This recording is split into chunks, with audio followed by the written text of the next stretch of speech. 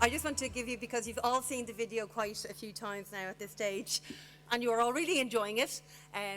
We're just waiting for the minister to join us. She's just had to take a call, so unfortunately that's why it's on a loop. But hopefully we should be about to start in just under about 2 to 3 minutes. So apologies for that, but talk amongst yourselves, and when we start the ceremony, I'll be back up here again. Okay, Gur Mila Mahagov.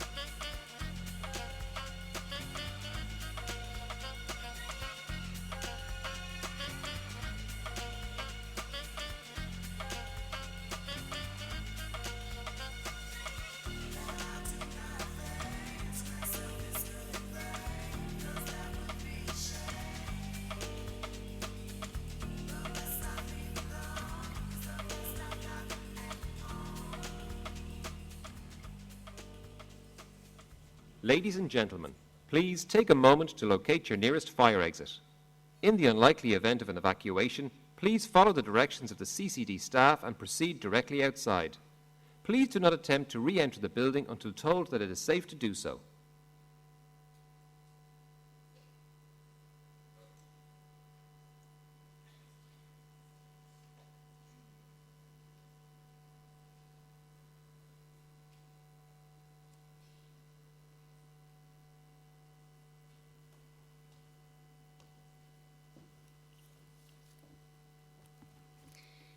Is í réaltán ní leanan, scríbnóir agus fille cónathe Gaeilge DCU, agus í lonathe I bhiontar agus scoil na Gaeilge.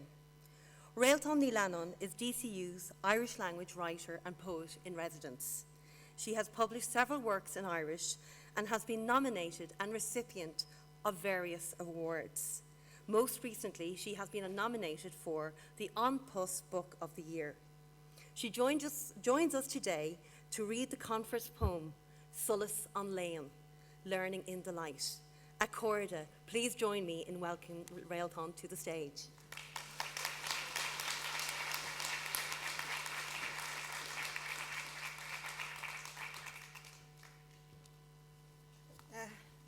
Well, míle bíos, all right. Charge Falchesteach, you're very welcome. When I was first invited to write a piece for the conference by Katrina Gillivichel from Falcha Erlina in the Ideas Lab in DCU, her vision of a world of hope, egalitarianism and openness that the internet can throw wide to all was very, very compelling. Here in Ireland, we're in the month of Samhain, the time of year when different worlds and different realities draw nearer, a time of communication via channels not normally open, a bit like my life, since the internet exploded onto the scene in the 90s, for those of you old enough to remember them. A whole new world of knowledge literally opened up at our fingertips for us. Vast swathes of encyclopedias and other paper repositories became redundant in such a short space of time. The world became so much smaller and easier to navigate. Back to the poem, okay? I know you've been waiting, so I'm going to cut this down. Just a few small bits to help with context. Celtic mythology refers to the god Ogma as the source of Ogham writing, an early set of characters mainly used to inscribe territory markers, this is ours, in stone. So Ogma is in the poem. Bera and Danu are other ancient figures from the beginning of the mists of time of the world, and they are two mama gods you all need to read more about, if they're not already on your radar. Lugh and Breege, also mentioned, are international figures and deep magic ones at that. And again, they're worth a quick search, so go Google. Maybe I shouldn't be saying that because maybe there are other ways to find the information on the internet. Just one other thing, I do mention Pangarban. Monks used to sit in their scriptoriums in the 3rd and 4th centuries in little dark, damp stone cells, inscribing from vellum to vellum with a quill and ink. And sometimes they got bored, and they wrote little glosses, as we call them. And that's what I refer to in the gluish. So little glosses. And one monk famously wrote an ode to his cat, Pangarban. So that's why Pangarban is in here. So I'll just, you can follow me in English on the program if you want, but I'm going to be reading it out in Irish. Solas Léan. Buggan and pan and a glush far. Gach scríb, gach strík, gach squish. In a chaho the Pangarban and cut. And dúch a glunrú fi hullas bui and chinnil. A frabin is a hagan is a imian a wallach and darahadish magorge. Cosanjanach ag manach, on a taif sias on a skylana a lean hu and darhadus. Mach hitchim na hiche a fogart stjerra lilien, and I'm sure wanrian and yevri, I'm sure vera, in a gawa voor darcha or no stanu as a clan. Mahar na nyehe kalya kanyasa, sawan a sheser, Irakt Agma a time. Ach ni howli in you, charan darachad and yen. Na muri shin and a sminigar rivna gresa and lectronaha, erasio talish. Imramanolish and lenan and lack, shin ar fad a kach. Jekas stochas, gerald a himmel creek ihe. Osculta de chach, come ish sais na akma. Gres duhas na kinne, tan a bali chichi ar osculst yn glena, fad ein dohas yn a diltje, in a nilla, in a nili. Gwish na nation a gan follow gan smachtu gan srien. A scapo gamar trich a verchlaar. Clickail na grappi en a clagarnach in a rorta, a lino a tosta. Loon nua and tauri hugging, Bridgial an oer ari lesh. In you, bien mahar a baggart ga krekt is mi orten. Man a muchtar an glesjen is stiche.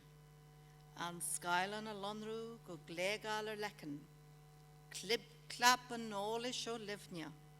Ach nochens, a vjochen, a heel de gachtenje. Far na ban, og naeste. Agus pangarban an mak glush glush much lichela arfat chinship mila magus.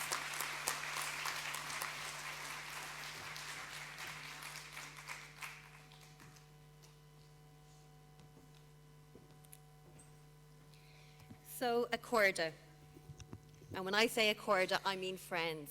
It's more an an or dom sa chéad míle foilte a chur roimh go dtí baile átha chlia, agus go dtí an cógáil idirnáisiúnta seo ag ICDE World Call feithe san éideag, agus atá nagrú ag Ollscoil Chathair Baile á chlia.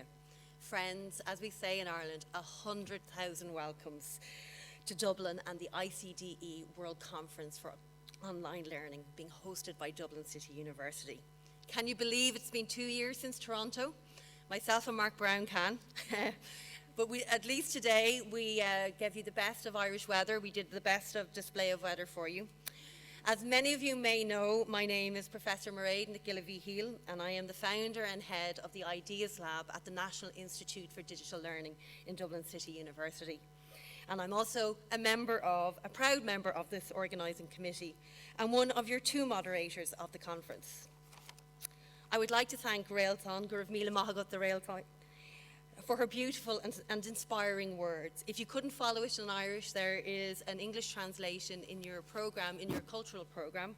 So please do read that because it's a very inspiring poem. Her words challenge and are at the core to the theme of this conference, that of transforming lives and societies. Or as Railton so vividly put it, the wisdom of ages, revealed, unsealed, dispersed, no borders. So now I'd like to introduce my co-moderator, Professor Joe O'Hara.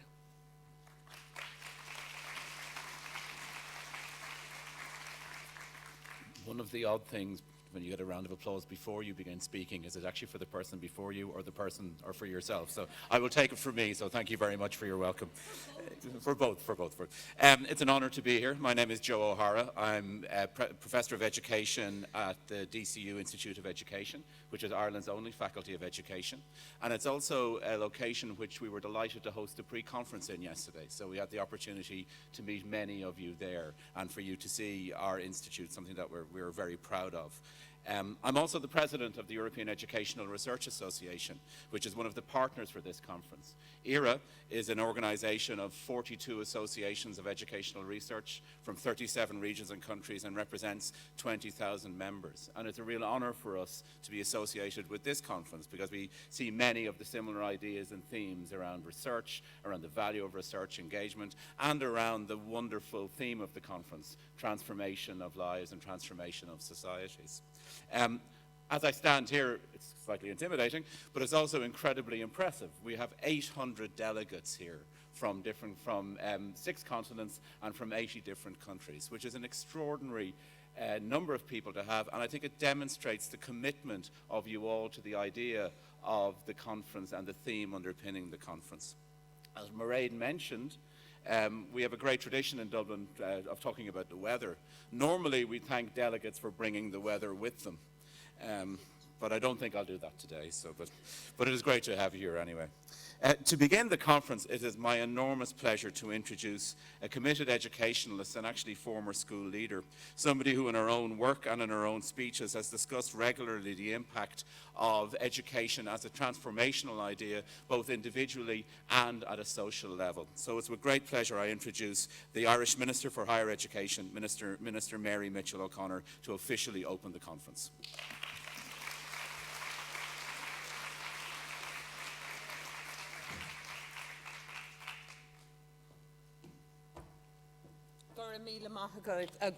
So I think that applause was for you, Joe, there now. So you've got 2 applauses, but thank you very much. Aguina Ushla is more on honordom, a ve egon okoj on specialta show. But Professor Belinda Tynan, President of the International Council for Open and Distance Education, Professor and President Breen McGrath of Dublin City University, First Secretary Zheng from the Embassy of China, Professor Mark Brown, Conference Chair, and of course the organising committee, distinguished guests, distinguished academics, ladies and gentlemen, I want to welcome you here on behalf of the Irish government, and I too want to say Céad Míle Fáilte, 100,000 welcomes to our 800 delegates. So I'm going to try. Bienvenue, welcome, bienvenidas, benvinda, and Huan Yang. A warm welcome to all of you from at least 80 countries in the continents, 6 continents, and we know that you have travelled such long distances. I'm really honoured to be asked to open this conference, the 28th ICDE World Conference on Online Learning. And I've just seen Railton's poem there this morning, and I have to say that I think what she has put into her poem absolutely, Railton, captures what we're here today.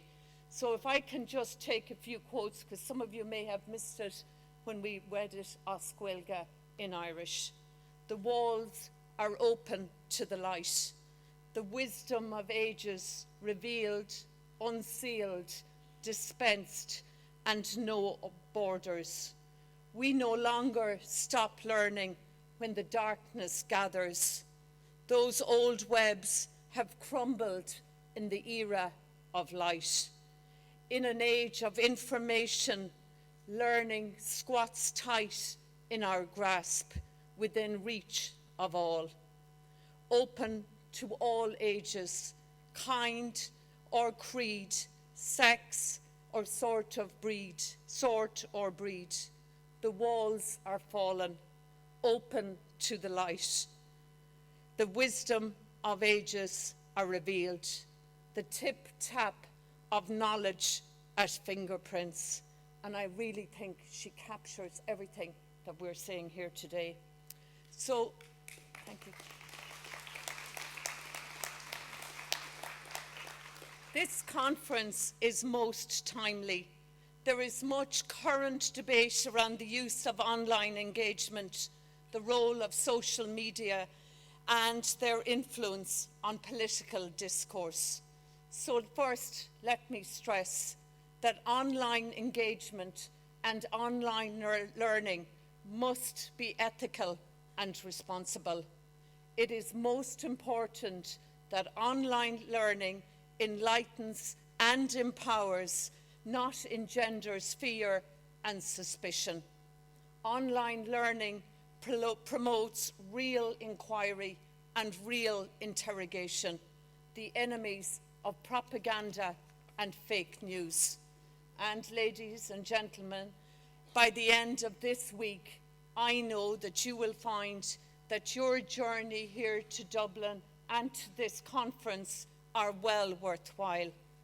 I expect that you will make time to enjoy the hospitality, the sights, and the delights of our capital city, and including our pubs. Your programme suggests that you really will have a very well-packed week. So, Gwina Ushla, this conference is being hosted by DCU and its National Institute for Digital Learning.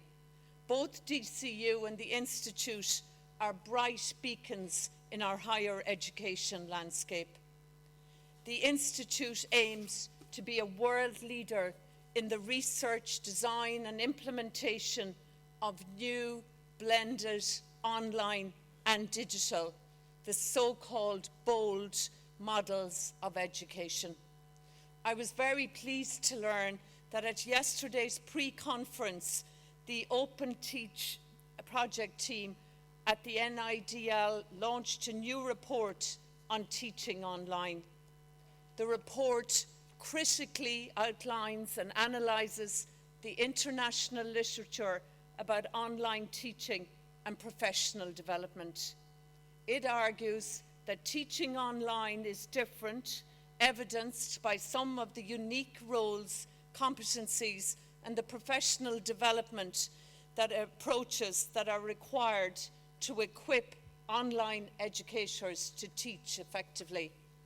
Researchers focused on online learning, they have said that the opportunity is there to promote a more positive view of online engagement.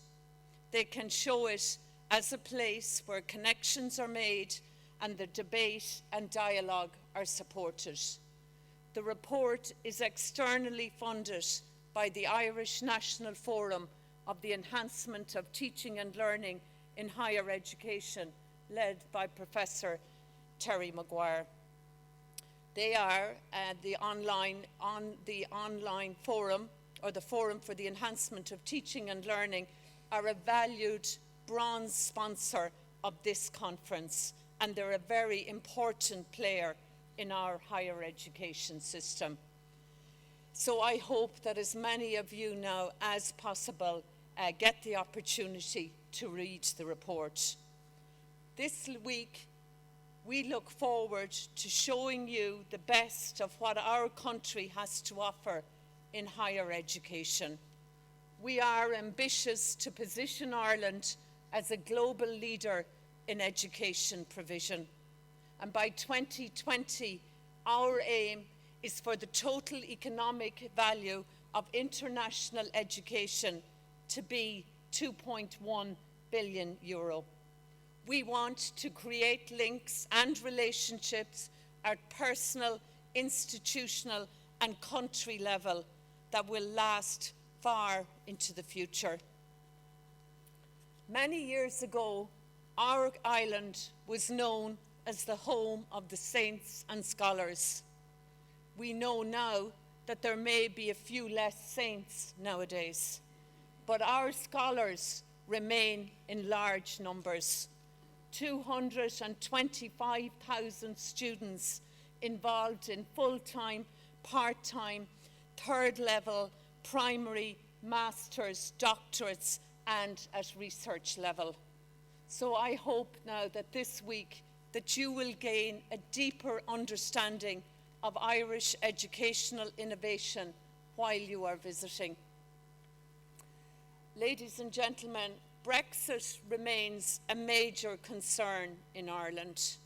Our government remains of the view that the best way to ensure the orderly withdrawal of the UK is to ratify the withdrawal agreement.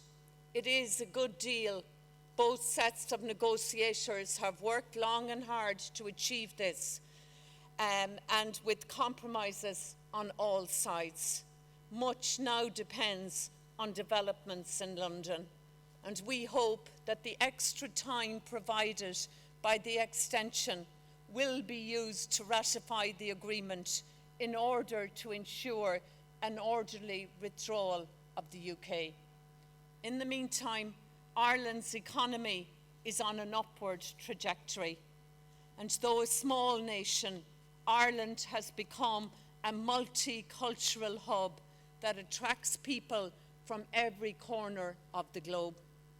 Our country is one of the most diverse in the world.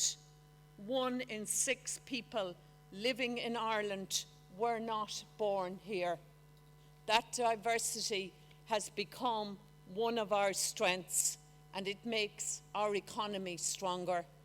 Inclusivity, creativity, ethics, and innovation are the values that we aspire to in Ireland.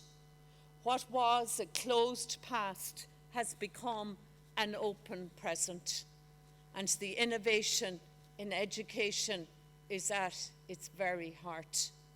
We want ideas and people to flow freely around our economy, strengthening and deepening Ireland as a technology hub. We have the ambition to make Ireland the tech capital of Europe, and that includes educational technology. Central to our vision is presenting Ireland as one of the most globalized and open economies of the world.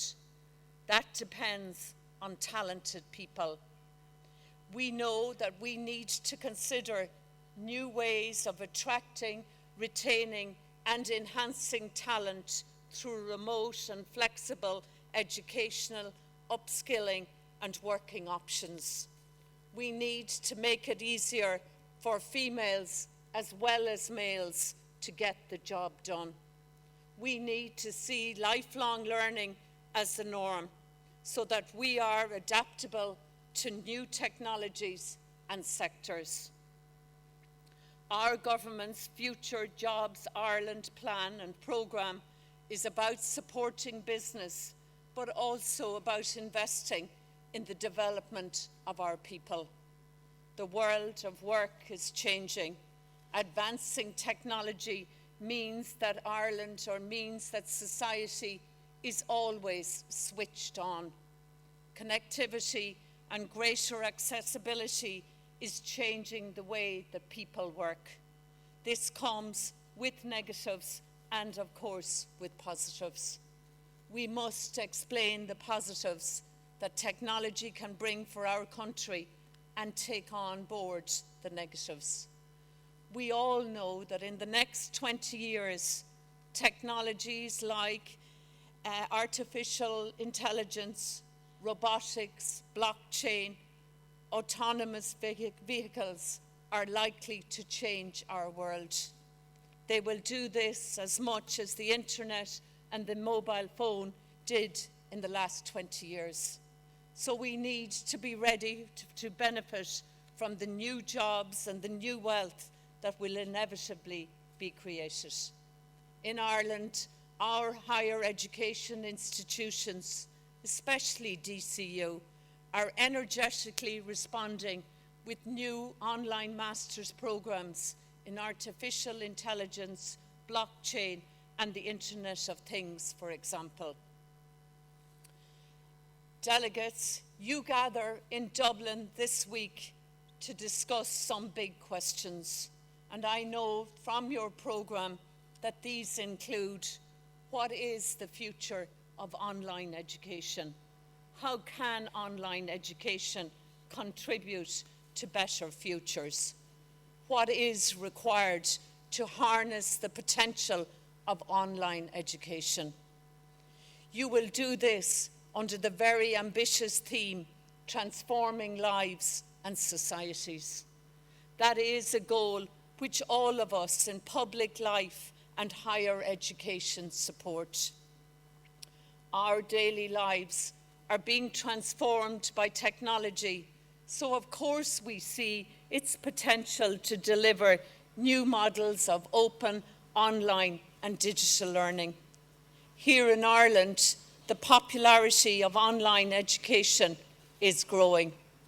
The number of students studying on a part-time or flexible basis has increased from 41,500 in 2014 to over 48,000 in 2018. I take my inspiration and motivation as a former teacher and educator and as an education minister from the Indian statesman Mahatma Gandhi, who said, "Live as if you were to die tomorrow. Learn as if you were to live forever." The opportunity to learn is expanding across the globe. The World Bank estimates that global spending on higher education amounts to $300 billion a year, or 1% of global economic output. There are more than 80 million students worldwide and about 3.5 million people teaching and looking after them. The death of distance is transforming higher education as much as it is changing business. Bold, blended, online and digital models are opening higher education to more students than ever before. The traditional bricks and mortar of higher education institutions are facing fierce competition. They have to compete for students, research grants, and then with new delivery models from private companies. More than 20 years ago, the well-known American management guru, Peter Drucker, predicted that rising costs in technology would mark the demise of the university. Speaking in 1997, Drucker said, 30 years from now, the big university campuses will be relics. Universities won't survive. It is as big a change as when we first got the printed book. Well, clearly, there is no sign of that prediction coming true by 2027. But the higher education landscape has also been transformed as he forecast. The challenge for all of us is getting the balance right. Online is the new normal, but the choice between online and offline is not binary. Engagement can no longer be solely based on the idea of going to college, but now also on the idea of the college going to the learner. Technology offers wonderful learning opportunities to new generations of students of all ages and of all backgrounds. But the learning environment created by clever, professional, quality teachers and academics will remain vital too. Higher education is not just about transmitting a body of facts or a body of information. We all know that the internet is very good at that, but it's also, higher education is also about collegiality and a sense of community. It's about learning to argue, learning to reason, learning to innovate, and learning to research. That is best done in a learning environment with peers, teachers, and mentors. Agwina Ushla, my blue sky vision is for a higher education world where we offer the capacity to enable students have a choice between online and offline learning, where staff and students share flexibility, where students' learning is a lifelong, seamless journey supported by enhanced staff capability and teaching and learning research, where students and staff work together in partnership to discover the best or the perfect choice for that learner. I'm very pleased that student success is one of the priorities of the ICDE and of this conference. It is the #1 item on my agenda as Minister with responsibility for higher education. The student is at the epicentre of all of my ministerial work. And while my focus is obviously on Ireland and Irish students, I'm very aware that student success is measured in different ways in different parts of the world. Yet there are some universal truths, and I believe that they hold true in many locations. #1 is that a happy student is the best student. It's about new friends, developing new interests, seeing and understanding society and the wider world in a different, more complex, more inclusive way. It includes the personal and the social development of the participating student, their emotional well-being, empathy, and achieving their full potential. This conference has implications for student success. Delegates, as you focus on issues like leadership, accessible resources, teacher training and lifelong learning, I urge you to keep the student front and centre. As policymakers and practitioners, we have a major responsibility to ensure that every student, no matter how they learn, has a transformative and a successful experience. I know later this morning you will hear personal stories from some of the DCU students. There are also about 30 DCU student ambassadors assisting at this conference, and I know that they will be able to tell you more if you so wish. In conclusion, the United Nations Sustainable Development Goals are an important underpinning to this conference. They are the roadmap for our planet to 2030. Development Goals 3 and 4, addressing good health and quality education, and the discussions at this conference will show the way how local and national actions can realise global goals. Multiple small steps will deliver positive economic, social and environmental change.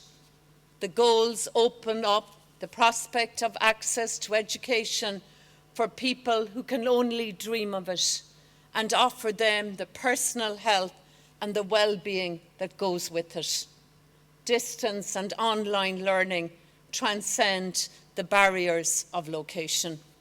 It liberates learning and the advancement of knowledge from the constraints of national borders. It supports the international cooperation that is essential if we are to address global challenges that we face. So just before concluding, I want to do 3 things. First, I want to thank the organising team of this marvellous event from DCU and the National Institute for Digital Learning. I also want to thank our student ambassadors from DCU. Secondly, I know that you will be publishing a Dublin Declaration at the end of the conference.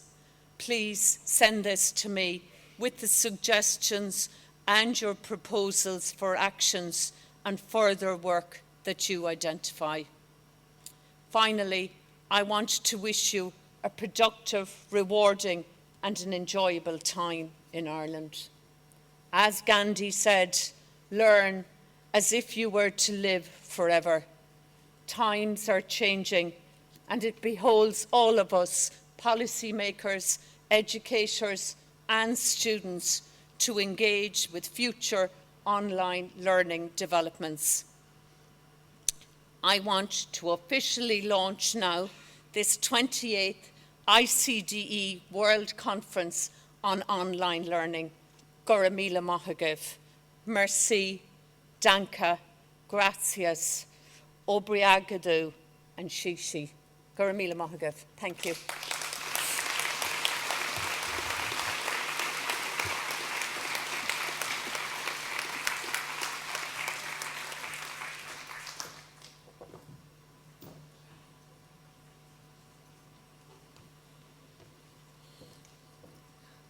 Gurv míle maith agat ara, tá mé donna bhuaich díot.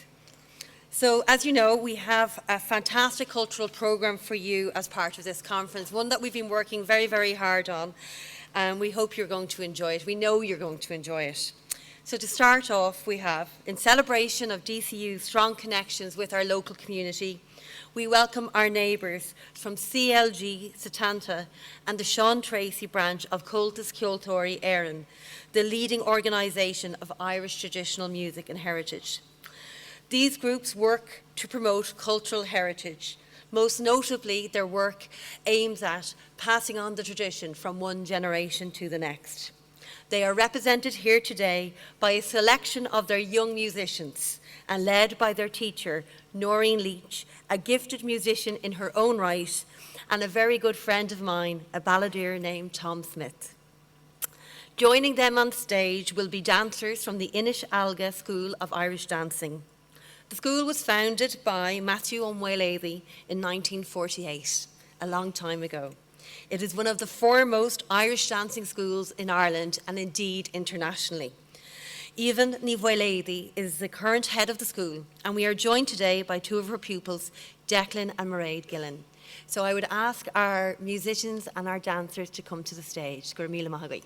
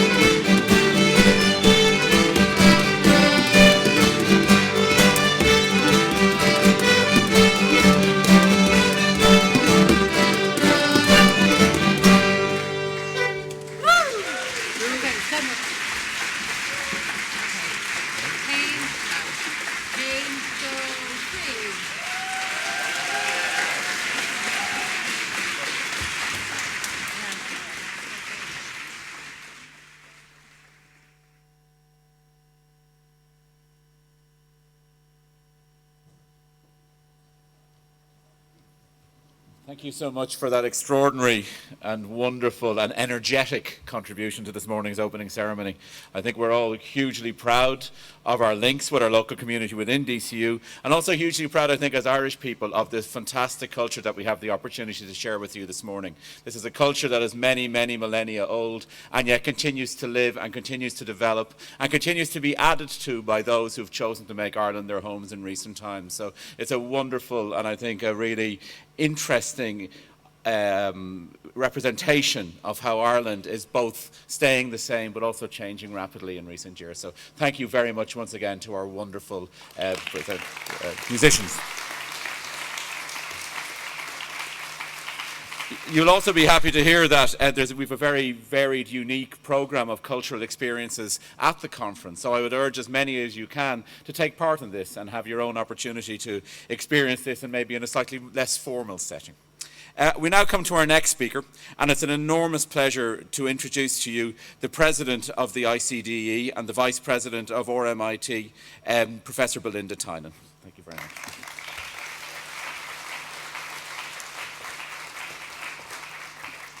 Thank you, everyone. So I'm going to give this a go, but I can't guarantee it. Cade Milia Faultier. Given my own Irish background, I have Barry's on one side and Tynan's on the other. I think I should be feeling a little more Irish than I currently do. But welcome, everybody. It's so fantastic as the ICD President to be welcoming you here in Dublin today. I'm delighted to see such a fantastic turnout, and for the very first few days here, I just cannot imagine how much energy we're going to have all together and how we're all going to exchange, tell each other our stories and share what we all do in the wonderful world of education. With more than 800 delegates, actually I heard a moment ago it was actually 830 delegates, so we've crossed that line, with 80 different countries. I mean, what could possibly go wrong, Mark? So let me welcome some of our very special guests, and I think one of our opening minister this morning, Mary Mitchell O'Connor, just gave the most amazing speech. And Mark just said to me as I came up onto the stage, "Have you got anything left?" And I said, "I've got very little." I think she deserves another round of applause.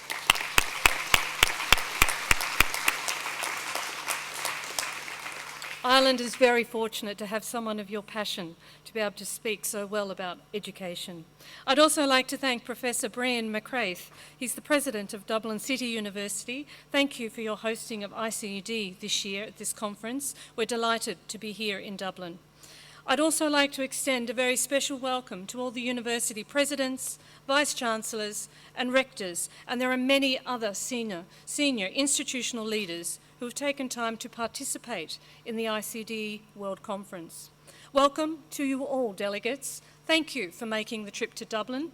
Maybe you didn't bring the weather with you, but that means you're going to be occupied every single session here at the conference. Now, the conference wouldn't have come together without the commitment of one very particular individual, and I think you know who I'm talking about.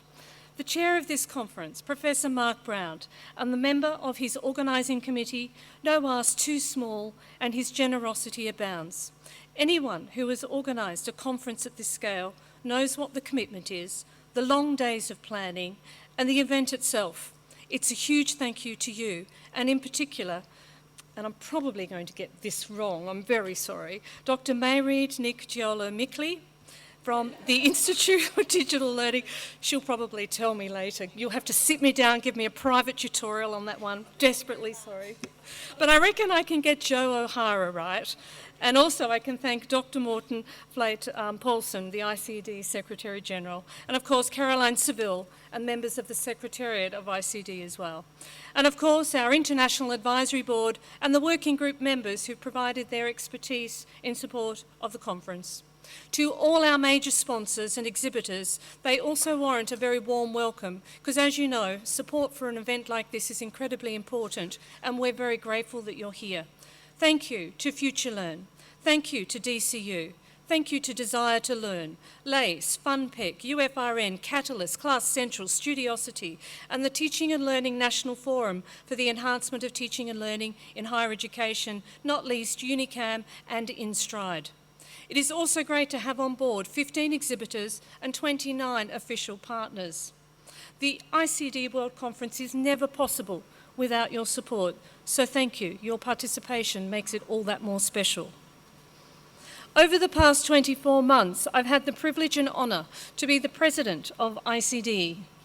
Today I stand here as the outgoing president, and I'm pleased to announce that the incoming president is going to be Neil Facina, the president of Athabasca University, and he'll take up the reins in January 2020. Please give him a round of applause.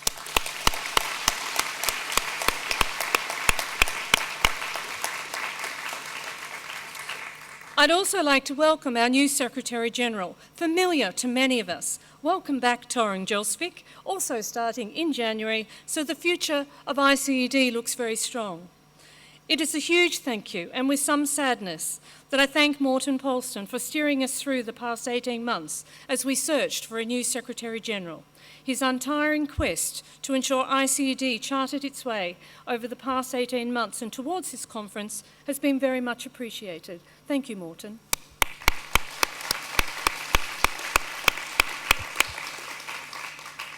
Working with a global community of passionate, like-minded advocates, I've been inspired, both as President and as a leader in education, about the transformative ways we work together to make education accessible for all, a challenge that transcends boundaries, helping solve some of society's major challenges. And our reach and impact is enormous. In 80 years, we've grown to a global community of over 200 organisations working together to help meet the new global challenges presented by the knowledge-intensive economy and digital transformation which we all feel. Between us, we have 15 million students enrolled in our member institutions across 6 continents. And with more than 18 plus global partners collaborating further, extends this incredibly powerful network. Fundamentally, at the heart of our work is how we contribute towards achieving the global mission of the Sustainable Development Goal number 4, quality education, to ensure inclusive and equitable quality education and to promote lifelong learning opportunities for all. And we recognise the pivotal role and positive impacts that can stem from education. By providing everyone with the most basic maths and reading skills, the impact can be enormous, empowering people and their communities, which in turn helps solve some of the challenges facing humanity today. Because today we are at a crossroads in this fast-changing world, and the Sustainable Development Goals provide a reminder of all of our commitment to a better world, one that future generations can thrive in. Technology, population, health and climate, education is systemic across them all and should be implicit in strategies that look at the long game, strategies that ultimately build economic growth and address social needs. This is the catalyst for our conference theme, Transforming Lives and Societies.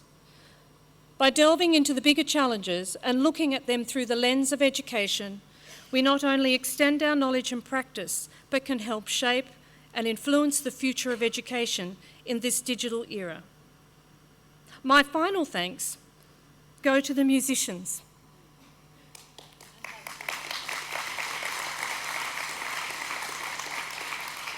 I cannot resist thanking them because I'm a musician myself, And when I saw that Irish flute up there, I would have loved to have joined them. It's incredibly hard to play, and especially if you learnt the traditional flute, which actually has a mouthpiece. The Irish flute has no such thing. It's just got a hole to blow across.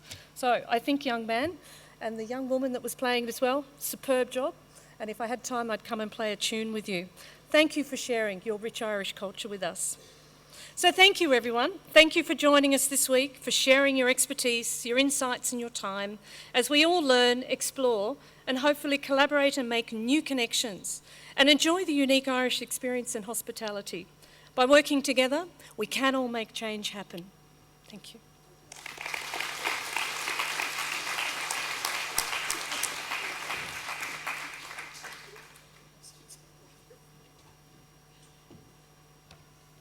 So, Gurumila Mahagot Belinda, and I just know that our Minister has very important business that she needs to attend. So I just want to say a huge thanks to our Minister, Mary Mitchell O'Connor, Minister for State for Higher Education. Gurumila Mahagot.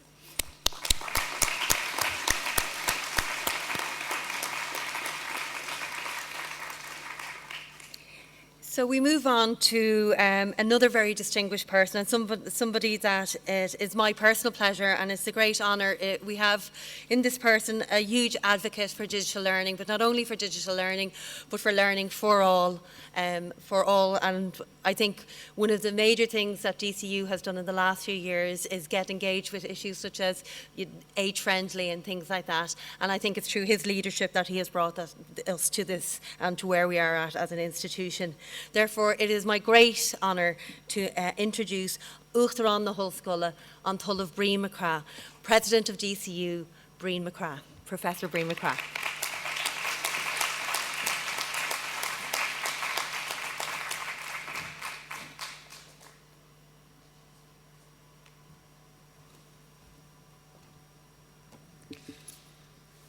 Gormagat Marid, Ara, Ambassadori, Yagini Usla, Boahlam, Falcher, Koroiv Galer, Hagan Kogarm, Talk Shaw.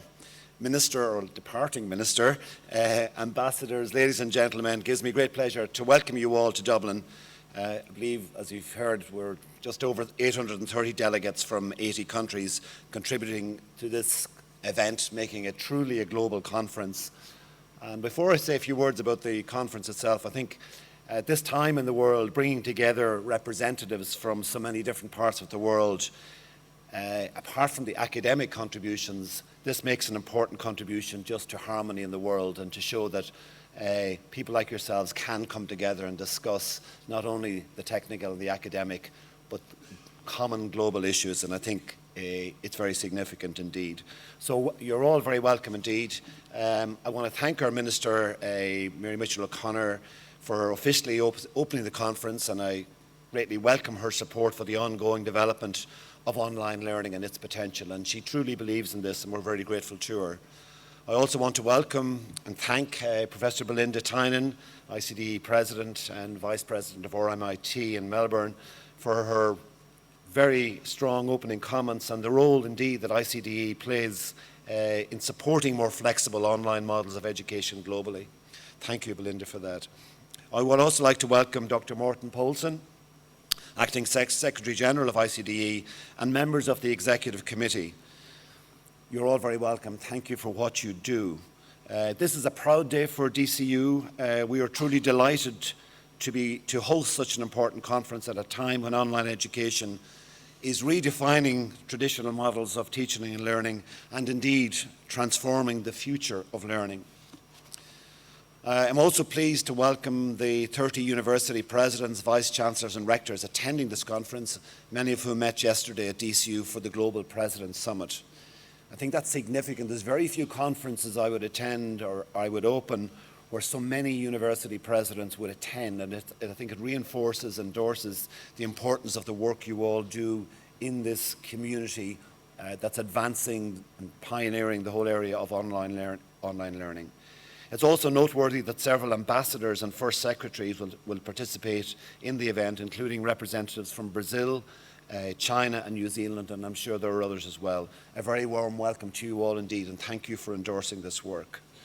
A conference like this would not be possible without the support of our major sponsors and exhibitors. And I'd like to welcome and particularly thank all of them for making this event possible. And you see their logos in so many locations here. Now, at this stage in the opening ceremony, almost everything has been said, but not everyone has said it. So I'll try and add some additional comments just beyond those that you've heard already. Just a few comments on Dublin itself and its positioning in the whole area of digital innovation. We're very fortunate here to be really at a global hub of digital innovation. In fact, just within walking distance of this conference centre, you can be at the European headquarters of major multinationals such as Google, LinkedIn, Twitter, Facebook, and many others. Literally walk out the door, cross the bridge, cross the Liffey, and you're in that hub of those companies there. And there are many, many thousands of employees from all around the world working for those. More generally, we have a major presence of the world's leading ICT companies, companies such as Microsoft, Intel, IBM, SAP, and I could list and go on and on. And the city is also home to an ever-growing number of digital startups. So really, for us working in a university like DCU, we certainly have massive opportunities for our graduates, but also what's I think probably more important, great opportunity for dialogue with those companies who all recognise the significance and importance of digital learning from their own perspective, especially in the context of upskilling. I want to say a few words about DCU itself and our strategy for online learning. New digital technologies, in our view, have significant potential, first of all, to democratise access to education. And you got that sense from the beautiful poem at the start and this opening up to the light. It used to be when you were looking at different parts of the world that had limited access to education, the actual light, the candle, was actually the source that was critically important for learning. That is now gone, of course. But that democratization of access is just one aspect. But I suppose the other, and perhaps more important, is to greatly enhance both the quality of the learning experience and indeed to develop 21st century skills and promote lifelong learning. And these are not mutually exclusive pillars. I think they're all important, but it's really why certainly universities like ourselves believe that the pursuit of developments and pioneering innovation in online learning is critically important. Just 2 years ago, we had the global CEO of Microsoft, Satya Nadella, many of you may have come across him, visit our campus to discuss developments in education. But he made one very important statement. He made a number of very important statements, but one that stuck with me was that organizations and companies that are not continually pursuing upskilling will not flourish. It reminded me of the line from Bob Dylan, he who is not busy being born is busy dying. But it's that whole continuous renewal through education is critically important. And I think the digital, the online approach to this is really the solution to this globally, and many, many of those successful organizations recognize this. DCU itself is embracing these opportunities, and indeed we have a proud 35-year history of supporting distance learning. It was a major milestone for us 5 years ago when we established the National Institute for Digital Learning, NIDL, including hiring Mark Brown. We did this because we believe that the fundamental nature of student learning and the fundamental role of universities, indeed, in providing learning, both on and off campus, will be transformed and is being transformed over the coming decades. We want to be at the cutting edge of that transformation. Staff at the NIDL and right across the DCU Institute of Education, which you've heard about, have significant research and development expertise in new models of digital learning, and I hope that you will have the opportunity to learn more about our work over the coming few days. Our platform for online learning, the DCU Connected Online Programs, and I know there's many students from that here today, that demand continues to grow each year. But one of the most significant things we've done in recent years was to develop a global strategic partnership with FutureLearn. I think that is significant in terms of what we can do and the quality of what we can do and the global reach of what we can do.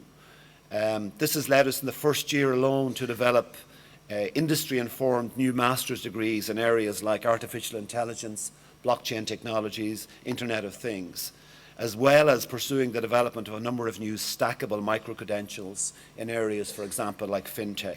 And we're very proud of this. And I'm also pleased to see Simon Nelson, the CEO of FutureLearn, at the conference today. But they're wonderful partners for us to work with. Another example of that partnership and the strength of it came from something we're doing where we're looking for niche opportunities that can offer a unique Irish perspective. And we've done this, led by Mairead here, with Fáilte Arlíne, which you'll see written on many of our screens. Welcome online, literally it means. We now have 50,000 learners from 136 countries who have registered for our free online courses, free MOOCs in Irish language and culture on the Future Learn platform since it was launched in January 2018. This is remarkable for a country of 5 million people and its language and culture now being pursued. As I say, 136 countries, 50,000 learners. It shows the power, the impact that can happen of quality of learning online being on a globally recognisable platform. Another major development for us, which I think some of you would be aware of, and that is in the new European Universities Initiative. President Macron, about 18 months ago, described a future of universities in Europe, which were about coming together of clusters of like-minded universities, where students could seamlessly navigate their way through the strengths of all of those universities combined, leading not only to enhanced learning and enhanced development of graduates, but also to better European integration. We are a significant player in one of the successful consortia that has been funded by the European Commission, the so-called ECIU consortium. That's the European Consortium of Innovative Universities. This exciting new initiative will leverage the potential of new digital technologies to develop a suite of micro-learning experiences and credit-earning micro-credentials anchored in the principles of a challenge-based curriculum across the members of the consortium itself. And the Minister that you heard from earlier on has just announced last week funding support for this. Also like to alert you to a major nationally funded project led by the Irish Universities Association with over €3 million of funding over the next 3 years to help Irish universities develop digital skills for teaching and learning. And you can attend the formal launch of this initiative here in the Convention Centre at the end of the conference on Thursday. With respect to the conference programme, I have to say I'm hugely impressed at the programme itself. It took me half an hour to read the programme alone last night. It's just hugely impressive with the extent of the contributions, the scale of contributions, and of course I was drawn to the world-class keynotes that you have each day, and if I can just mention 3 that I'm aware of, Belinda Tynan herself, George Siemens and Beverly Oliver, and I'm probably offending loads of people by leaving the names out, but I would travel a distance to hear those people myself. But exploring new developments, new innovations in the area of digital learning, the emergence of new micro-credentials, and the importance of developing diverse leadership for such uncertain times. Over 700 paper submissions. This is incredible. Glancing through your programme, I can see that you'll be busy with 10 parallel tracks, and it's like a smorgasbord of wisdom and understanding, and trying to pick will be your greatest challenge, I suppose. However, the programme also offers participants with many opportunities to socialise and network with not only old friends, but to develop new colleagues. And that's such an important part of an international conference. And even if we're giving you an authentic weather experience out there, I think there will be improvements tomorrow. Tomorrow will be a goodish day, so that's a good day for guided walking tours. You will have a lovely gala dinner in our city's historic mansion house. It's the home of our Lord Mayor, and that will ensure that you experience some Irish fun. The word for Irish fun is crack, but it's the legal form of crack, so please stick to the legal form. But if you have any questions, then don't hesitate to ask our wonderful DCU student ambassadors or the many other DCU staff that are here. So in conclusion, I hope you'll agree that we are at a significant moment in the development of online learning worldwide. The new digital technologies and the constantly changing technologies have massive potential to increase global access to learning at all levels and to greatly enhance both the quality of the student learning experience, but opportunities to develop the attributes, the 21st century skills, and to promote this continuous learning, lifelong learning. Here at DCU, we're embracing these opportunities, and I hope that we continue to play a lead role in shaping new models of online learning for a better future. And the framing of this conference around the 17 US Sustainable Development Goals is critically important. As we describe the impact of the university itself, that is the new framework we're using.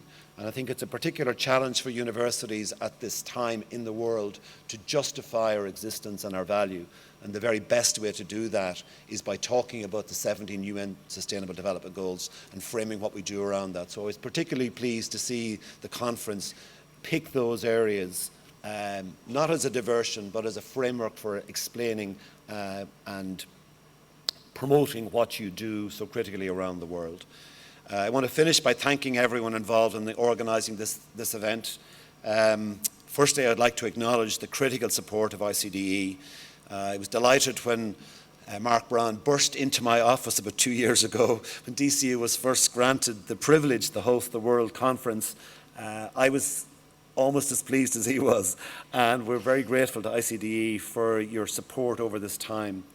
I also want to acknowledge the support that happening conferences and events, this is the Conference Support Organisation, have provided DCU in staging the conference, and from what I've witnessed so far, they're doing a wonderful job.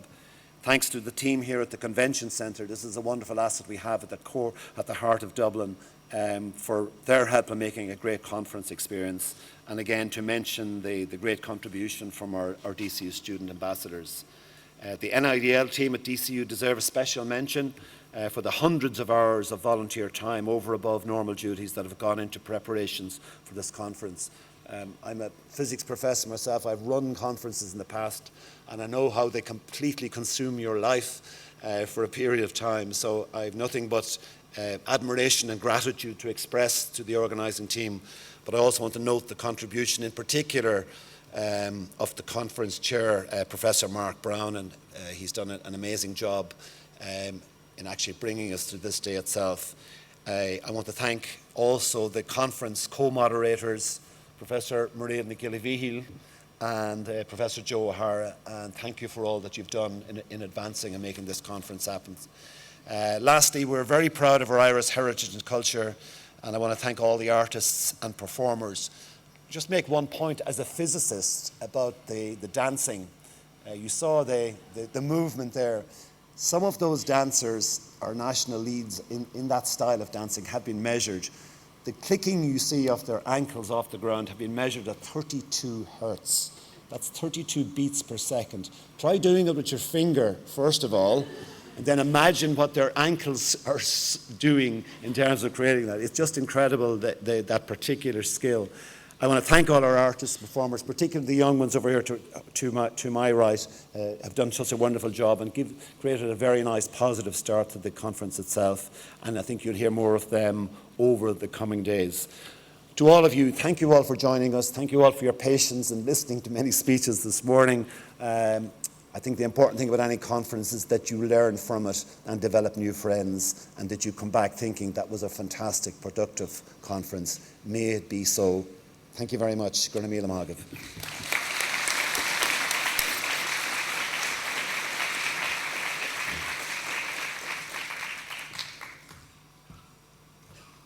Thank you, Breen. I mean, as anybody who's organised the conference realises, the institutional and academic partner is an essential part of any organisation, and we've been really lucky that DCU has been such a supportive partner, not only in terms of the physical organisation, but also, I suppose, the ideas and the possibilities that a conference can bring to an institution and to show how it's embedded in our institution as well.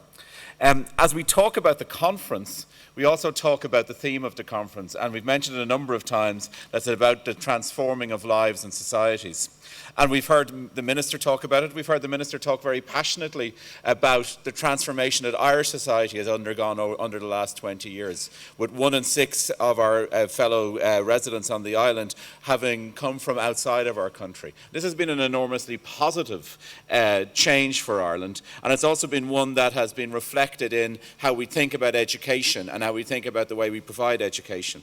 And we're particularly lucky today to have 3 representatives of that transformation, who will speak to us about their experiences of online learning and their experiences of transformation and their experiences in terms of the transformation of society. So over the next 10 to 15 minutes, I'll invite Miranda Rosenberg, Samantha Travascus and Olufunke Olarnoye to come to the stage to speak to us on these things. And I'll ask Miranda to begin for us now, and then I'll call the other two as the morning goes on. So thank you very much.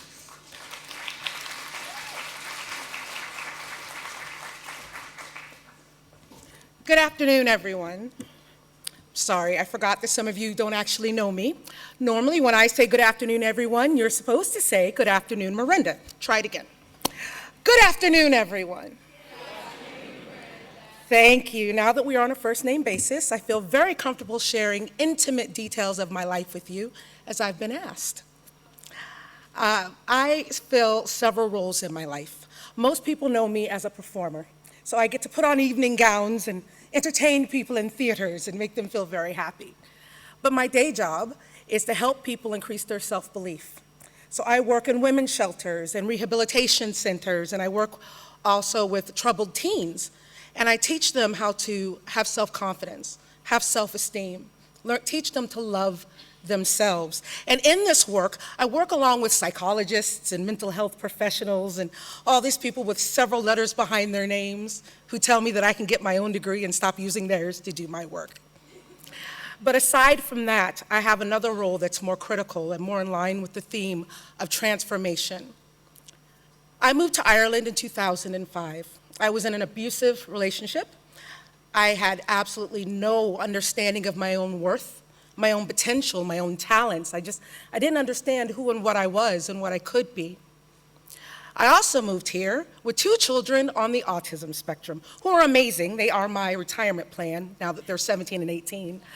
But I don't know if you know much about people with autism. They don't like change.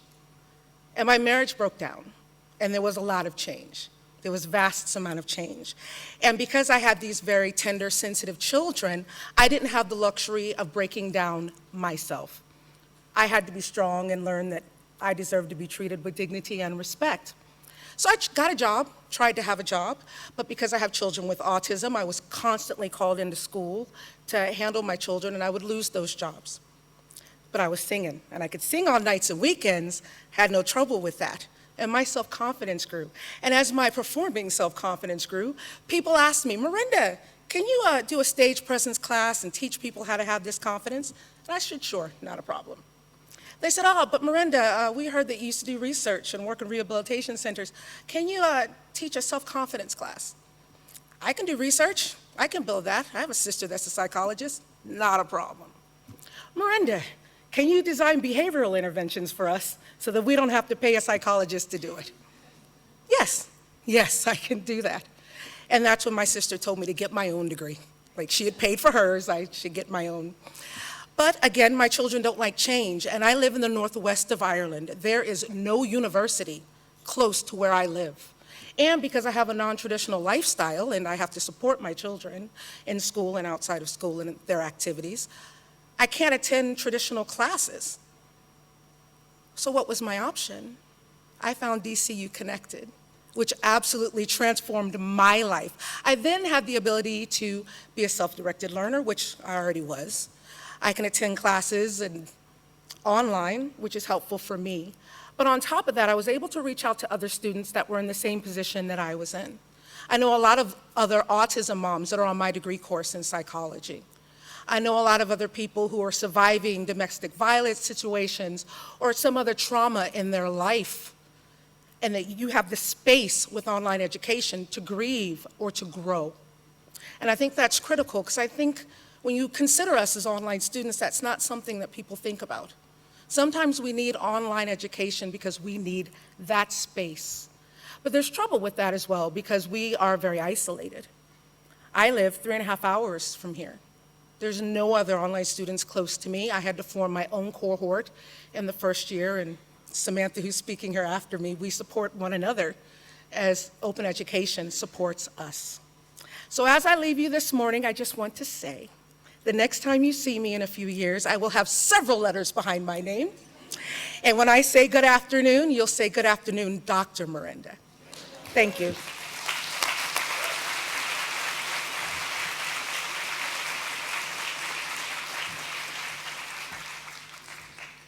Thank you for that, Miranda. Can I now invite Samantha Trevescus to the stage, please? Thank you very much.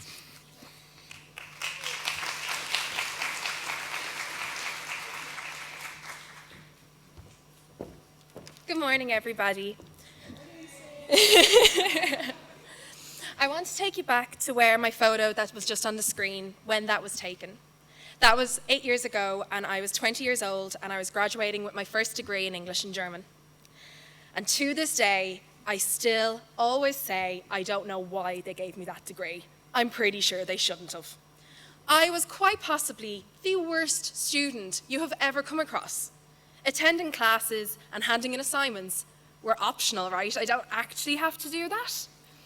I distinctly remember sitting down in a library once, opening up my book to write this essay and knock it out of the park, and getting a text message off a friend to say, "Do you want to come hang out?" And I went, "Yeah." Closed the book and said, "That's okay." So I graduated at 20 years old, directionless, knowing that I had an incredible passion for psychology, but not really knowing how to do it. I left college and I went to work in a hotel. I was working 12 to 14-hour shifts on a regular basis, and other than work life, I didn't really have much of a life at all. I remember distinctly sitting in McDonald's on Mary Street in Dublin city centre with a friend from college, and I cried my eyes out to her. And I said, "What am I supposed to do? How do I get out of here? How can I have a career and a path to success?" So we came up with a plan. I got myself into a 9-to-5 job that I'm still in today, 6 years later. And I started Googling. Other search engines are available. And I came across the DCU Connected Psychology Major Program. And I said to myself, this is it. I can't leave my full-time job. I need the money. I need to be able to pay for my life. I need to stay working. But this, I could do this part-time. I have a flexible job. I'm incredibly lucky. I can do this after work. So I started. I think the biggest transformation in me since starting that course is that when I first started it, I said to myself, I best not tell people what I want. They'll think that it's funny. But I'm very proud to be able to stand here today and tell you that last month I submitted my master's application to a master's program in neuroscience.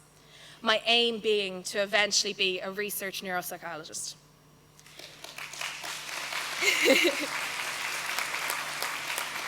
Online education, DCU Connected, has helped me to forgive myself for my past failures.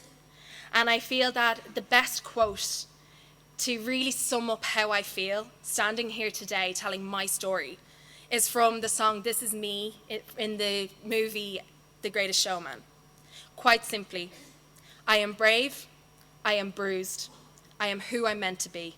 This is me. Thank you.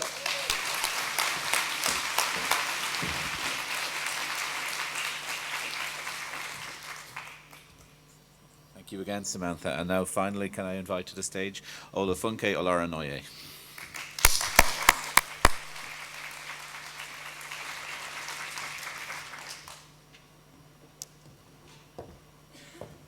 Good afternoon, everyone.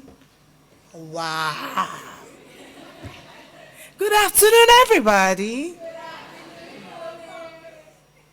My name is Olufunke, and I thought my picture would be there. It was, yes. That's my story, and that's who I am. 2015, I lost this beautiful girl, and I was always in the hospital with her for more than 6 years, and we kept on going like that. And so when she died, what killed her? Even the neurologists, my friends, they couldn't diagnose what killed her. But it was degenerative, and I saw her passing on each day. A bubbly girl that could ride a bicycle all around town, stopped everything gradually until she became a constant resident in the ICU. And the day she was about to die, I just noticed she turned her back on me. And she said I should, she couldn't talk anymore. And I was just, Temi talk, but what do you want me to do? She said, I should just keep singing.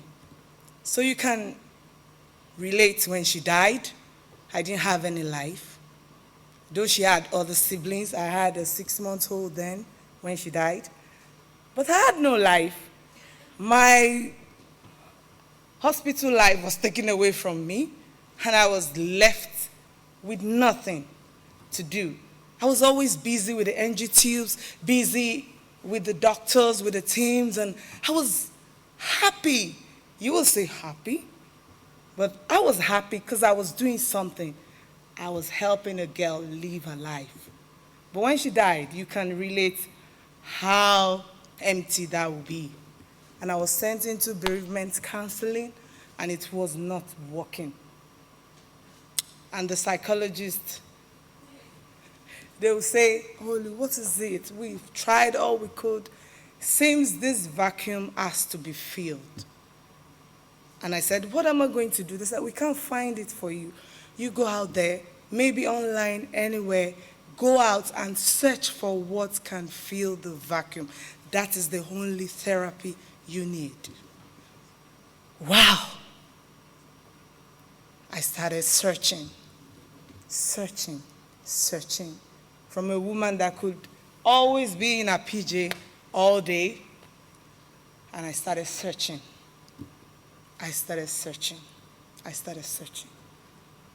And I came across the University of Sanctuary for asylum seekers. It caught my attention, and I applied, just 2 days to the closure. And when I applied, they called me like 3 weeks after that. Your story is amazing because you have to write your story. And they said, are you sure you can cope with this? I said, yes. And I started counting. I fed because at that time, I couldn't come to terms with the death of my daughter. So I still say is for her, not worse. And I would say, and I told Dr. Lorraine that interviewed me that, yes, I will cope. I feed my daughter every 2 hours on the NG tubes. I use the bucodazolam for her seizures, and I know when I have to unplug some of the machines and plug that. And I know that every 30 minutes I have to check her lines and all that. And she said, you really did that? That's the spirit we want in the University of Sanctuary students. I think you may be in, she'll get that. I'll get back to you. And I got into the University of Sanctuary. I won a scholarship, and I'm now in my 3rd year in the university, studying online. Studying online. It gave me the time to grieve and recover. It gave me the time to become a woman that will attend conferences all over the world to tell women it's time to shine your light. Education, online education, has given me the opportunity to have a life, to fill the vacuum, to rise from the dust of grief and shine the light. And that is why I'm here today, because of Professor Mark Brown. I want to appreciate them for this opportunity, and I want to say it has really transformed my life. I couldn't face the crowd before, but now, even if it's doubled up, I can face the crowd, and I can share my story anywhere, any day, anytime. Thank you all.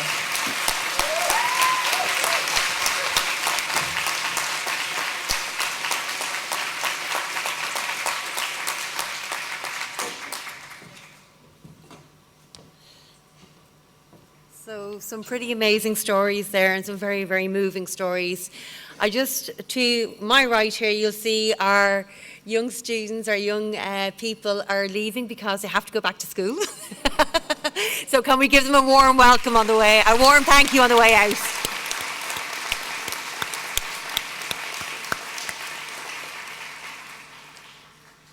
So we're going to bring you through to another element of our cultural programme, and it is with my great privilege to introduce some of my colleagues from the Faculty of Humanities and Social Sciences.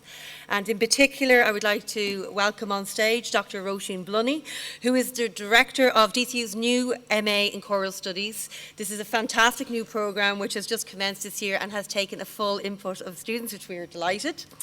She is an assistant professor in the School of Theology, Philosophy and Music at DCU, specialising in musicology and choral studies. Joining her on stage and hailing from the same school is Orla Shannon, a PhD candidate who is researching, forgotten Irish female composers and the cultural politics of revival. She is an Irish Research Council postgraduate scholar, which is truly amazing, and thank you for being here with us. And finally, we welcome Trudy Maguire, a music teacher, conductor, composer, and a student on the MA in Choral Studies at DCU. These fantastic ladies are going to sing and play for us a selection of Irish music, but aren't we lucky to have such fantastic women on stage?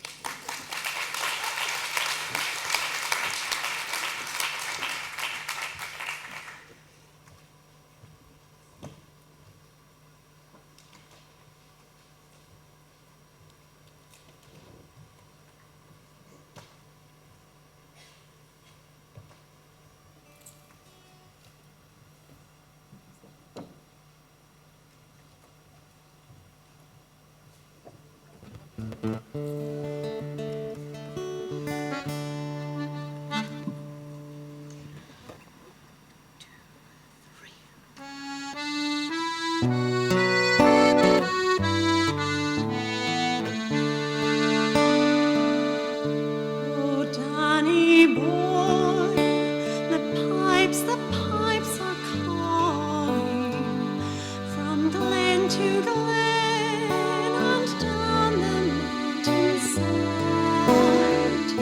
The summer's gone and all the roses falling. It's you must go and I must hide. But come ye back when summer's in the meadow, or when the valley's hushed and white with snow, and I'll be here in sunshine or in shadow. Oh, Danny boy, I love you so.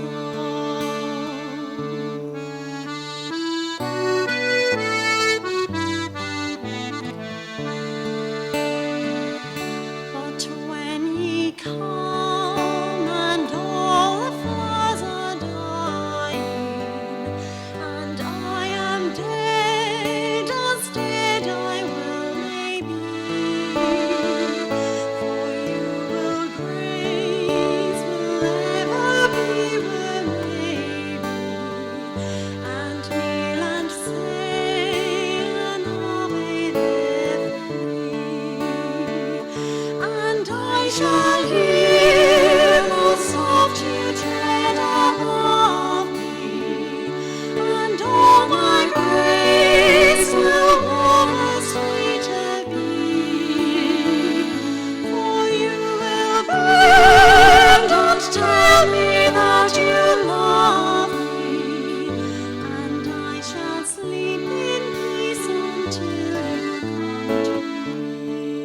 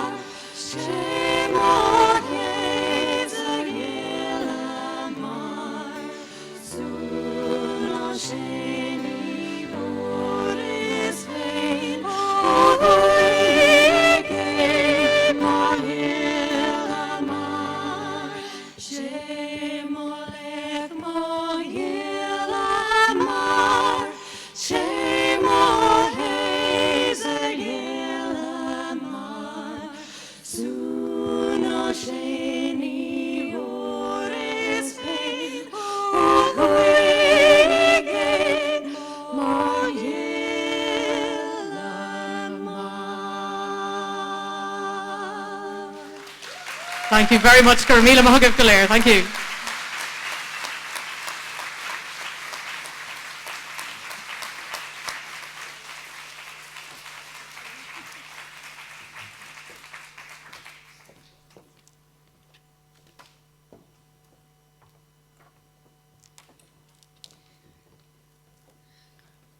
Are you hungry yet?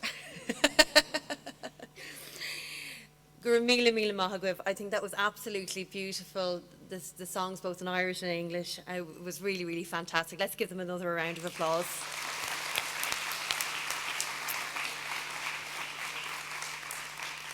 So hopefully, like me, although I wouldn't have said this earlier on, you've really enjoyed the opening ceremony. I hope it's given you a flavour of both the intellectual and cultural perspectives that we hope to take as part of this ICDE World Conference 2019. We invite you to take part, really get involved in the fish bowls, get involved in the sessions, ask questions, go to your concurrent sessions, and also join us for the extra events that we have put on. We're really looking forward to Wednesday evening for the dinner where we're going to have another great celebration. It's going to be fantastic. There is no doubt about it. You come to Dublin, you have to have a good time.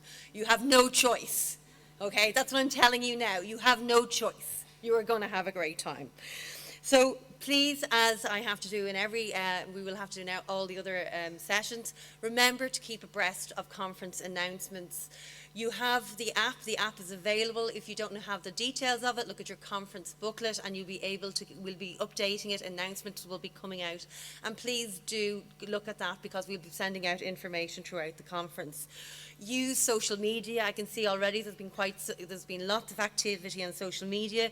We have the @WorldCall 2019 social media account, our Twitter account, and we're also using the hashtag #WorldCall 2019. We're nearly there. Lunch is available at 1 p.m. and our concurrent sessions are starting promptly, not like us, promptly at 1:30. So, and they range, there's a huge variety of topics being discovered. We have learning analytics to OERs to many more besides. And don't forget, because you are in Ireland, don't forget, there are welcome drinks later on. So if you're feeling a little bit thirsty, we'll quench that thirst, and we have all different types of drinks because we're a very evolved society, but lots of alcohol as well.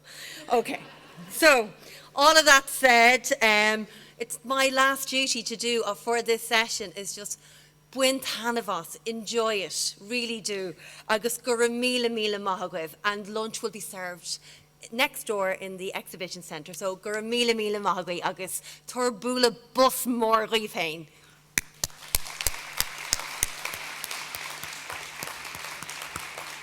Our session is over. Gura mila mahagwev.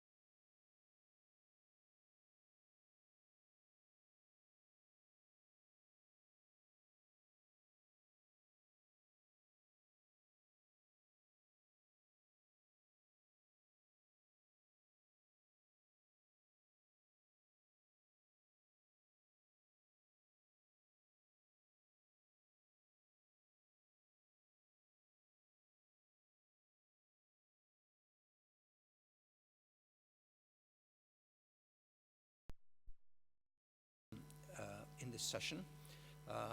Deb Adair from Quality Matters, Artur Rego from LAIS UFRN, Damian Sanchez, Nick Flor and Charlotte Gunnar-Wadena from University of New Mexico, and Marco Terras, I don't know if I pronounced it correctly, Marco, from Tampere University in Finland. And what we've agreed is that the speakers will speak for up to 15 minutes, between 10 and 15 minutes, and after each speaker we'll have question and answer. So there'll be plenty of chance for some real interaction, I hope. So Deb, can I, without any further ado, ask you to come up? Deb's topic is If We Knew Then What We Know Now, 15 Years of Data on Improving Online Learning Design for Students. Deb. Okay. So good morning, everyone. Can you hear me? I'm a little blinded by the light, but I think we can, if I'm not looking back at you, it's because I'm shielding my eyes. So a little disclaimer before I start with this is apparently the learning analytics track. I'm not presenting on learning analytics. I am presenting on data, and it is the data from the application of quality standards over the last 15 years and what we've learned and what we see as a result of that. All right, so I need to give you a little context so you can understand the data that I'm going to present. So my organization, Quality Matters, we're a nonprofit organization. We are in the primarily higher ed area, but we have quality standards for K-12 and continuing and professional education as well.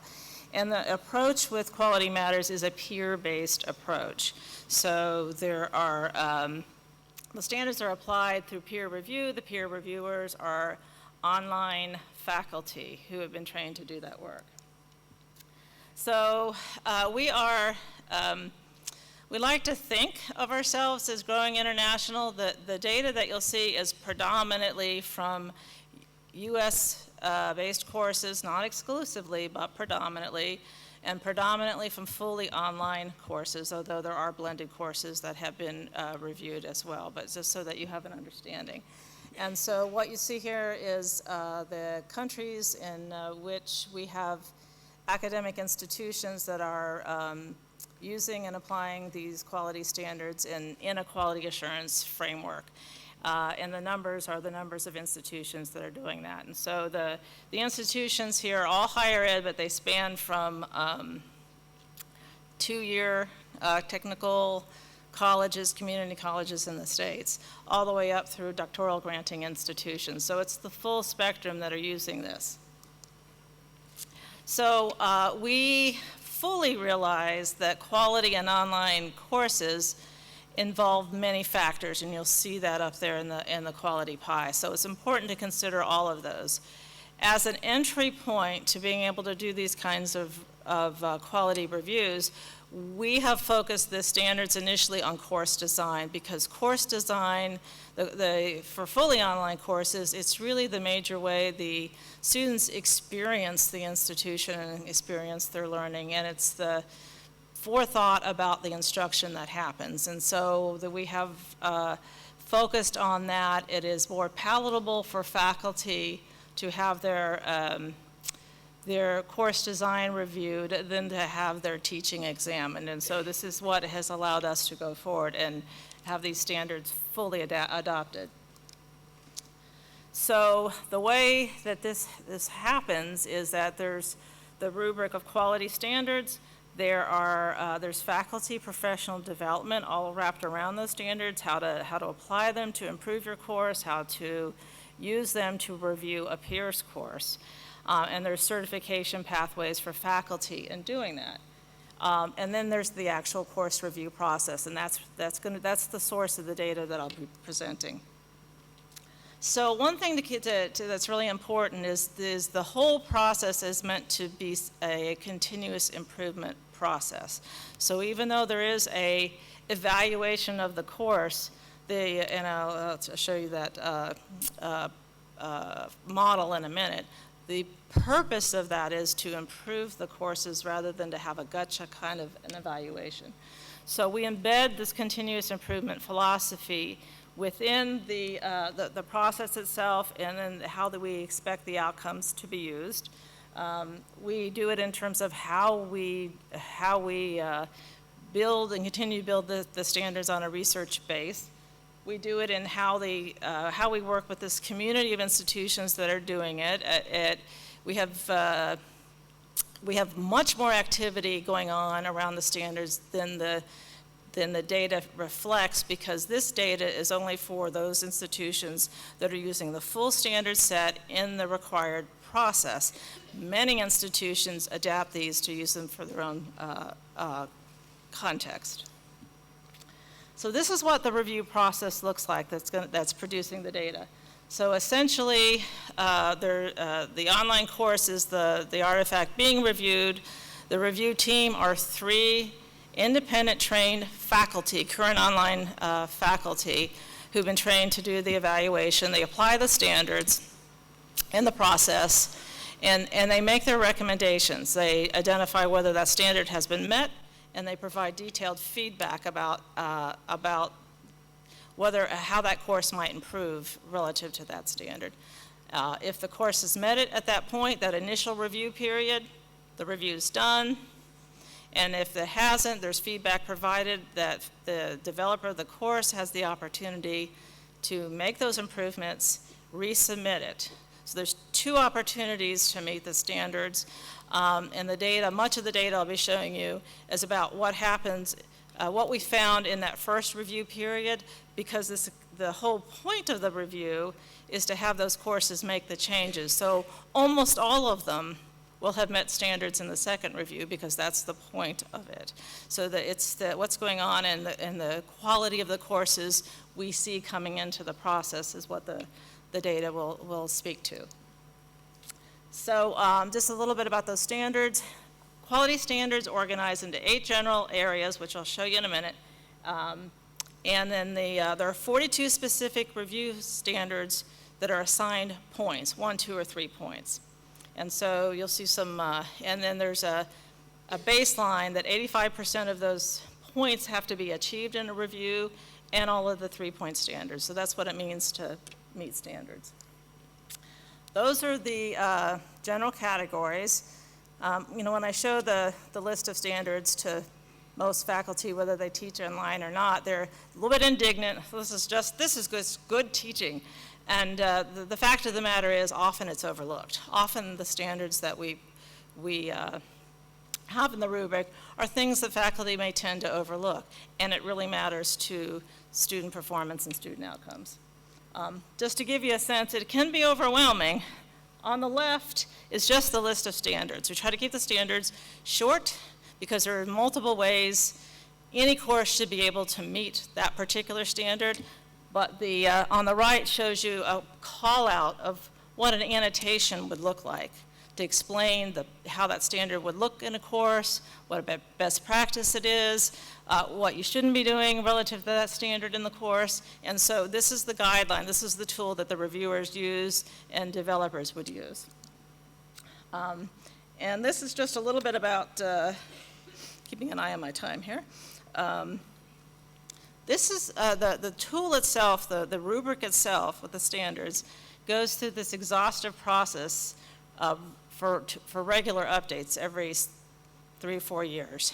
And it's very time intensive for us to do this, but what we have done with this is we feel like, because of the process, that these are research supported standards, and what we're doing in the review then is actually applying research and quality-based research to these courses. And so what we're looking at is the application of current research on online education to actual courses.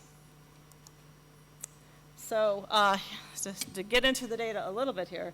So what we have done, so each rubric is current and live for a period of years until the next edition comes out. And so there are 4 different editions that we evaluated, and those are the number of courses that were in the data, the analysis for each of those rubric editions.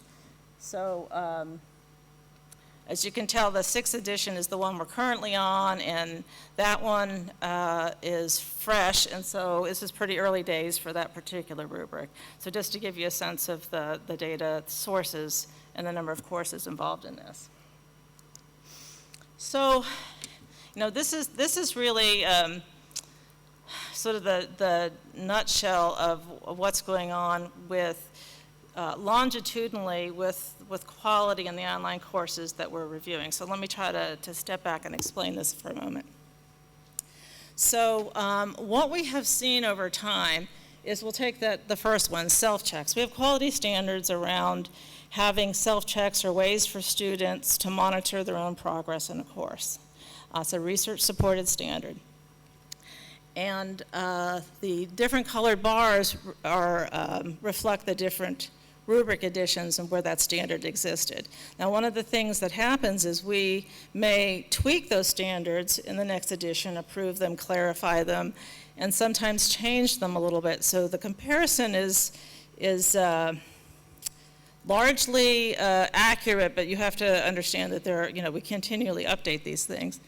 But if you look at the first bar for these self-checks, in 2008 to 2010, the frequency of courses who did not meet this standard was about 40%, and sort of reflects what the field relative to this work in the U.S. around QM, the quality of their courses and where they had difficulties.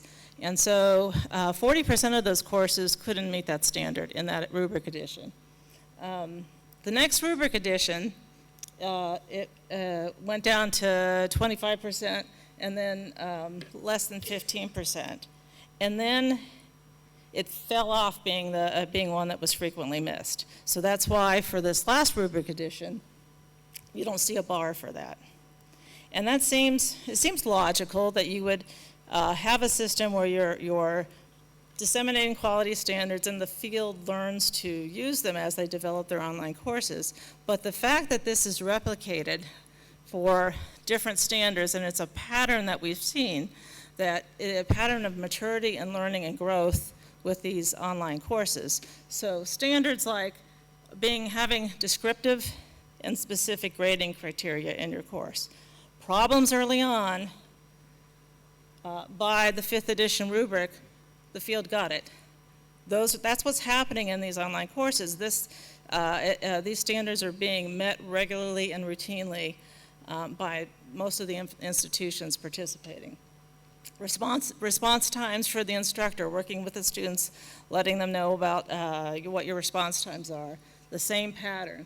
Accessibility has been a little challenge. It's always a challenge. This is making your courses fully acceptable to students is a high bar.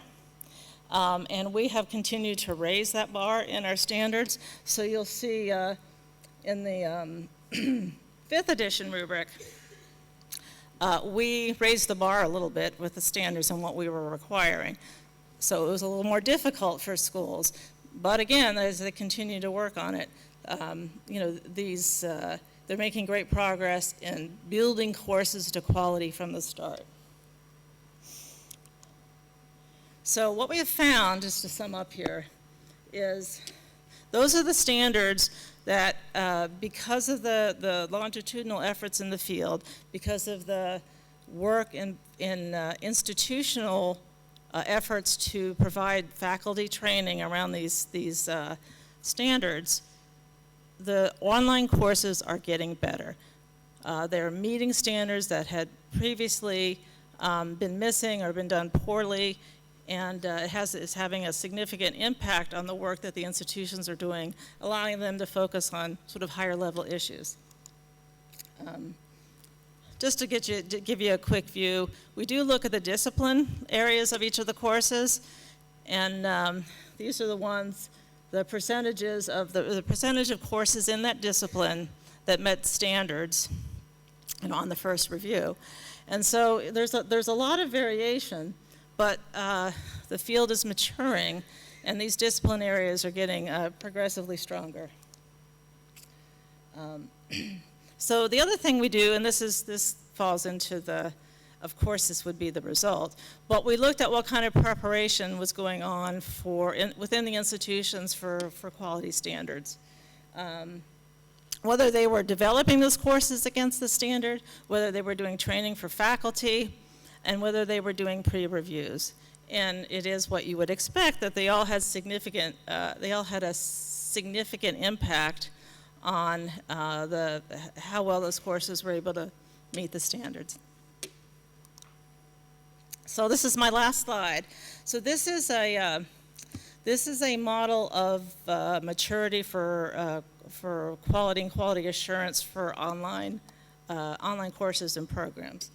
And so we see this pattern with the 1,200 institutions that are participating, that the start of this is very ad hoc, but as they develop mature processes, as they develop mature processes around this, and they go further up the continuum, they're able to get their hands around and control for themselves the quality that they're producing in their courses.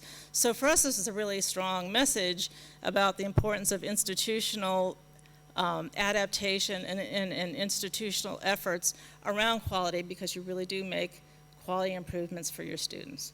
So I'll end there. Any questions?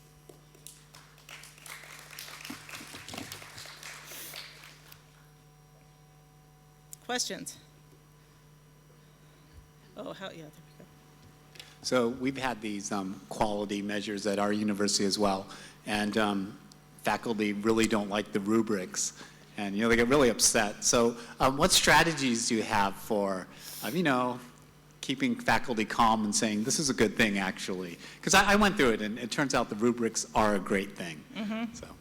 So you saw that slide that I put up there of the standards and then the call-outs. That's pretty intimidating for faculty to say, hey, you want quality in your course, and here's the 42 standards you need to meet in your course. That doesn't always go over really well for faculty. We did a little sort of a pop-up survey, and we asked everybody involved in this effort, by their role at the institution, what was the biggest barrier? Faculty didn't say academic freedom, and they didn't say the things that we expected. They said, we don't know what this thing is that you're asking us to do, or why we should do it, and give us the time to do it. So I think those are the three things that would, answer that question. And maybe, unless your faculty is, certain disciplines are all about standards. The nursing programs we've had, embrace this because they're good with standards. Other faculty, humanities faculty, do not like standards. So you introduce it in a way that is palatable to them. Other questions?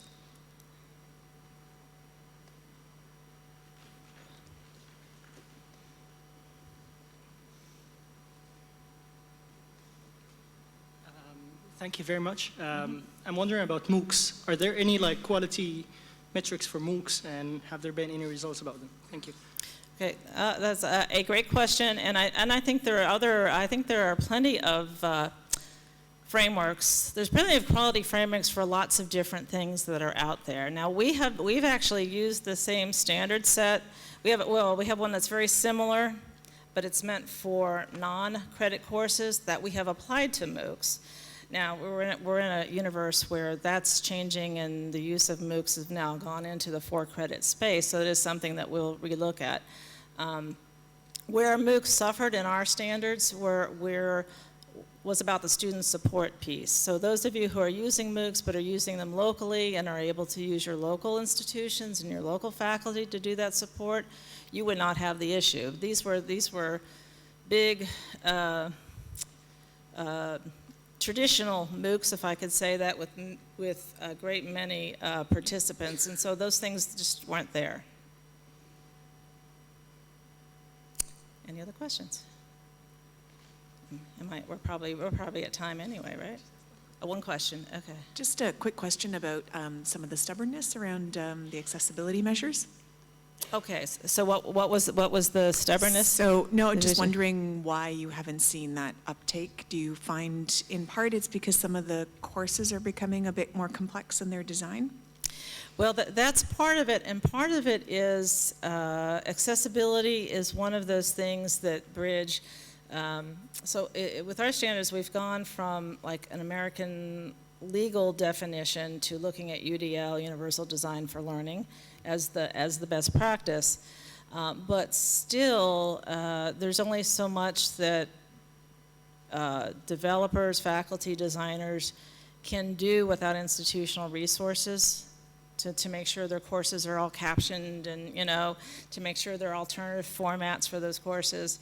And I think that's where it becomes a problem, that there's a will, but they don't have institutional resources to make sure that all of this is going on, because it's it's an online learning environment. There's lots of things in there that need to be attended to in terms of accessibility. It's a big lift.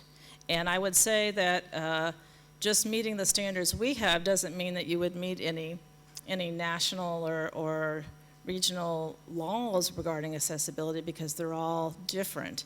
So we've taken the best practice approach. It's probably the heaviest lift we have in terms of the standards. I've got a question, Okay. if I can allow, Sure. allow myself the space. Is this approach limited to online learning, or is it just as relevant, in fact, to blended learning or even campus-based learning, which is technology supported? So are we still in little separate worlds, or are we all living in one big world now? So we started out with online learning because we were trying to answer the problem of, what does this online stuff, and it's not rigorous and it's junk. And so we started off in that space.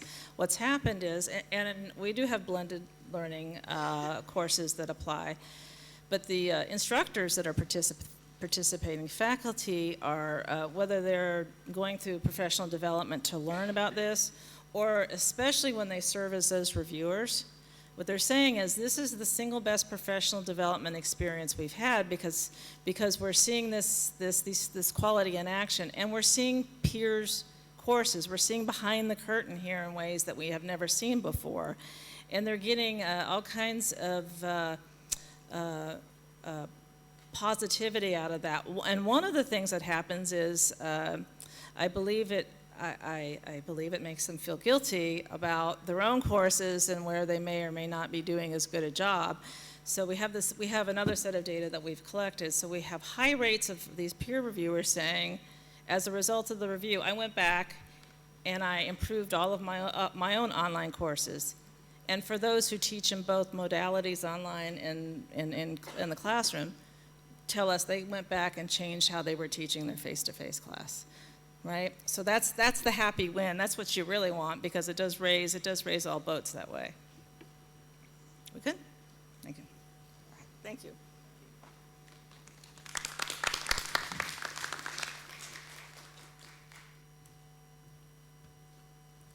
So thank you very much indeed, Deb Adair from Quality Matters. So we now move to our second contributor today, who is Artur Rego, who comes to us from the Laboratory for Innovation at the Federal University of Rio Grande in Brazil. And his subject is educational data mining to promote active methodologies, analysis of learning patterns in syphilis courses at AVASUS. Artur.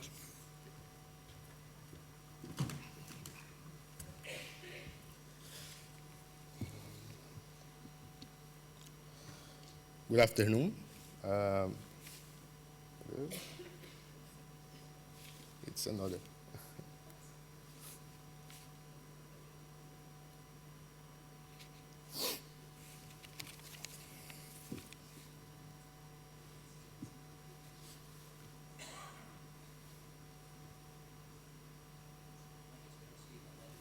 Okay.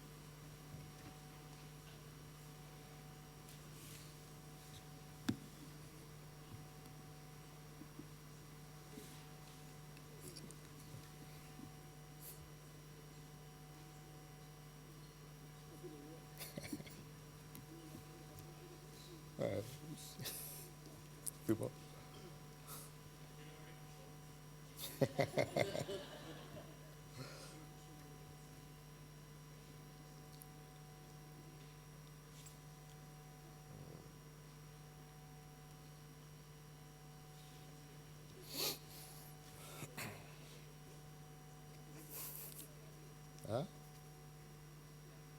Coffee then.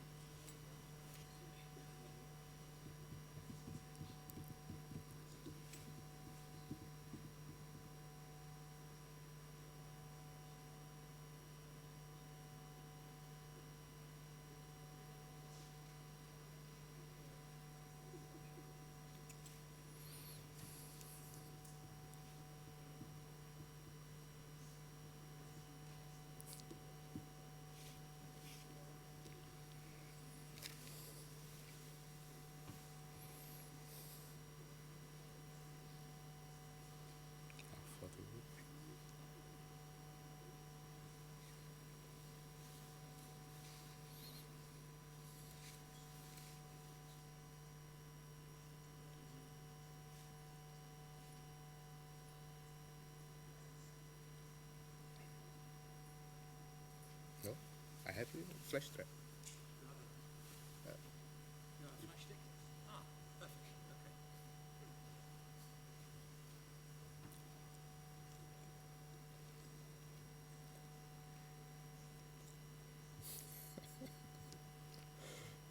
Brav for the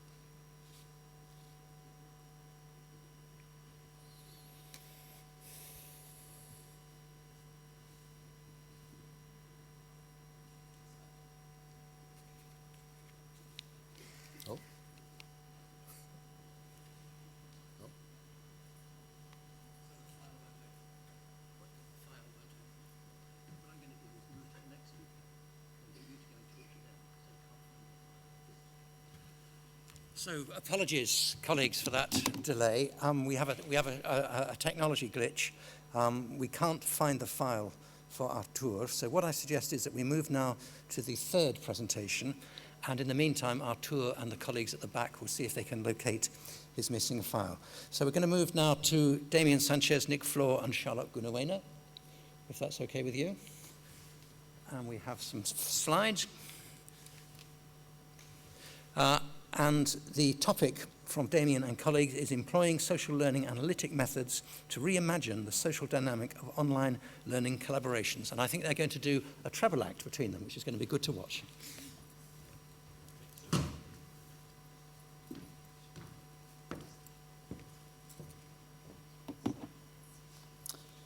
Good afternoon, ladies and gentlemen. I hope that all of you are doing well out there today. And without any further ado, let's go ahead and jump into our content for the day, given our limited time frame. So, what this study is all about boils down not to the typical analytics that you are used to. As you see here from our definition in the middle, what we're dealing with is social learning analytics. We're not dealing with grades from institutions. We're not dealing with financials, anything of that matter. We're focusing primarily on the interactions between people. And ladies and gentlemen, this is an important piece to note, primarily because this presentation is meant to show you all that the methods that are being used at an institutional level can ultimately be used in your courses and with various research constructs that you may have some expertise with. So, with that being said, our particular construct of interest is interaction analysis. It is analyzed with this method, and particularly with the IM, the interaction analysis model. And seems how we have the creator of this model, Lani Gunawardena, with us today. I will hand it off to her to tell us exactly what this construct is and how it is used. So how do discussions happen online, and how do people negotiate meaning and co-construct knowledge? So that's one question we have been interested in a long time. And we have usually used qualitative content analysis methods or interaction analysis methods to understand this. So we developed, Terry Anderson, Connie Lowe, and I developed this model in 1997, a long time ago, to really look at how interactions take place online. Since then, over 50 researchers have used this model in their studies and have actually indicated that it is quite a robust model. So first of all, when we see online learning or online discussions happening, we see students and participants sharing their information, agreeing, etc. Then the discussion might stop there, but many discussions can also go further up. At the next stage, you see what we call cognitive dissonance, that is disagreement with the ideas presented before. And then gradually, you see the negotiation of meaning and co-construction of knowledge. So level 3 is the process, or the beginning of the process of knowledge construction, where people are now beginning to negotiate ideas and co-create meaning. Then when they test that meaning, which is level 4, unfortunately our graphic is a little bit messed up, but when they test that meaning that they have created, the new ideas that they have created, they are actually moving on to a higher level of knowledge construction. And the highest level of knowledge construction that happens is application of this meaning. And then the whole process starts again. So we are going to show you how we have analyzed data, the online discussions using this model, and then supplemented it with social learning analytic methods.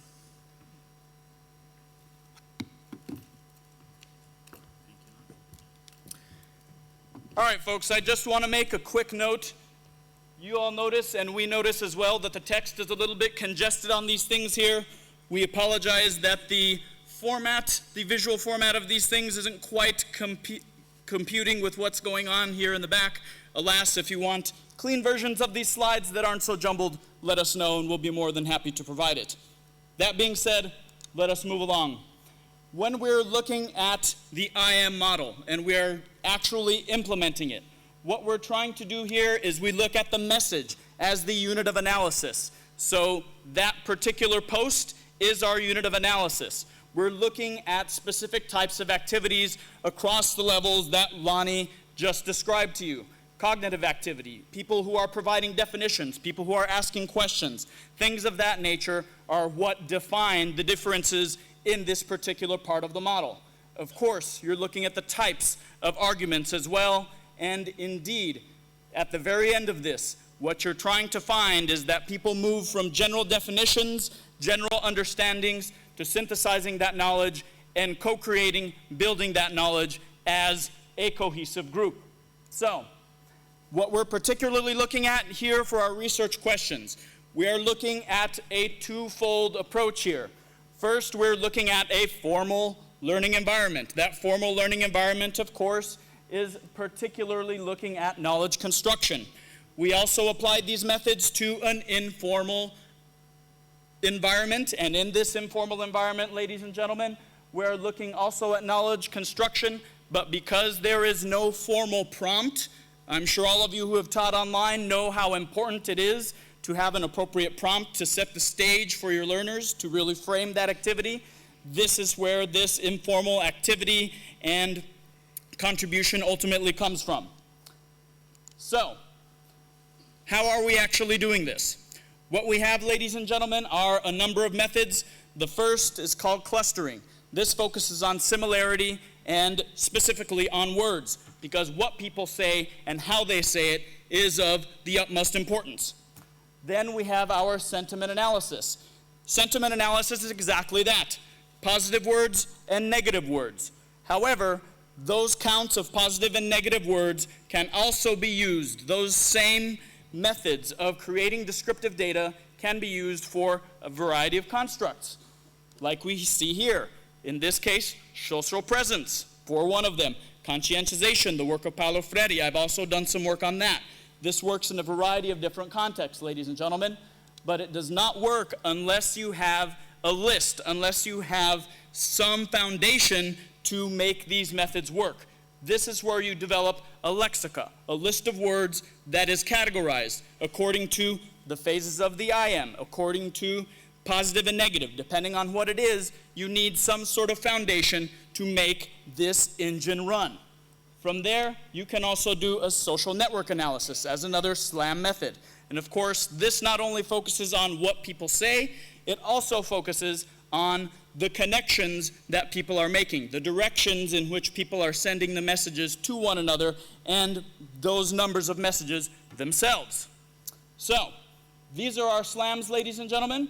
And as far as our data sets are concerned, very briefly, the formal data set is something we're all familiar with. It's a threaded discussion. You see all of the details there. The informal side of things used a Twitter data set from Black Lives Matter. I mentioned conscientization. Part of my work is very social justice focused. So this is why we have the formal and informal environments working together here. Now, there needs to be some hard work done to make these methods work. As I mentioned, you needed a foundation. And this content analysis, we've all put in a lot of blood, sweat, and tears to do that over our academic careers, I have a feeling. This is what ours looks like. The particular example that you see here is of the IM. We have a Excel coding sheet. You go through your units of analysis as those discussion posts, and basically you make those tick marks as you go through, indicating where you find evidence of definitions, of dissonance, of the different pieces that are akin to that particular construct. Once you have that as a foundation, then you have the descriptive data you need to make the rest of these methods work. The next method I mentioned is clustering. We use R to make that happen. If you all look at the paper that we submitted, we provide all of the routines so that you can have them as well and give it a shot yourselves. So do note that. We have our sentiment analysis. The particular sentiment analysis that we ran with had our positive and negative words that actually were not domain specific. This particular data set was focused on defining culture. This positive and negative words that we found here came from a marketing background, but alas, the ways that people express themselves can be generalized, and we found some good results using something that was even from another domain. The next piece were social presence words. Well, how did we create that list? There was a variety of activities done. Some were classroom-based, where people got together and said, how do you create social presence? We also referenced some articles and created that baseline data that we needed to form our lexicon. We also do our social network analysis. We run a particular routine to create the descriptive data we need to feed into Node Excel, which actually creates the visuals that you all are going to see during our results section. The informal method, this uses a very nifty tool that my colleague Nick Floor created, the Oils Twitter Scraper, which goes and takes data from the Twitter API, brings it into an Excel worksheet for us. We also have our lexica development, your manual and your dictionary approach. Your manual approach is doing a content analysis, coming up with words, and using something like WordNet to expand that overall, to expand what you're looking for in that data set. Alas, we have our sentiment analysis as well, which provides us words counts for positive and negative, as well as ones that are akin to our particular constructs. And with that, I will hand it off to my colleague Nick Floor to discuss our results for our first question. Thank you, Damien. And I just wanted to point out that I know there are a lot of qualitative researchers in the audience. I'm also a qualitative researcher. I started out that way. And qualitative researchers look at these analytics and they say, you know, that's not for me, because I know my transcripts are rich in content. And this kind of analytics can never approach the richness in my content analysis. And I kind of agree, but nevertheless, if you use these analytic techniques, it can help you in two ways. It can help you focus your efforts. So there could be something in your analysis that you're missing, and this can help point out the things that you're missing. Or you could have a hunch. The second way is you have a hunch that something is important, and these analytics can verify that hunch. And what I wanted to talk about is in that Excel spreadsheet, it had 42 postings. And the analysts, the content analysts, looked at the postings, and they said, this posting 25, it's really rich in content. And, we look at it and we agree, yeah, it's really rich in content. But how do you verify that how do you verify that intuition? How do you point to something quantitative? And one technique is with this hierarchical clustering. I hope the display isn't messed up like the previous slides, but you notice that post number 25 is off on the left there, very different from the rest. Okay. So what hierarchical clustering does, as Damien says, is it shows the posts that are similar and posts that are different. So that post 25 that the content analysts were saying, yeah, there's something great about that. A technique like hierarchical clustering analysis can verify that intuition. Okay, so we have a graphical, a visual verification of that intuition. This is a sentiment analysis, as Damon mentioned. It notes the positive and negative words. Again, the content analysts were saying, post 25, there's something very, very good about that. It seems like a lot of people are, a lot of the participants are talking about it, are really feeding off of it. And if you do a sentiment analysis of the positive, negative, and then you subtract the two to get the final sentiment, you see, once again, that post 25 stands out.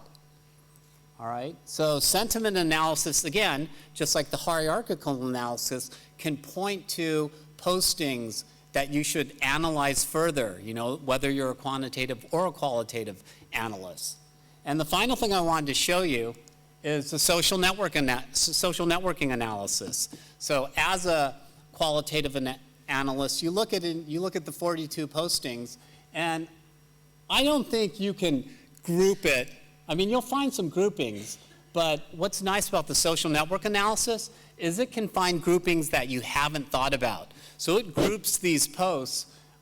There's a whole theory about how to generate these different kinds of graphs, but the general idea is that groups of contributors that kind of are close together in terms of the topic, about speaking about the topic, they'll be in separate groups. And it's hard to, again, visualize and quantify this if you're just a qualitative researcher.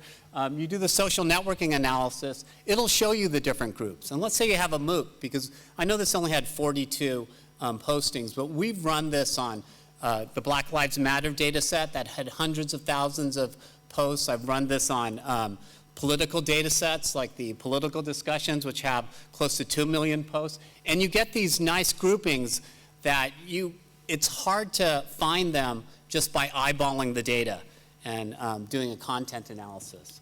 So we found these different groupings. We found who's central in these groupings. And sure enough, the person in charge of post 25 was one of the central members in this grouping. And I'd like to say a lot more, but our moderator flashed me the 3-minute sign, so I will turn it over to Damien to wrap things up.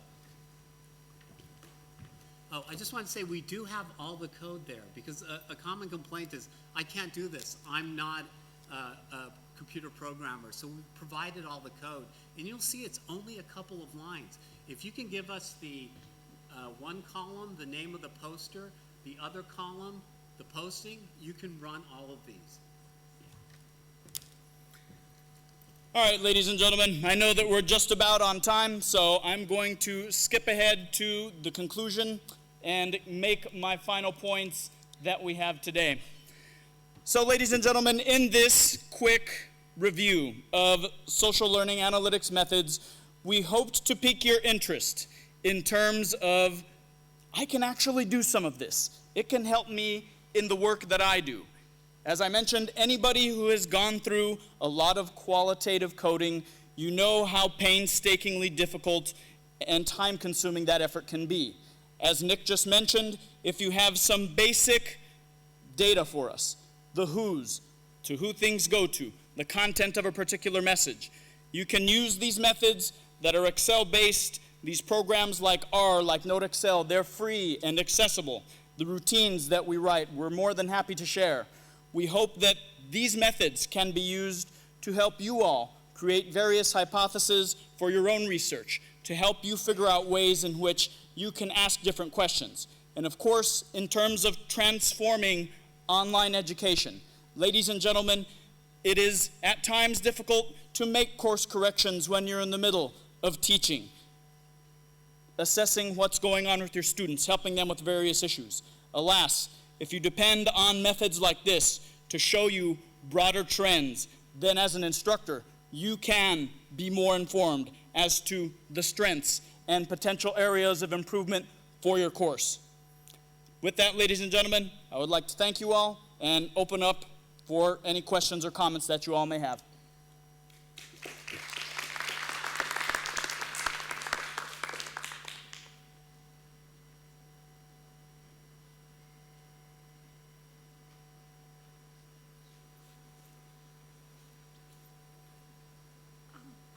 Thank you so much for this. This is really interesting. But I was wondering, like, why did you have to write your own code, as many qualitative programs like In Vivo, Atlas TI actually do some kind of this quantification of the data that you have? I mean, coding is the hardest part, so once you have the codes, you can just run the program. Thank you. We really wanted to have a little bit more control. We looked at some of those programs and we decided that it was best to be able to write some of these routines ourselves. As far as scalability, that was really one of the biggest things that made us say, you know what, we want to go ahead and pursue this on our own. Thank you. I would like to ask you, what were the factors that affect most the outcomes from the different, you know, you are using different techniques with different biases, you depend on data, on knowledge. So what's your view on that? Thank you. Great question. I think this is one of the primary considerations that we have as data analysts, especially when you're working with big data. If you don't select the right data points to feed into your system, you're going to oversimplify things, and that can be very dangerous. You know, there's the spirit, there's the human element, that if you leave out that critical context, you're going to wind up leaving out.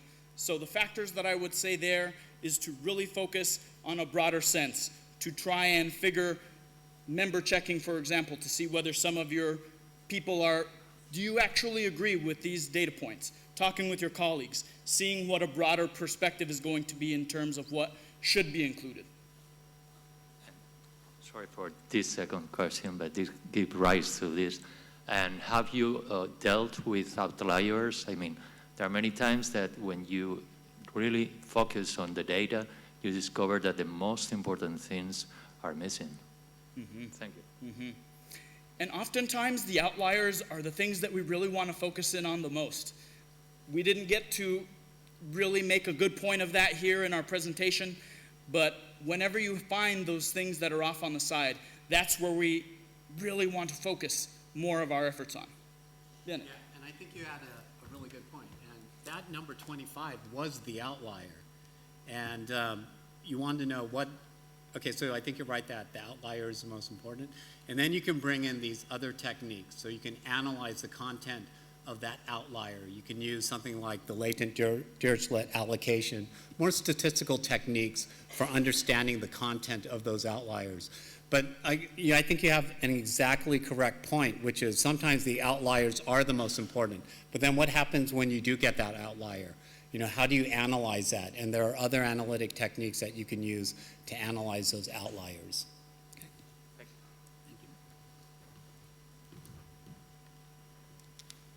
you. Thank you, ladies and gentlemen.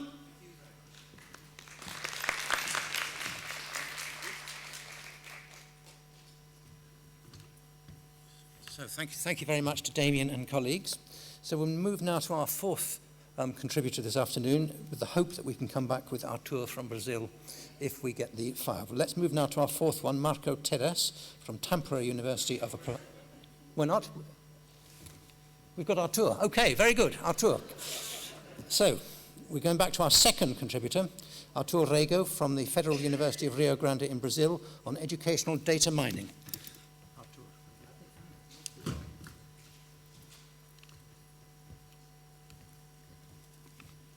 Now it's okay.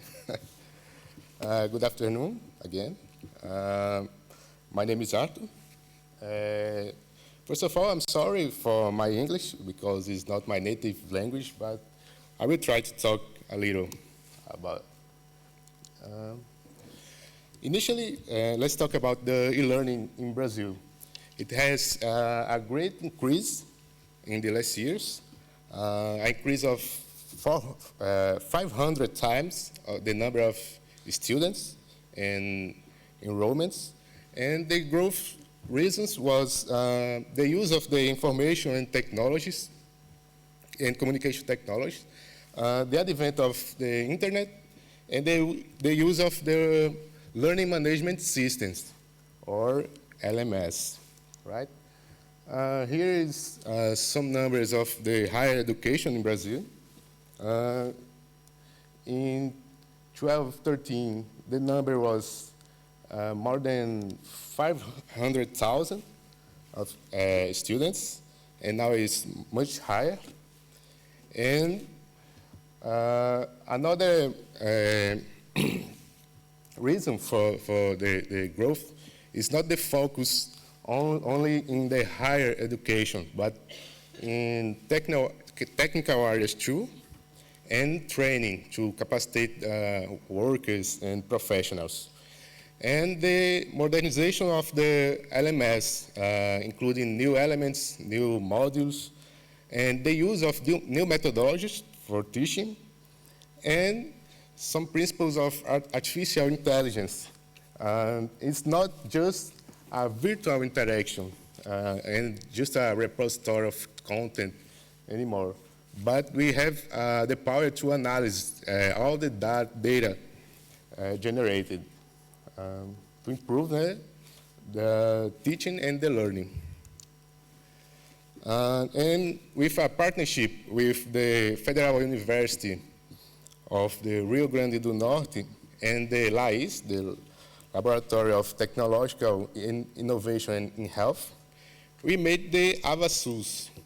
The AvaSUS is an abbreviation in Portuguese and means the LMS from SUS. SUS is the public health system in Brazil, right? And let's talk about the AvaSUS. It was based on Moodle. Moodle is one of the most popular LMS in the world. And why we used Moodle? Because it's modular, so we can extend the program as we want. It's open source, so we can change the code, and has great scalability, supporting a few users to millions of users, right?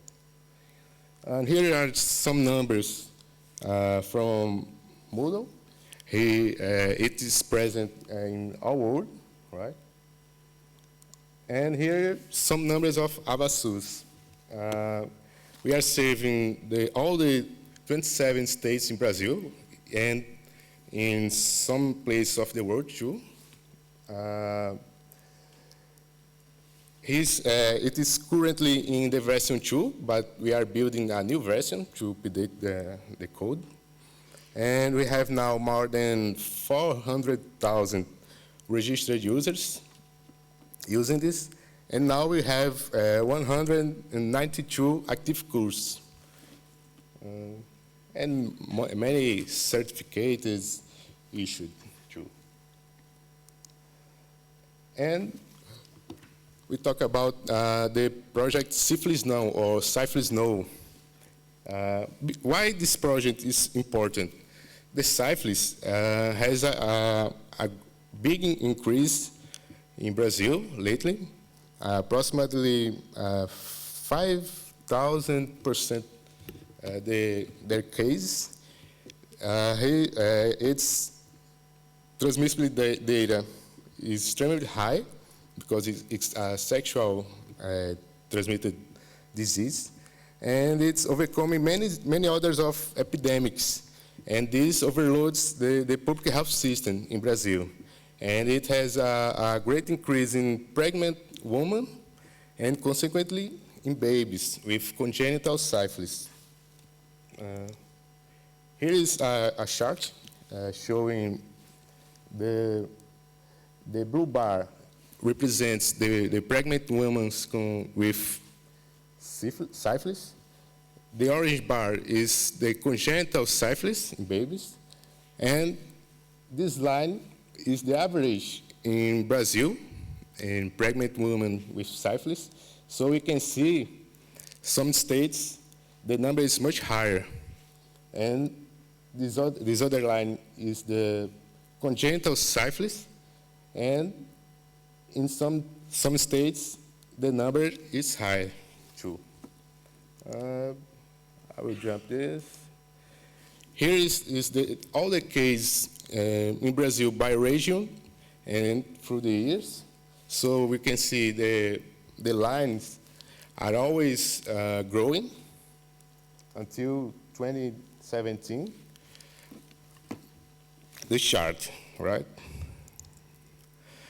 And we made a strategy to combat the syphilis by course, offering course to support health professionals to fight against this disease, with focus on prevention, treatment, and knowledge about the disease and the transmission, because some people is not worrying about the transmission, only pregnancy and others. And the project of training, development, and follow-up of course directly related to the general proposal to combat syphilis, right? The combat was made by information to inform these people about the problems and all. So here we listed all the courses. We made seven courses focused on syphilis. I will pass this because it's only text. And in all these courses, the entries are continuous and have no specific calendar, so I can finish as I want. And the students don't have a deadline to finish the course, and all the other courses in Avassus. Here is a table showing the syphilis course and the number of enrollments and the number of completions. This table was made in June of this year, so the data is better now, of course. So we talk about Avassus and the learning trails, the strategy adopted in this work.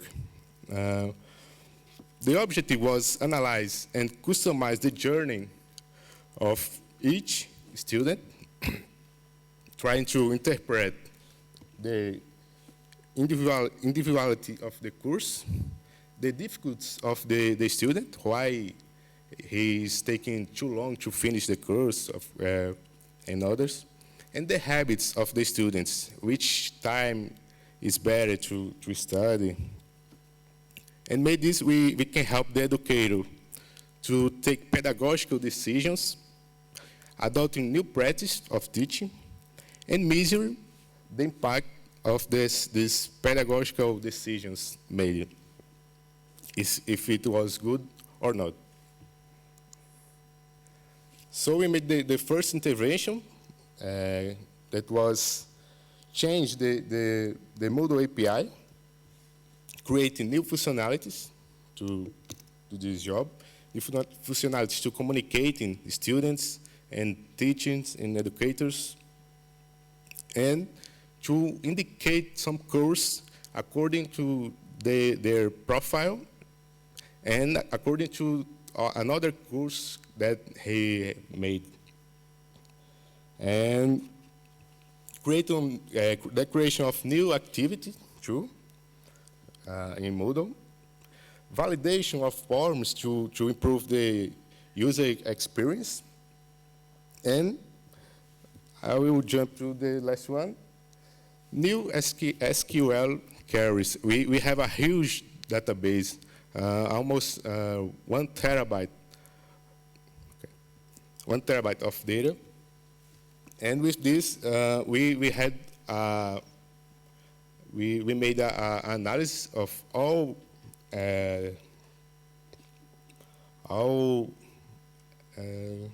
steps of the student, all the logs of the data generated by him, and we can know the difficulties of and the time that he made the course.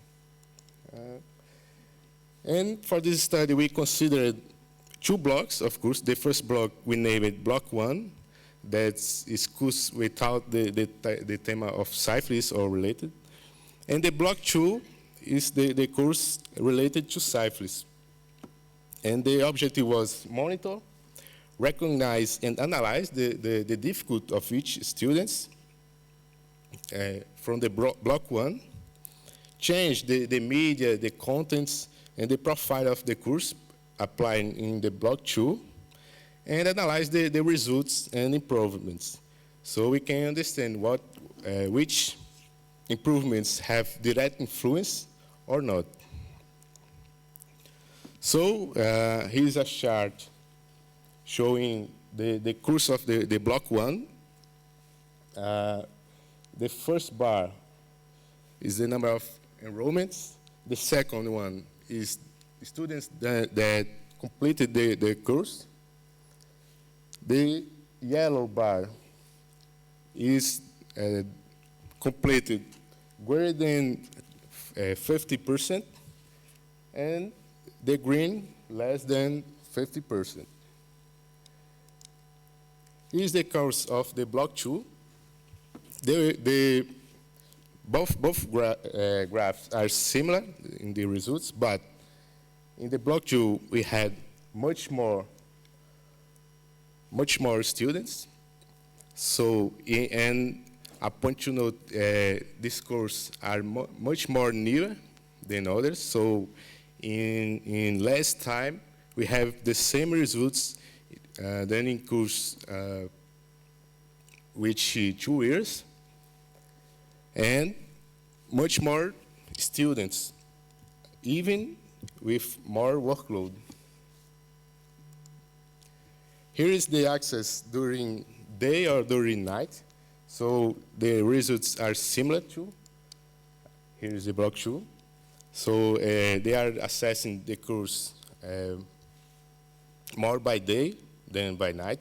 So we can use our strategy to communicating students by the day, using more professionals, and a new strategy to attend the students by night too. And the results, more than 24,000 of students was analyzed, and more parameters too, like the use of video, forums, quizzes, texts, and more. We had a faster conclusion in the course of Block 2. The average of completion from the course from the Block 2 was 8 days, approximately, while in the Block 1 was 30 days. So much more faster in the Block 2 than the Block 1, because we had adopted new strategies to teaching and indicating content based on their profiles, and they're related to another course that he has had. And even in course with more content, this data was present more faster in block 2 than in block 1. And we note that the material diversity was helpful to this too. Without diversity, we had less access because the user will if we use only the same material, the same type of material, he will not be interested in all the course. And the worst case in the block 1 of conclusion was 100 days. And the worst case in the block 2 was 28 days with this strategy, right? So it's this. Thank you, everyone. Questions? Okay.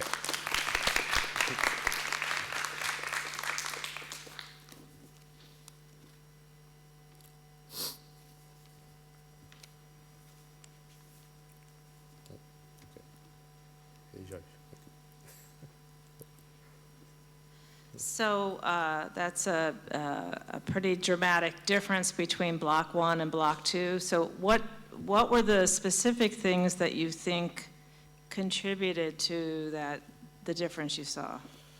Yes, first of all, the indication of the course based on the profiles, right? The profiles are professional and related with another course that he has made. If I had a course that has a great relation with one of this course, I will indicate this course to the student, and he will do this course completely because it's interesting for him.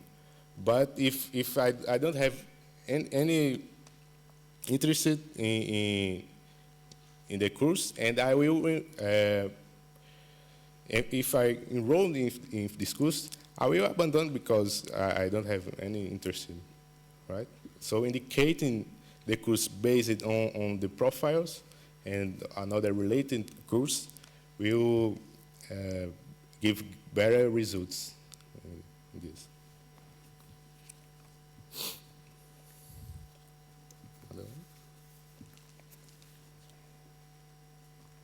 You said that the greater efficiency is because you looked at the profiles of people that were interested in similar topics, and then they take this course and they do better.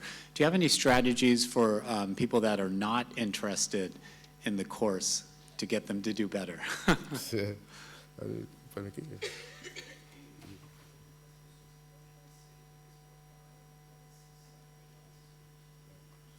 I understand. And it's another point observed because the material diversity of the course. If we have only the same type of material, it will be boring, and you know. So with more diversity of content, we have the ability to maintain he interested in the course and see new things, and with interaction activities too, right?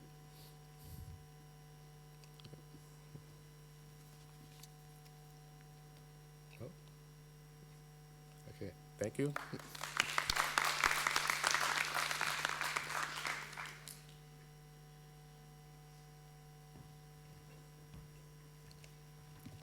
Thank you very much indeed to Artur Rego.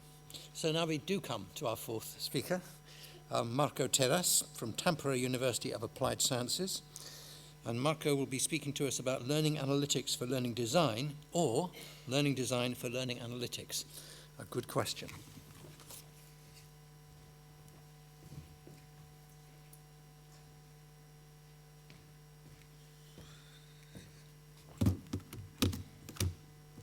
Going to do it old style.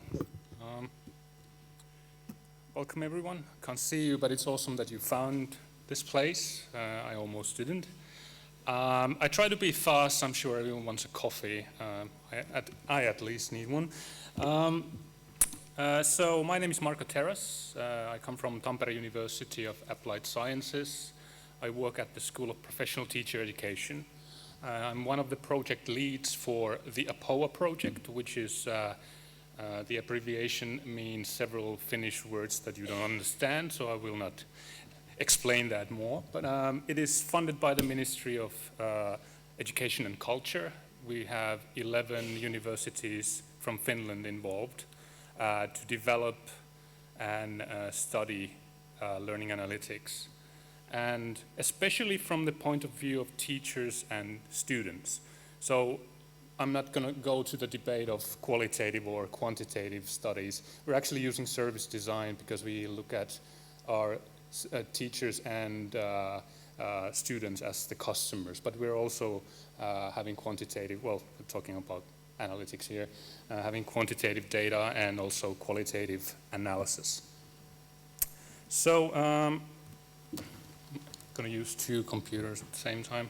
So is there anyone who doesn't know this definition of learning analytics here? You can raise your hand, it's okay. But it's like, I'm already sick of this definition, but it sort of captures what learning analytics are about, the measurement, collection, analysis, and reporting of data about learners and their context to understand and optimize learning and learning environments, or the environments where learning occurs, at least should occur. There are other sort of great arguments about the potential of learning analytics. One is that learning analytics is identified as the most promising technology to aid personalization and, of learning, and to change educational model and the course design, and everything based on the data insights. Another argument is that the data that we get is authentic, so it actually says something about learning. I think someone here referred to you guys that we're not actually dealing with the sort of admin level of learning analytics, which I like that. There's a lot of that too, and we need that, but also to go to the actual course level, which is what we're doing here with all of the universities involved. So also the idea is that we can somehow gather data about the activities of students, and that gives us insights to the actual learning process and behavior, and which actually then leads that we can basically redesign our courses even when the course is taking place.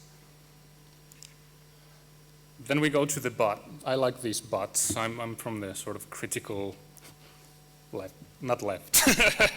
But so what if the course is actually poorly designed and it actually doesn't produce the right kind of data or at the right time? But most of all, what kind of data will actually support better learning design, especially when many of the learning activities are taking place outside data gathering technologies, especially the organizational ones. We have lots of informal situations, group work, offline things happening, and the ever-present WhatsApp with everyone nowadays, it seems.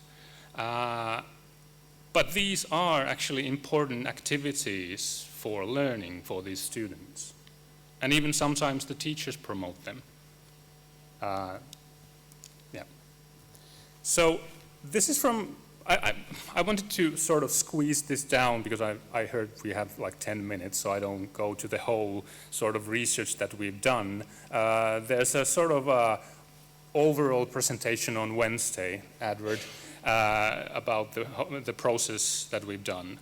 So if you want to hear more, it's on Wednesday somewhere. You might find it or not. But this is from an actual forestry course that we have.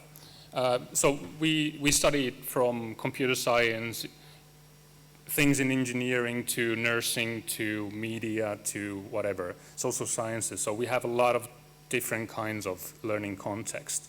But this particular example, I feel it's a good example on that there's a lot of activities that are not sort of captured. There's simulations which actually could be a very easy way to capture data. For example, in this case, forestry students are using simulations to understand forest growth or whatever, and use these devices that you cut down wood. Then practical work presentations, like how do you measure forest and do certain kinds of calculations. We found that actually, yeah, they do these and they put up an Excel and then the Excel goes somewhere, but you don't actually use that for sort of learning analytics. Same with exams, actually. They sort of promote, like this student here, and several said that, yeah, they actually promote learning in a way that I have to do something. I can't just, I can't pass the exam if I just don't do anything. But many times the data from exams are not used. One part of this project is actually to, there is also already in use a fully on electronic exam service in Finland where the students can go and do the exam. So it's also part of this project in a sense that we try to understand how learning analytics fit in this. So other activities that I mentioned, informal lunch conversations about, we went to the forest and did these activities. So this is the sort of the collaborative learning that you guys were talking about. But this is sort of blended course, so these are not captured anywhere. Most likely if we, gave them an instructional designer and talked a little bit, perhaps they could be implemented somehow. But these are sort of situations that just happen on their own sometimes. But the sharing stories, we all know that they're important for learning. So also field visits, they go somewhere where they talk to actual professionals and see how they work.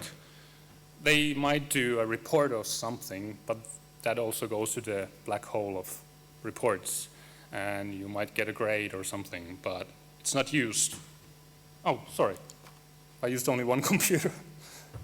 Should have said something, guys. You're not awake. So, but the point, the argument is that, student activity produces data that can be used to understand and develop learning design, learning environments, and courses. Yeah, that's great, in theory. In reality, courses actually do not produce always a meaningful set of data because many of the activities take place outside systems that gather data. They do not produce data, or the data that could be produced, they're not gathered. And the course design is often based on knowledge transfer and exams in a way that the activities go on the end side. It's emphasized in the end. So the things that could happen during the course, they can't inform you actually because it's sort of hidden, especially from teachers. And sometimes students, they just don't do anything at a certain stage. They try to maximize their time, which is understandable.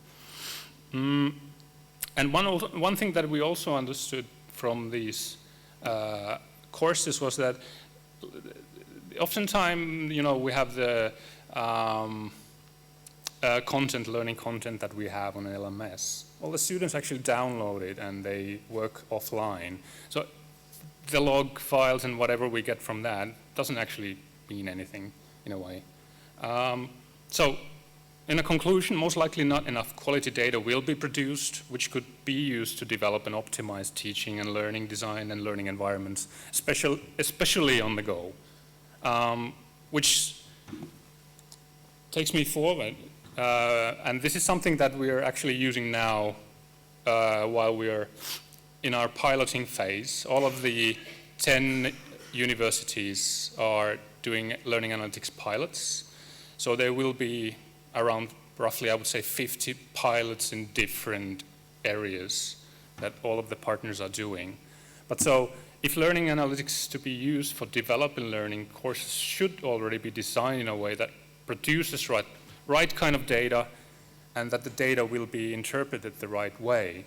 But what is the right kind of data, what is interpretation that still needs deeper understanding in different learning contexts. Thanks, mate. Because we noticed there's differences between degree programs and subjects, their approach to learning and teaching. You know, we have computer sciences, and then we have the sort of eccentric media people who, they seem to be learning, but in a very sort of different kinds of ways, which are not so structured.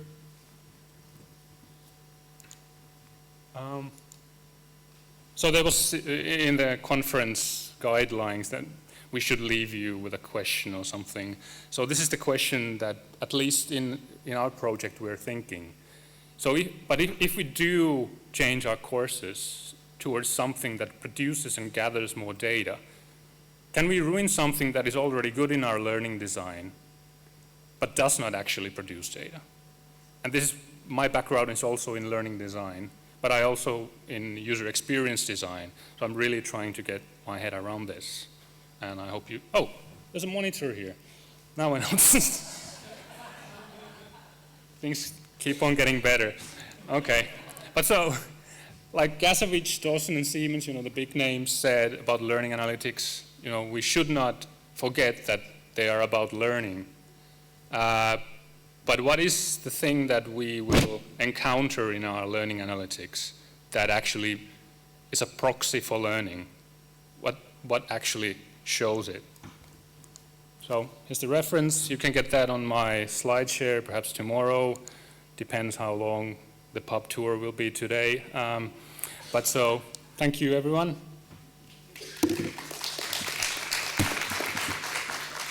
Yeah, questions?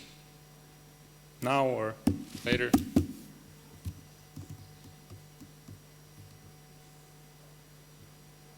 Are you just walking this way, or are you asking a question? Thank you. I'm so interested in your research. Oh, thank you. So I have several questions. Have you completed per student the amount of data that is visible and that the one that is hidden? And what impacts more? Can you ask it again, please? Yeah. Have you analyzed how much data is hidden from each student and what data is available for them in order to make improvement? For students? Per student, yeah. Okay. Like I mentioned, we have 11 universities, and this is also a good point to notice that it really differs between different universities. It's often to do actually with how good instructional design unit they have, how further away they are in learning analytics. But in short, no, we haven't. Yeah. I think nobody does. That's the point. Yeah. And secondly, what about the many contents, support, and methodologies that each student takes for themselves and are completely hidden to us? Come again? Yeah. There's so many support they get from other students offline, Sure. their own methodologies, their own techniques, whatever. Yes. Yeah. I think you already answered that with your first question. Yeah. I would not, like, personally, I think we sort of have to understand that this isn't sort of infinite tool, learning analytics. So we can sort of stop at some point and get useful things out of it instead of just wiring everyone to a computer and trying to sort of get EEGs and stuff out. Yeah. And finally, I don't want to hog this, but the final question is the more important, I think. Sounds bad. Why learning analytics is not having success among teachers? Have we count on them in the first place? Are we taking them in the first place into account in what they really need from us, from researchers? First of all, I'm not a researcher. I just have a PhD. Okay. That's a joke. That's a very good point. That's a very good. I'm a full professor. I'm still trying yet. My approach to this is actually, I was a user experience designer and learning designer before I was a researcher. And I've always sort of struggled with the idea of doing certain kind of academic research to create products or processes. I'm not challenging that I'm not saying it's completely useless, but I've seen how this kind of a co-creation approach might help to actually get things done. And that's what we're doing with this, that we have the teachers actually, that we started with them and asking, what is it, we didn't ask, what sort of learning analytics would you like to have? And they're like, what's learning analytics? I just got over like virtual reality and flipped classroom and now it's learning analytics. No, we went to them and we asked, so what is it that you can't see with the students that you would like to see about their learning? And this is just one question, but, and started sort of talking about that. And after that we had a sort of like a learning analytics wishing well, that then we introduced that there are these kinds of things that's happening currently. Would these be useful in your work? And of course they can't always say that, but then we start to have that researcher mind that we start to see we try to see what they're actually, what do they need? And that's what we're doing now in the piloting phase. These teachers are piloting these things themselves. And then we go back to them again. I cannot be more on your side. Thank you. Cool. Thanks, mate.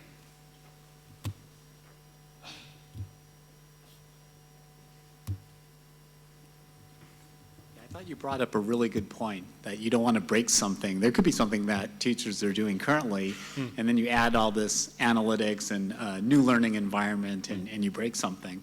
I also thought that your point about there are a lot of non-online learning activities that take place, and how do you capture that? But do you think any of those offline learning activities are reflected online, say in their discussion posts, and then you could design something to further elaborate on what they had learned? Do you think some kind of iterative approach like that would work? So to get the background straight, I like online learning. I did my master's fully online, so I love it when it works. But for example, with this forestry case, the students said that we have these certain kinds of discussions that we have, and we learn from them. But then there's also a mandatory discussion forum. This is the big spooky thing, like mandatory discussion forum, where they say, we're going there and we're posting because we have to. So is this kind of authentic data that we really want? It doesn't matter if this is right or wrong. You know, we can say that, yeah, the students are lazy, whatever, but this is how they act. And this is the data that we get. So it's not very valid data for analysis. It might indicate something that at least these people posted and they still exist. But yeah. Did I answer your question at least a little bit? Cool. So I'd like to ask just a short question. I feel that learning analytics is such an aspirational goal. I think the desire to be able to decide if someone's learned anything or measure learning is even such an aspirational goal. And I'm scared to say that in front of educational researchers. But if looking the way I think you're interpreting it, and I'd just like your sort of user experience background to help answer this question. If you were to if you're making the argument that learning analytics may not be measuring learning, what would be a better way of describing what learning analytics is currently measuring? So rather than calling it learning analytics, we should call it what analytics, what's currently happening. I like that, what analytics. That's a good, no. That's a tough one. Is coffee done? Perhaps I would use the word learning anyway. I just had a discussion with a teacher the other day who was saying that I actually think that giving marks to students, it's not a very good way to assess their learning. And I'm like, so what are we going to do then? Of course, we can do these kinds of, when we have sessions, you know, with small groups, we can understand as instructors if that person has learned to an extent. But there are things in learning analytics research like the sort of social learning analytics, qualitative that could at least give an indication of learning. I don't want to go too deep into the sort of what is learning. We have had those discussions a lot in this project too, and it's an infinite discussion, I would say. But we have to do something to assess a person. So I think this is a very politically correct answer, but I'm not very satisfied with that. But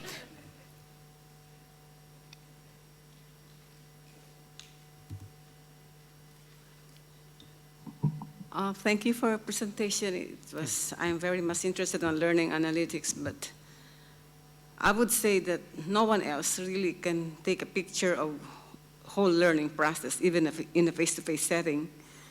How would you know a teacher, if you're teaching in a face-to-face classroom, you will never know what the students are doing after the class. So the problem you cited about learning analytics in an online environment is just happening in any kind of modality. So why make a problem out of it? It's a reality.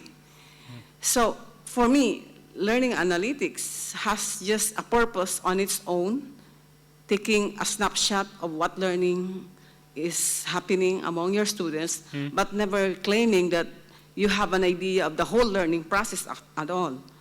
And I would say that learning analytics really cannot capture everything. That's why even when I research on learning analytics, I would even say, I developed a model on cognitive engagement model, and I said, beyond analytics, because you really cannot.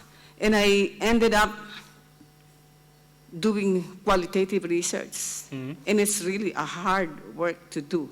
Yes. But then you're able to at least capture more than learning analytics. So I think the problem now is that learning analytics is still a value for its own purpose. Thank you for the comment. Do I still have a short minute? We have, I would say, 3 mathematics teachers.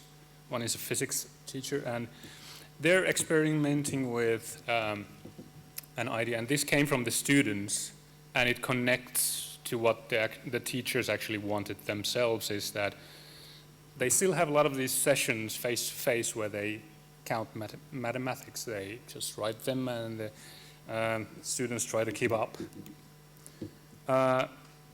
But the students started talking in our sort of co-creation phase that, what if we did this kind of a thing that the teacher would actually understand that during, 10, 25, 30% of the class didn't understand this topic at all. Because there's often that they would like to have more material and more tasks to do in mathematics, for example, but they don't get that. And the teacher doesn't know who actually learned it or not, because there can be people who actually can do the equation but doesn't understand how they got there. They sort of can count but don't understand how they did it. So they're trying to experiment with the idea of that, what sections they understood. So it's a sort of inverse learning analytics, that I didn't understand this analytics. So, so there can be different things happening, and from my user experience background, we sort of never know what actually goes into the daily use in the end. Things start shifting, like with the iPhone, the touch screen was already invented with Nokia in like 5 years before that, and they thought, no one will ever use this, and yeah, no one will ever use that. But so it's the same with learning analytics, I think. So that's why we want to involve users and see what they actually do when they use these things, both teachers and students. So, thank you, everyone.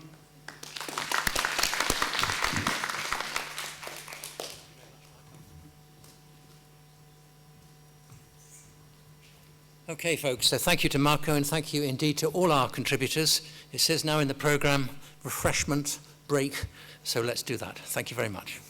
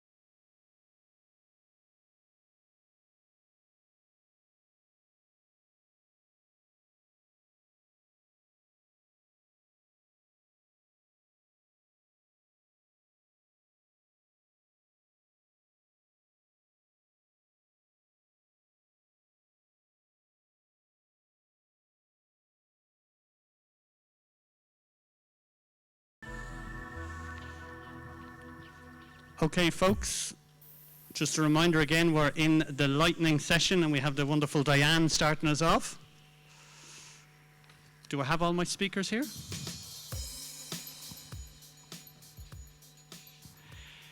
Now, this one is going to have audience participation. Okay? So, as Diane's getting her slides sorted, that's you, yeah? I'll go forward and back. Oh, yep, that's Forwards and back. Okay. So this is slightly different to most conferences because we're Irish and because we like doing stuff a little bit different, okay? I want everybody just to raise one hand up in the air. Doesn't matter which one, just hold it up. That's great, okay? I'm seeing people not paying attention by just not looking at the laptop, and one hand up in the air, right? Okay, so I want you to stick your hand down if you're from Ireland. Oh, you're up for some fun. The rest is. Okay, right. Let's stick your hands down. Right. So what we're going to do is we have a very, very quick session and a quick turnaround here. And I have some speakers here that are going to be giving us 5 minutes of their expertise. But I need you to be involved and to help them and to encourage them along. So what we're going to do is we're going to count them in, and then we're going to count them out. I am going to be up here giving them the 3 minutes and the 1 minute warning. But as it comes down to the last 5 seconds, I'm going to take the microphone in hand and I'm going to walk very gently up those steps, right? And what we're going to do is in counting them in, we're going to go 5, 4, 3, 2, 1. Everybody, by the way, is going to go 5, 4, 3, 2, 1. And to start, to actually kick it all off, to give the Diane to just press that button and go, we're going to say the word Gasta, right? So a little bit of a rehearse on Gasta, right? 1, 2, 3, Gasta. All right? Easy. It means fast or clever in Irish. And they're clever and I'm fast. So that's the way that's going to go.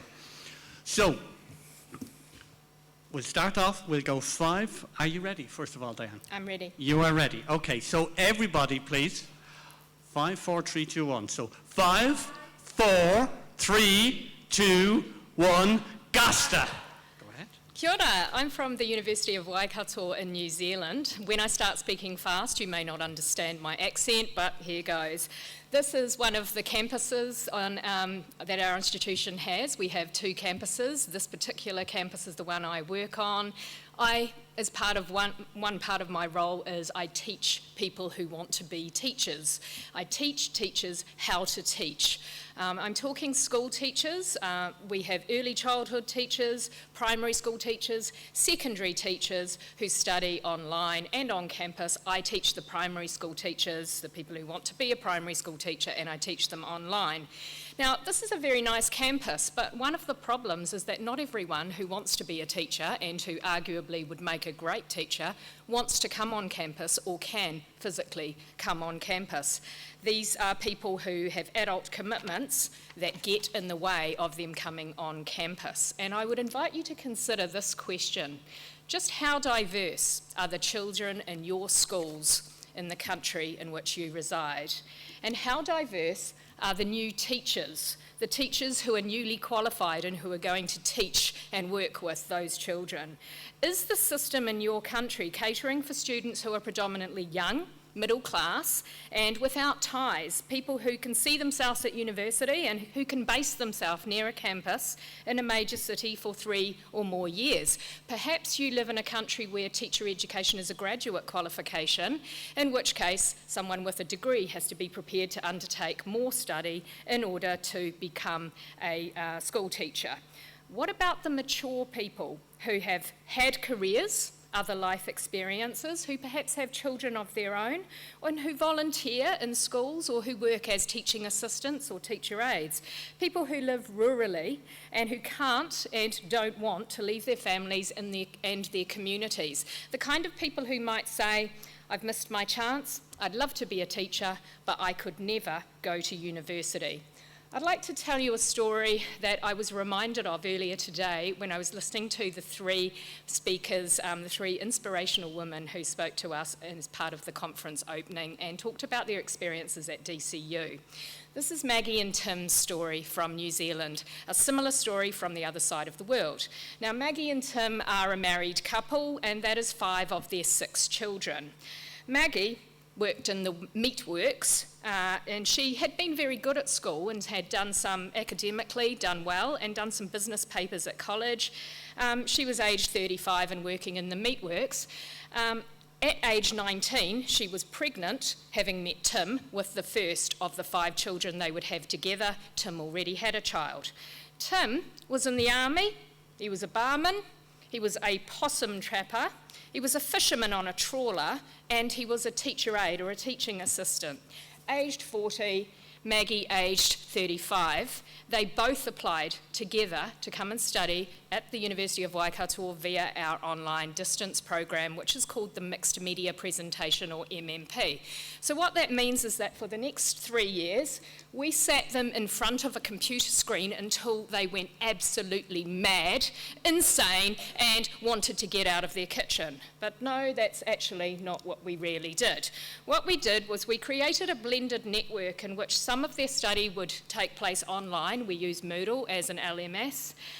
We also support students via phone and video conferencing, telephone conferencing, and the students set up their own study groups in their local areas so they have support in the community. For 1 day a week throughout their entire 3-year degree, they go to a local base school, and that base school in their local region offers to support them, undertakes to support them, a day a week and then for an extended practicum, and they have block periods where they come on campus.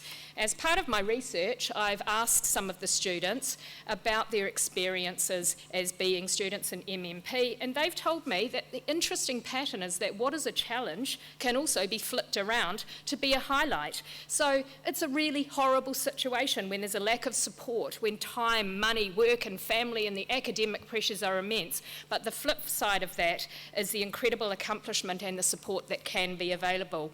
Here is Maggie and Tim at graduation. They said the very best thing was showing their kids that they could do it.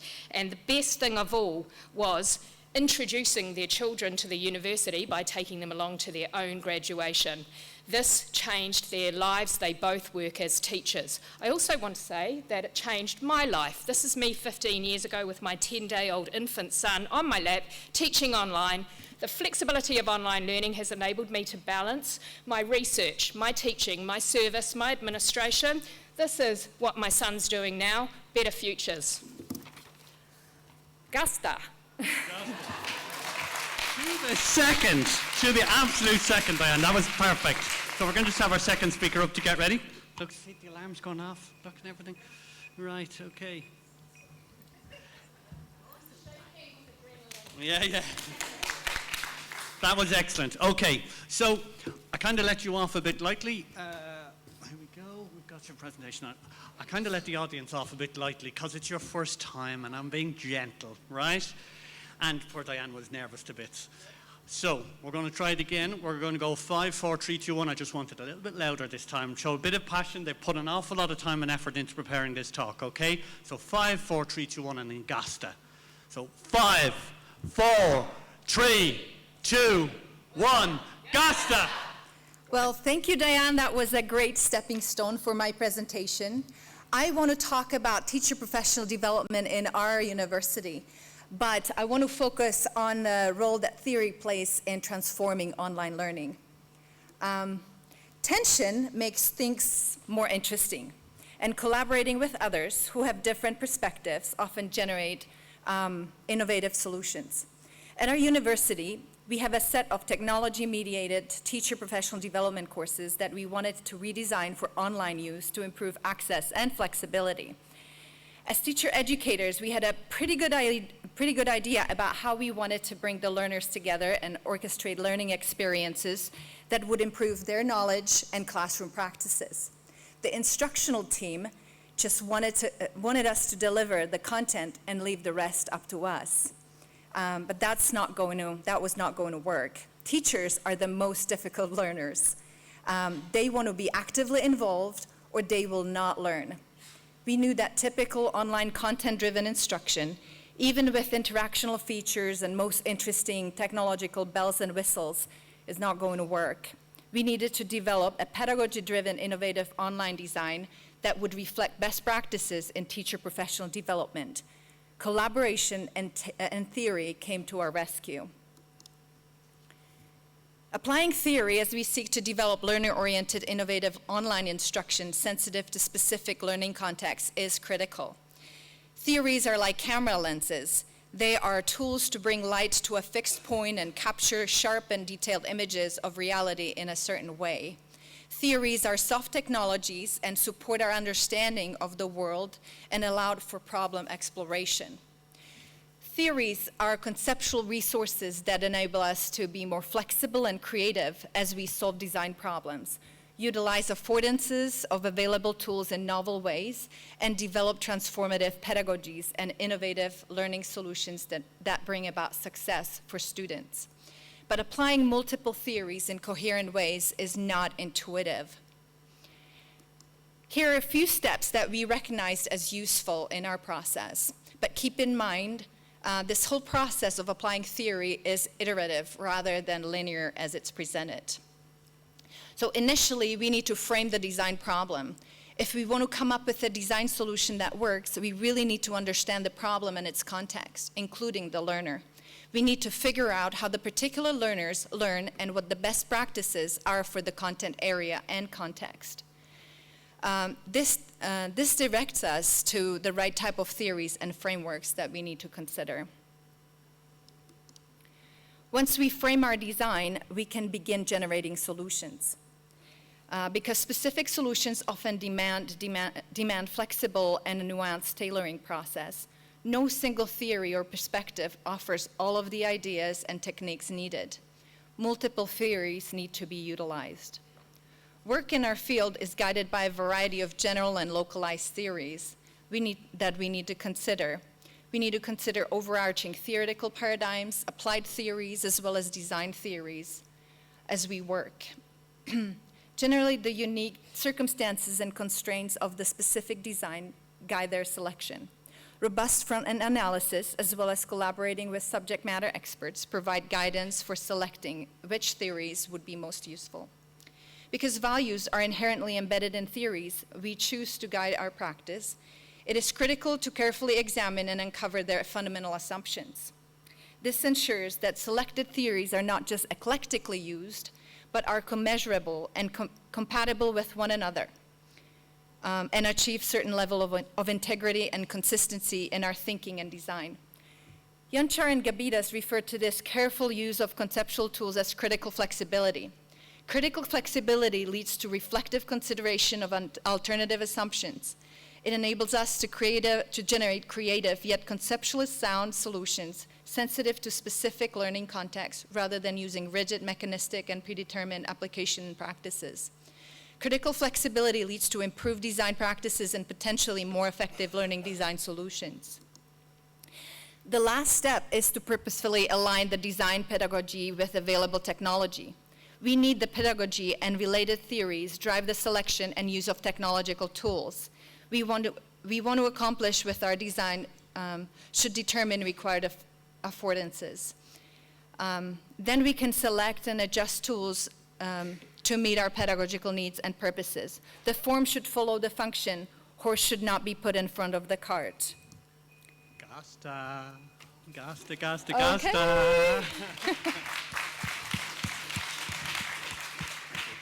Right. Okay, next up, who do we have next? Oh, two up here.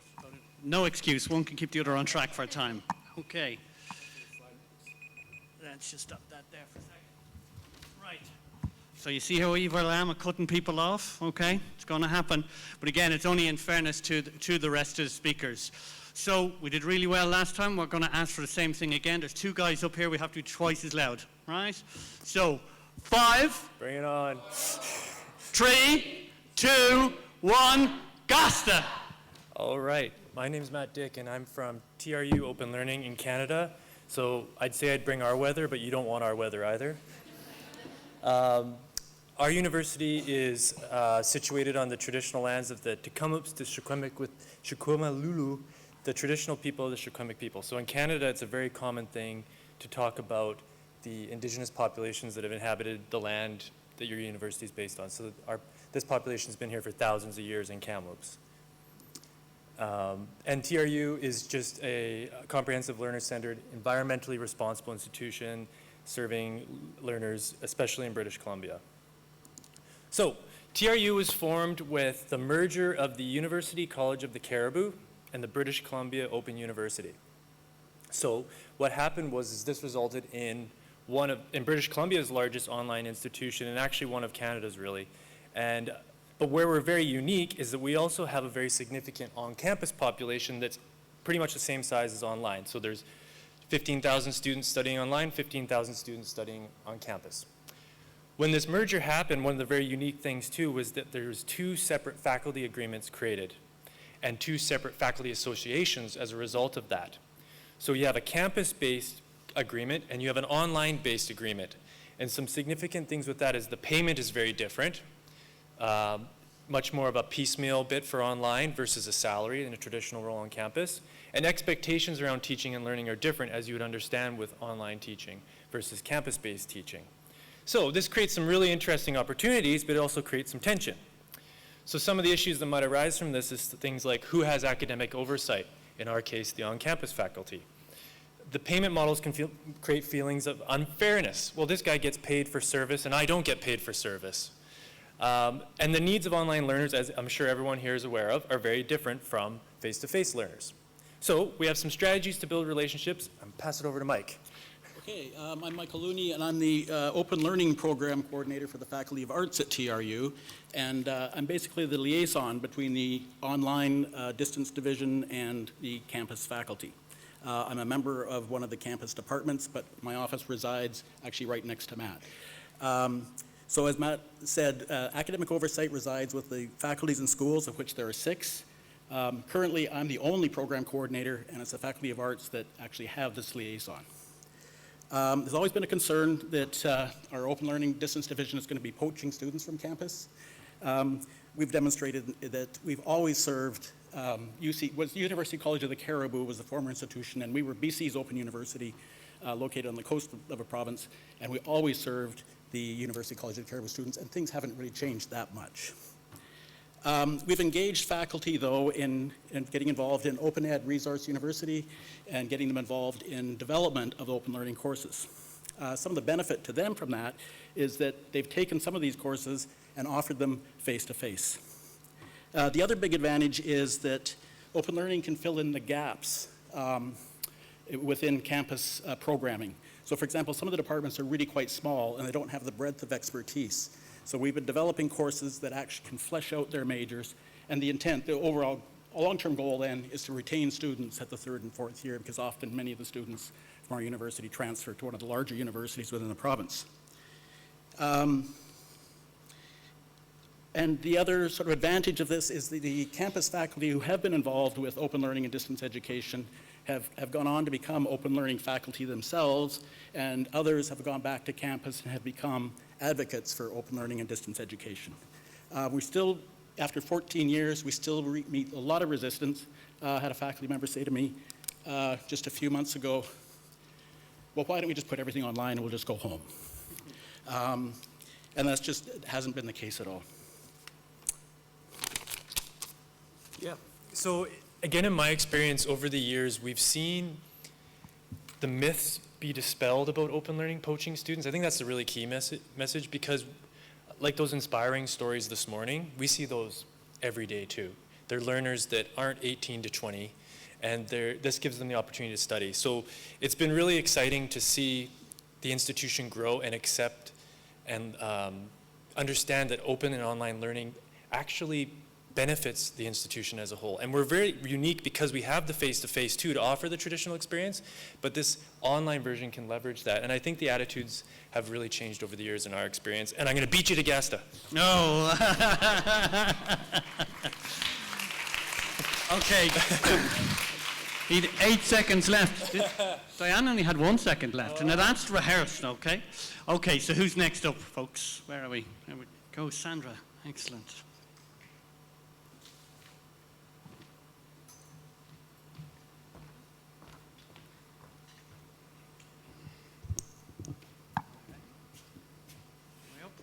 Last time we'll do the count off, we'll do something else different the next time. You ready to go? 5, 4. Right, then back to stop reading your laptop. Look up here. Sandra's prepared this for ages, okay? So, everybody. I'm that old. Yeah, no, not that old. That professional, right? Okay, so everybody. 5, 4, 3, 2, 1, Gasta. Thank you. So I'm going to talk about digital badges. And first of all, I would like to give you the insight where I'm coming from. I'm coming from Croatia, University Computing Center, University of Zagreb. So you can see it's an institution which is an infrastructural institution in area of research and higher education in Croatia. And within this institution, there's an e-learning center, and we provide support to teachers, students, and institutions in higher education in use of e-learning. You can imagine that teachers coming from very traditional university like University of Zagreb, but also other universities in Croatia, are not so eager to adopt new technologies. We just celebrated 350 years of university, so we can imagine it's very traditional research-oriented university. And we decided to enhance the possibility of online learning and training of teachers in a way that we started with digital badges.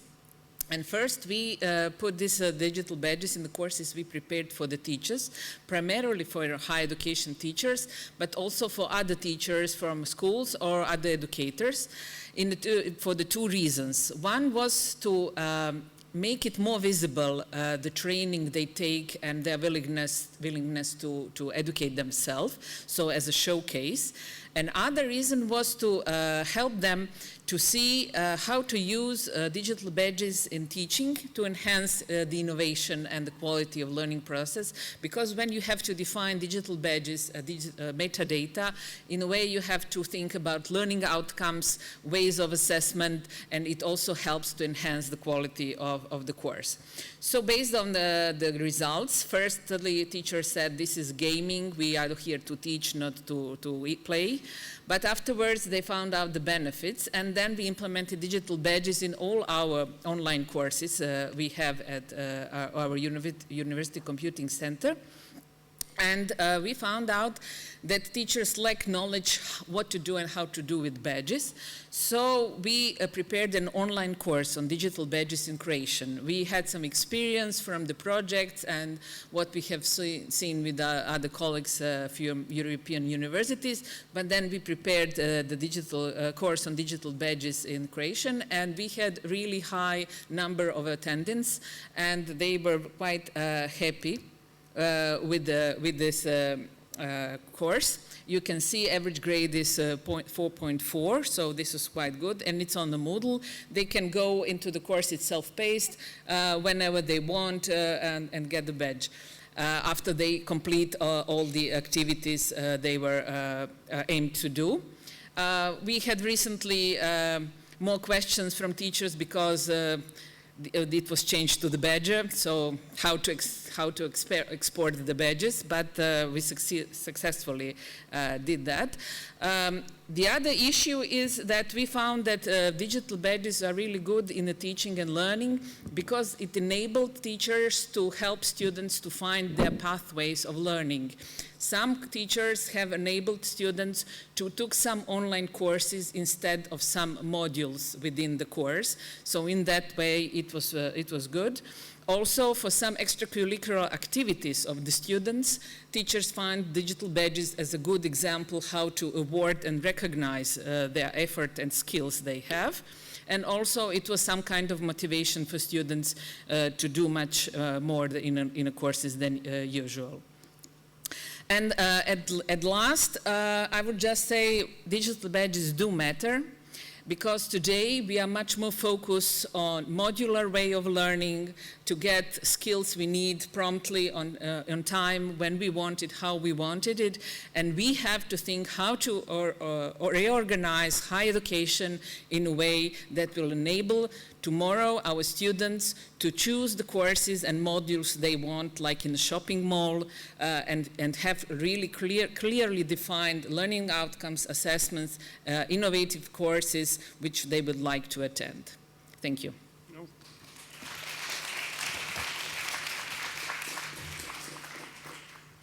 I'm not getting an opportunity to drag people off the stage. That's what I signed up for. Okay. So, if you want to get yourself sorted there, that's great.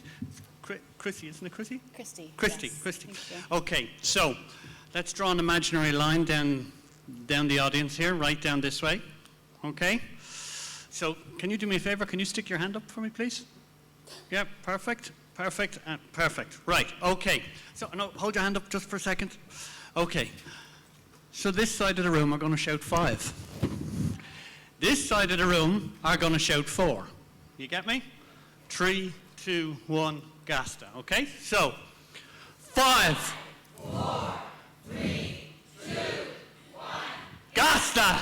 Away you go. Thank you for being here. My name is Christy Edge, and I prepare teachers, undergraduates in a face-to-face setting, and graduates in a fully online setting. And for the last 2 years, I've been able to serve as a scholar for the university, focusing on teaching and learning in online situations. So this presentation addresses the impact of modeling and a gradual release of responsibility framework in the situation of establishing course expectations, building course community, and introducing new technology in 2 asynchronous graduate learning courses, reading courses. And Henry Ford is credited with saying that failure is simply an opportunity to begin again, this time more intelligently. At the heart of this presentation is the up-close examination of learning from examining online teaching experiences and from extending literacy frameworks to new teaching and learning situations, that of utilizing new technology, building course community, and constructing understanding through multimodal composition. As an associate professor and the program coordinator for 2 fully online learning programs, I understand the importance of modeling expectations and for getting courses set up in that from the beginning. And accordingly, in summer of 2018, I modeled how to use some new technology using VoiceThread for the first time. The problem is that my learners did exactly what I modeled. They typed their responses in a discussion forum style in a voice thread and no more. So what happened was, despite triage attempts by explaining again instructions and modeling after the course got going, they continued to type rather than to audio record or video record their dynamic conversations. So this was a problem, and as a result, it was different than what I expected. So as a result, I took a step back from this situation, and I used a visual thinking strategies approach applied to noticing what was going on, identifying what I was seeing that led me to determine that there was a problem, and discovering what more I could do, acting on my realization. In this case, with course design, what more can I find sparked me to think about what more can I envision? What should I find? The analysis led me to realize I needed to explicitly teach, model, and provide a guided practice and feedback if I expected my adult learners to be able to independently use and create and generate through this new VoiceThread technology. Having the benefit of learning from a fail, and by fail I simply mean using VoiceThread technology in a way that mocked the same old approach to typing discussion boards rather than the dynamic conversation that could be there through the use of VoiceThread technology. As a result, I was able to re-envision how to help guide learners through each aspect of using, editing, and creating a VoiceThread. Simply said, I began again with the same course, with the second course, and this time more intelligently. As I step back from the specific teaching learning experience of my successful VoiceThread integration in course number 2, I identified elements that contributed to a semester of engaging learning and dynamic field experiences, debriefings, book study, and case study presentations. First, I explicitly called attention to and described the space of VoiceThread. I also modeled the kind of safe vulnerability that I expected of students and identified the characteristics that I used and broke down the process of moving through VoiceThread, showing how to comment, how to mark on the page, how to edit, and how to create. I invited students to edit my own VoiceThread as a modified guided practice. From there, participants created their own introductory VoiceThreads with personal and meaningful content. In the weeks that followed, learners amazed me and each other with a level of authenticity, visibility, making their thinking and their voice evident in their work. The authentic conversational voice was evident in what they did and said. And 2 weeks later, as I began the second graduate course, I saw opportunity. I saw the opportunity to implement the knowledge I had garnered from examining the problems in the first course. And in the words of a student who was enrolled in both courses, "This is fantastic. I didn't know online discussion could be this much fun." Participants in anonymous feedback that was weekly said that they not only enjoyed the technology, but they also felt more connected to their course mates than in any other graduate course in their program, and that they felt empowered to generate knowledge through discourse and creative composition using multimodal methods.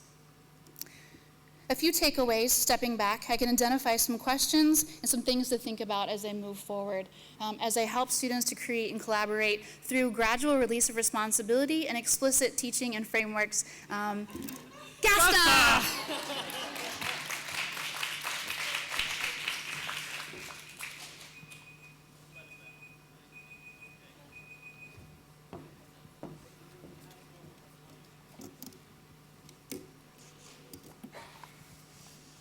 Okay, so let's try that again. Holly, are you ready? I'm ready. You're ready? Okay. So again, we're going to take the same line, okay? Same line down this way. And we're going to start here. Thank you very much. Perfect. 5, 4, 3, 2, 1, Gasta! Hi, I'm Holly Tapper, the Director of Online Operations and Professor of Graduate Programs at St. Mary's University of Minnesota. We're located in Minneapolis, Minnesota in the United States. I'm here to talk to you today about the amazing Master of Business Administration program that we have created that's both focused on the individual student's specialization and also offers broad service and cultural opportunities. The goals of our MBA program are listed here: exploring inventive ways to create online graduate level curriculum, discussing methods for bridging cultures and continents as online learners, and developing coursework for sending students into the community to share their talents. We are an accelerated program designed for graduate level learners. Our average age student is 35 years old. We prepare busy business leaders, most of whom have families and work commitments, to become executives with cultural experience and community service opportunities. Our MBA program takes only 1 year to complete.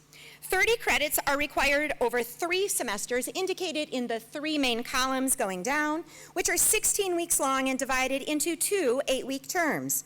Students take 2 classes per term, plus a 1-credit special topics course that semester.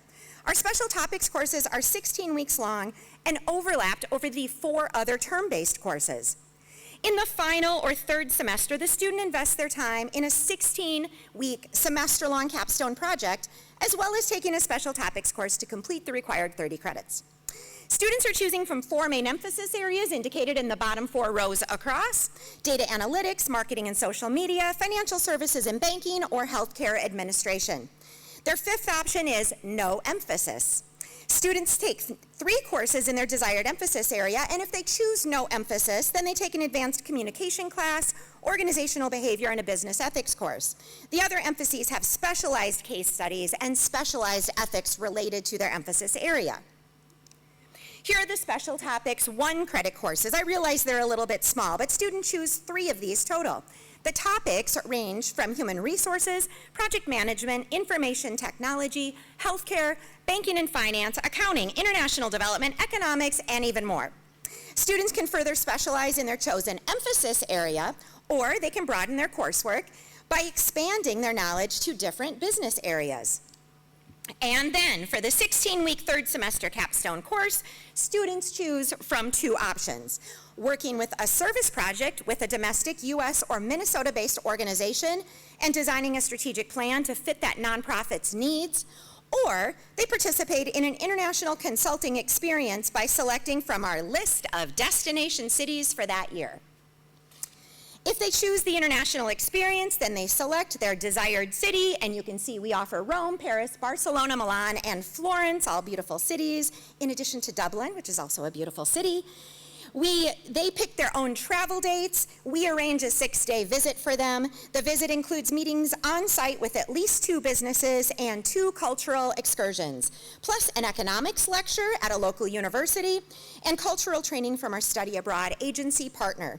The culmination of the experience is developing a strategic plan for one of the international companies that the student visited. This has been very successful for our school, making our MBA program the fastest growing MBA program in the state of Minnesota. We had 54% year-over-year growth in 2017, and then another 16% year-over-year growth in 2018. And making our St. Mary's students say, the trip was the best part of my graduate experience, and every student should experience this kind of capstone project.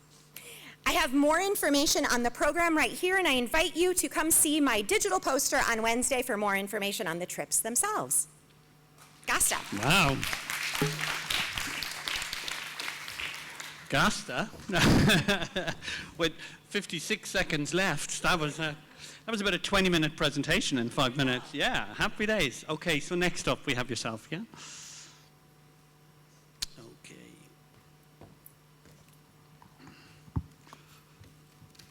Okay, so we're in Ireland. So we're going to teach you some Irish, okay? So 1, 2, 3, 4, 5 is easy. And actually, if you know these numbers in Irish, where's Oisín? Oisín, where is he? Oisín was here. He better not have ran out because he's speaking soon, right? If you know these numbers in Irish, any Irish dancing teacher tell you could do all sorts of dance because it's 1, 2, 3, 4, 5, 6, 7, and a 1, 2, 3, and you learn how to do all the cool stuff they were doing earlier on. So now I'm going to teach you some numbers, some Irish numbers. So 1, okay, is a hain. So say a hain. 2 is a doe. That's doe. not my presentation. That's not your presentation. That's a Homer. Doe. That's not the presentation. Deborah Dell, and sorry, you'll have to remind me. 584. Expanding access to learning objects. 584, here we go, hold on. We have a gentleman coming up. I can teach you loads more Irish for all the technical bits have been done.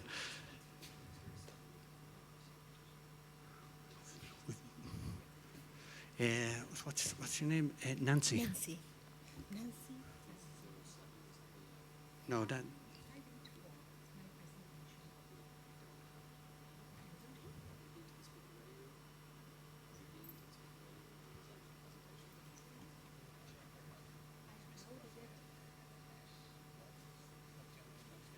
It's okay. It's okay. Nancy. Okay. Perhaps you want another speaker here and then... That's all. We have time. We have time. Okay, Relax. yes, a lot of Relax. time. We have time. So, where was I? A hain. A doe. A tree. That one's an easy one, really, in fairness. A tree. A caher. And a cúig. Okay? Is that right? That's the Irish speaker now, yeah? So, a hain, a doe, a tree, a caher, and a cúig. We got it? We're not going to put her on the spot just yet, okay? We're going to do a trial run. So, a hain, a doe, a tree, a caher, and a cúig. Right, we're ready whenever the IT guys are ready. Will we swap? Will we swap? Was Deborah, you were up there a second ago. We have a runner. Please don't fall while everybody's looking at you. I can start with Deborah. Deborah's willing to go on if you wish.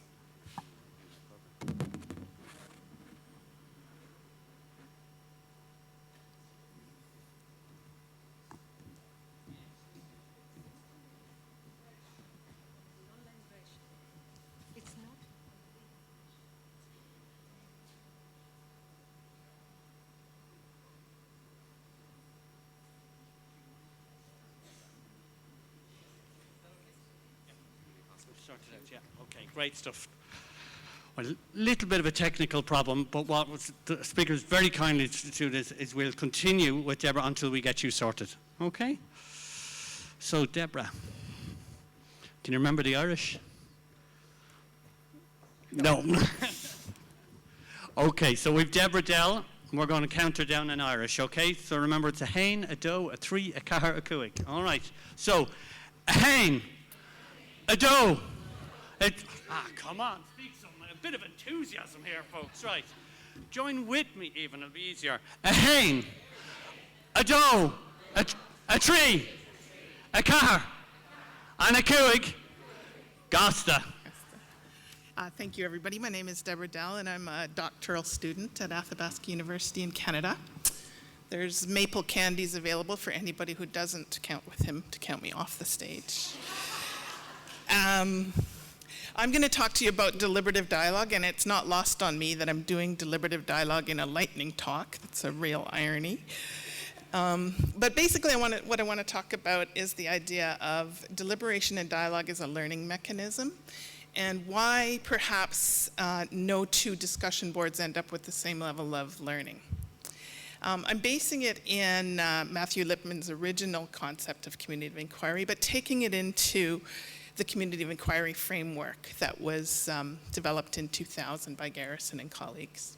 So when Matthew first conceived of it, he was certainly looking back at all the people before him who had talked about the idea that dialogue in community is extremely important for learning. Okay. When you take the community of inquiry and you move it into an online version, as Garrison and colleagues did, the deliberation part of the dialogue happens in between the cognitive presence part. And so the whole premise of this framework is that higher order learning is best supported in a community of learners who are engaged in critical reflection and discourse. And that gap between experience and interpretation is where the deliberation happens. And I became really interested in the actual dissecting of discussion boards because myself, I am a lifelong learner. I have stories similar to the ones that were told today. And I'm now completing my third fully online graduate degree.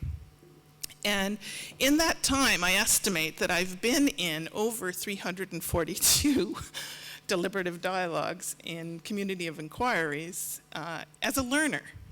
And so I've got some pretty specific feelings about it. And a recent peer once said that she gets nothing from the discussion boards. And when I read that, I thought, wow, that's so different than my experience. What could that be about? So, of course, critical reflection is about intellectual autonomy, but it's formally communal and social. Okay? It's a powerful tool for responding to complex policy or practical challenges because it offers possibilities for weighing empirical evidence in the context of your own personal experiences. And that's what happens a lot in really good discussion boards. So there's definitely a gap in the research in that it really rarely investigates what happens at a dialogue level before and after that initial question is posted.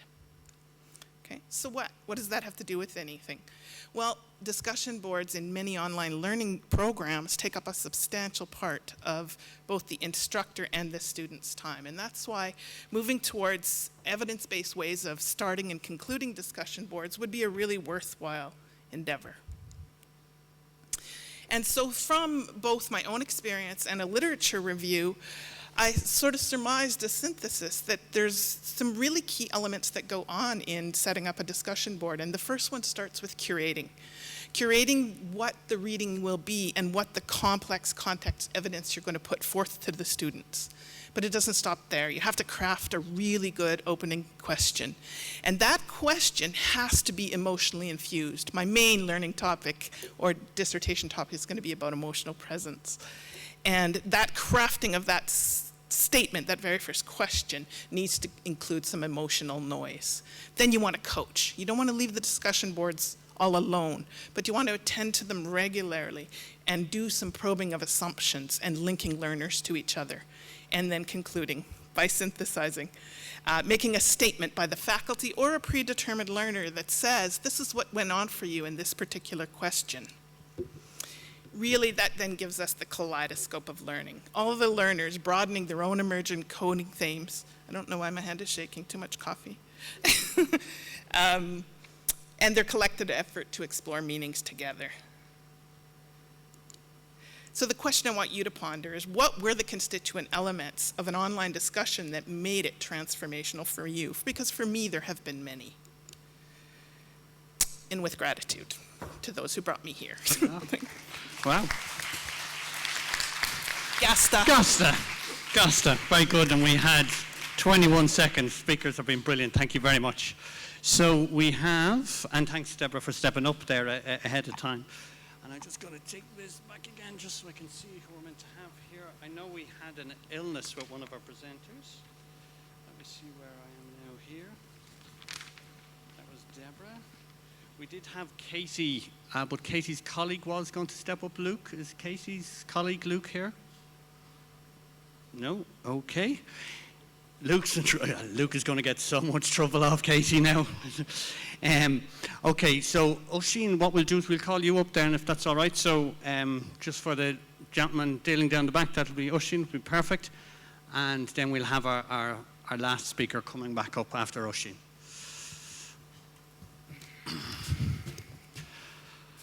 Because he's Irish and because he's got an Irish name, we're going to try the Gaeilge one more time, okay? A hain, a doe, a tree, a cahar, a cuig. Right, so everybody. A hain, a doe, a tree, a cahar, a cuig, Gasta. Hello, my name is Oisin O'Dinn and I'm from Dublin City University. And today I'm going to be talking about ab initio learners' object-oriented actions in a blended learning environment. So the blended learning course I'm going to talk about was an Irish language course. This talk presents some of the key findings of my doctoral research. So the research took place over a 6-week time period at Carnegie Mellon University in 2016. The study consisted of 11 research participants who were entirely ab initio learners, and for those of you who don't know what an ab initio learner is, that's an absolute beginner. The workload for the course was 2 hours face-to-face and 1 hour online a week. In order to record the participants' actions in the study made use of several data collection instruments, including student background questionnaire, observational notes, student feedback sheets, and interviews. The data was triangulated using a cultural historical activity theory framework, cultural historical activity theory based coding scheme, and also used a chat framework as well. So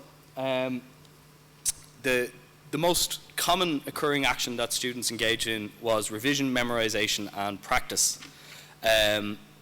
This suggests that review and memorization of linguistic items was perceived by participants to be a central part of their language learning activity and a necessary prerequisite to the pursuit of learners' primary learning objectives, and that was using the Irish language for communicative purposes. This finding suggests that ab initio learners engage in review and rehearsal and memorization and practice prior to engaging in linguistic production. These actions should be supported as much as possible in ab initio learning environments. It should also be noted that these actions existed in all of the language learners' contexts. The second most frequently occurring action was speaking. So this can be, contextually speaking occurred predominantly in the classroom and was facilitated by the language educator. This can be partly attributed to the fact that the language was unavailable to the students outside of the classroom, though they did bother their families and co-workers with parts of Irish. Speaking emerged more commonly as the course progressed, and this highlights the important effect of the participants' memorization, review, and practice actions. Additionally, within the physical classroom, speaking was heavily facilitated by artifacts as well. Listening was the third most frequently occurring action, and was predominantly engaged in by the speakers outside of the classroom. This was facilitated by SoundCloud files. It was also facilitated by audio provided by language learning apps such as Duolingo and Anki Intelligent flashcards. General technology use. This segment identifies the use of technology for once-off use, so to solve a particular issue or problem, such as using an online dictionary or figuring out the pronunciation of a word. This finding suggests that the participants created their own blend to augment the planned blend that was provided as a part of the course. As interesting as the ab initio learners' observed actions are, it is perhaps the actions that were not observed that are the most interesting. There was a lack of production of resources and indeed sharing of resources. This finding suggests that ab initio learners act more as a consumer than a producer of language artifacts. This is important for ab initio language teachers as it highlights certain activities that should form the basis or focus for language courses. And these actions should facilitate revision, memorization and practice over other activities such as writing assignments or recorded oral assignments. These should be delayed until students feel more comfortable with the language that they have acquired at an A1 or an A2 level. Thank you. Great stuff. Okay, well done, Oisin. And we have our last speaker. And just before we go into our last speaker, come on up, thank you very much. And a huge thank you both for yourself for understanding that mix and the people down the back for sorting us out. Thank you very much. It is so hard to get up here and present, and at any conference it can be very daunting. At a conference this big, it's incredibly daunting. But to try squash your research into 5 minutes, like, it's so much easier to speak for 20 minutes. So a huge round of applause for all of the speakers for squashing it down. Look, that's the timer from the last speaker, how much we're on time. So when we're finished, it will be a huge round of applause for all of the speakers and indeed for yourself for participating in, okay? So, last time, 5, 4, 3, 2, 1, back to English. Should be quite easy for us to manage, okay? As loud as you can. 5, 4, 3, 2, 1, Gasta! Good afternoon. The treatment of digital educational resources at Universidad Nacional del Sur began to attract the attention of Victor, the head librarian, and my own attention. We both work at Universidad Nacional del Sur, which is located in Bahía Blanca, Argentina. Our particular context at the university and the national context regarding repositories and distance education led us to work in expanding access to learning objects produced within the institution. In Argentina, education, higher education, is public and free. There is a ministerial resolution that regulates distance education and a law that norms institutional repositories. At Universidad Nacional del Sur, an area named Continuar.uns takes care of distance education, while the Central Library manages digital repositories, and of course, they work together, we work together. The current context at Universidad Nacional del Sur presents many issues to attend concerning access and reuse of digital educational resources. The general solution consists of providing interoperation between the VLE and the institutional repositories. One of the components of this solution is the metadata scheme required for describing learning objects.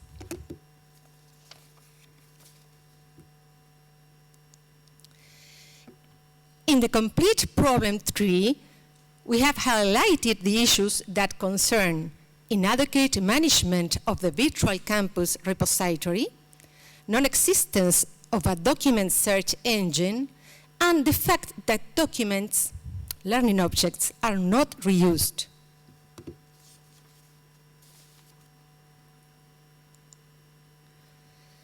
The proper description of the stored learning objects, which can be interpreted in an automated way, means that they can be shared and reused.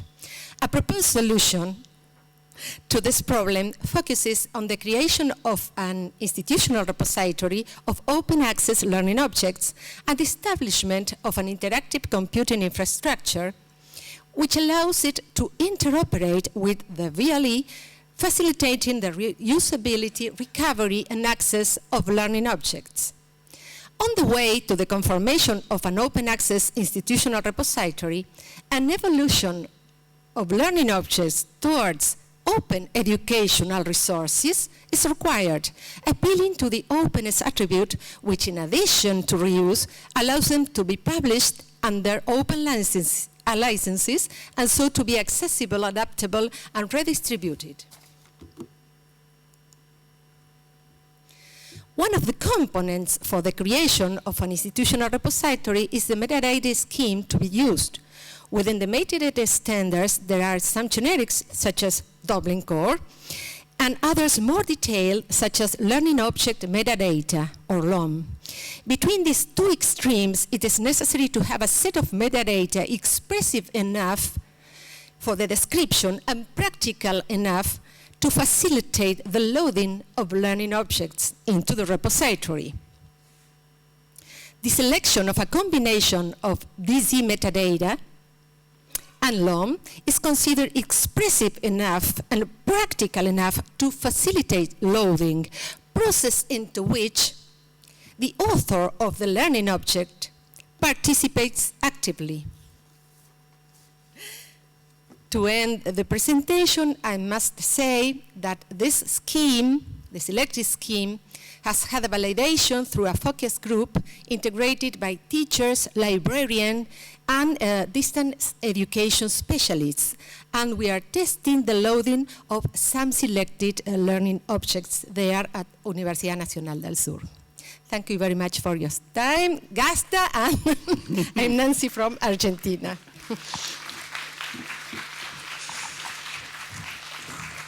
Okay, folks, thank you so much for your patience. Thank you so much for the expertise that you all shared.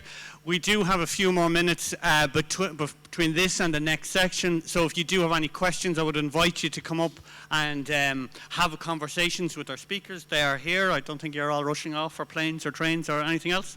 So one last time, Gasta, everybody. Thank you very much.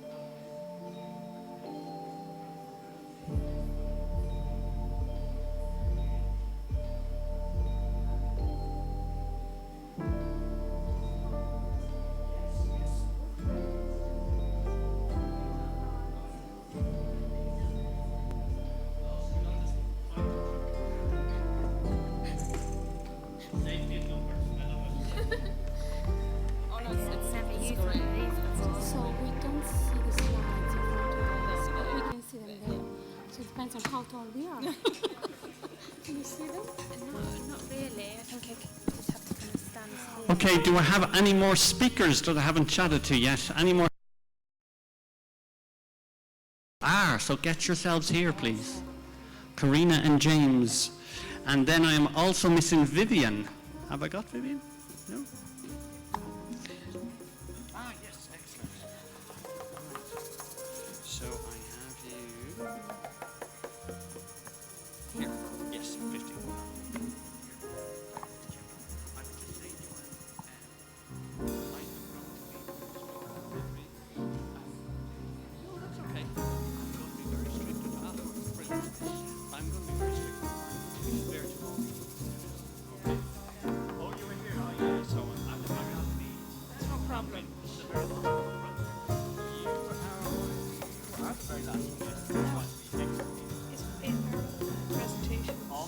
How do we know if they're there? Okay. Yeah. Okay. Guys down the end will tell you your presentation. One is lined up after the other.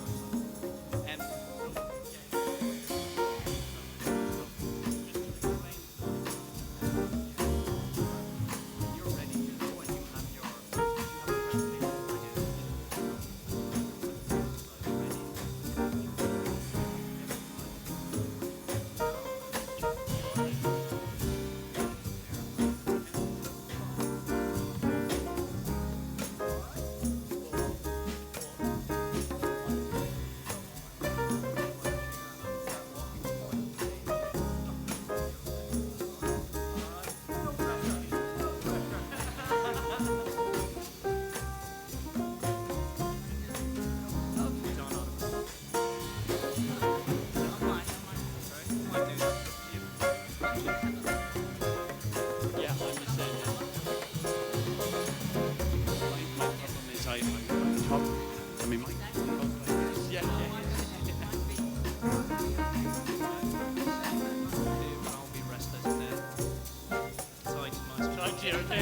Yes. And if you move away, it's the second. So, just looking for Vivian.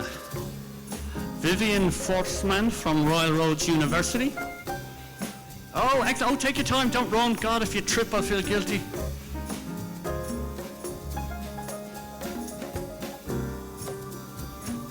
Yes, you are. Take your time. Take a deep breath. You're alone.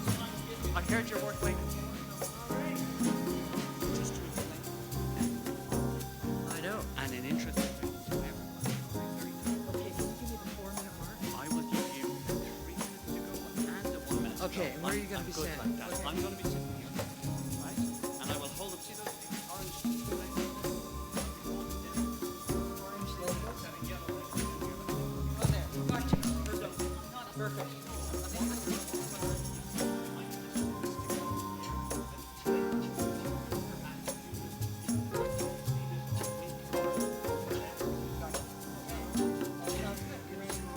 not just yet, we're just waiting for three more. And this is your...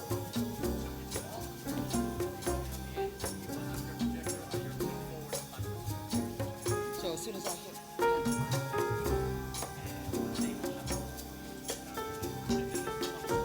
Okay. Okay. Ready to roll.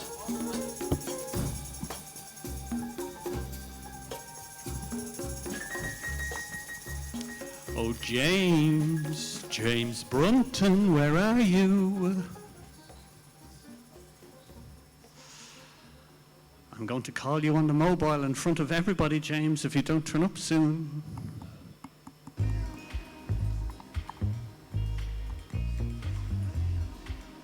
Oh, James, so I'll name Jim. Oh, yes. Everybody else is just asked to leave the stage. I'm going to drag him by the hair. It's fine. Yeah, that's close. Don't know how to tender.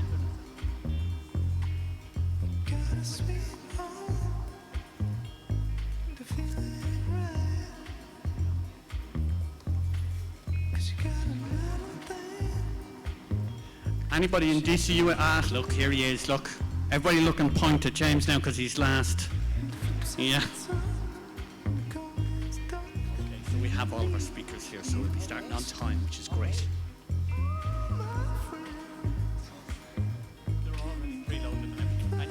Just so you're familiar with it. Yeah. All that sort of stuff.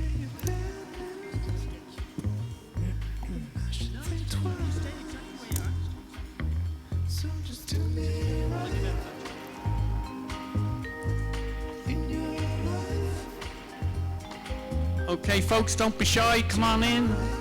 Come close to the front, because if you're at the back, I'll ask you questions.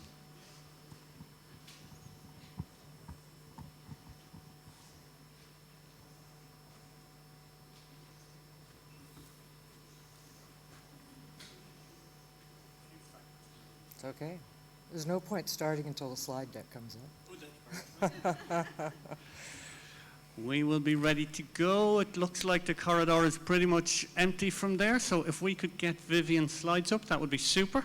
Look at that, just like magic. Perfect. Yeah, see? Like Okay, tell me when my 5 minutes starts. Now. Hi, Not everybody. yet. Time to get Oh, off you the haven't done stage, that yet? off Okay. the stage. Hold on a second. Okay, so brilliant. We're getting more people in, which is great.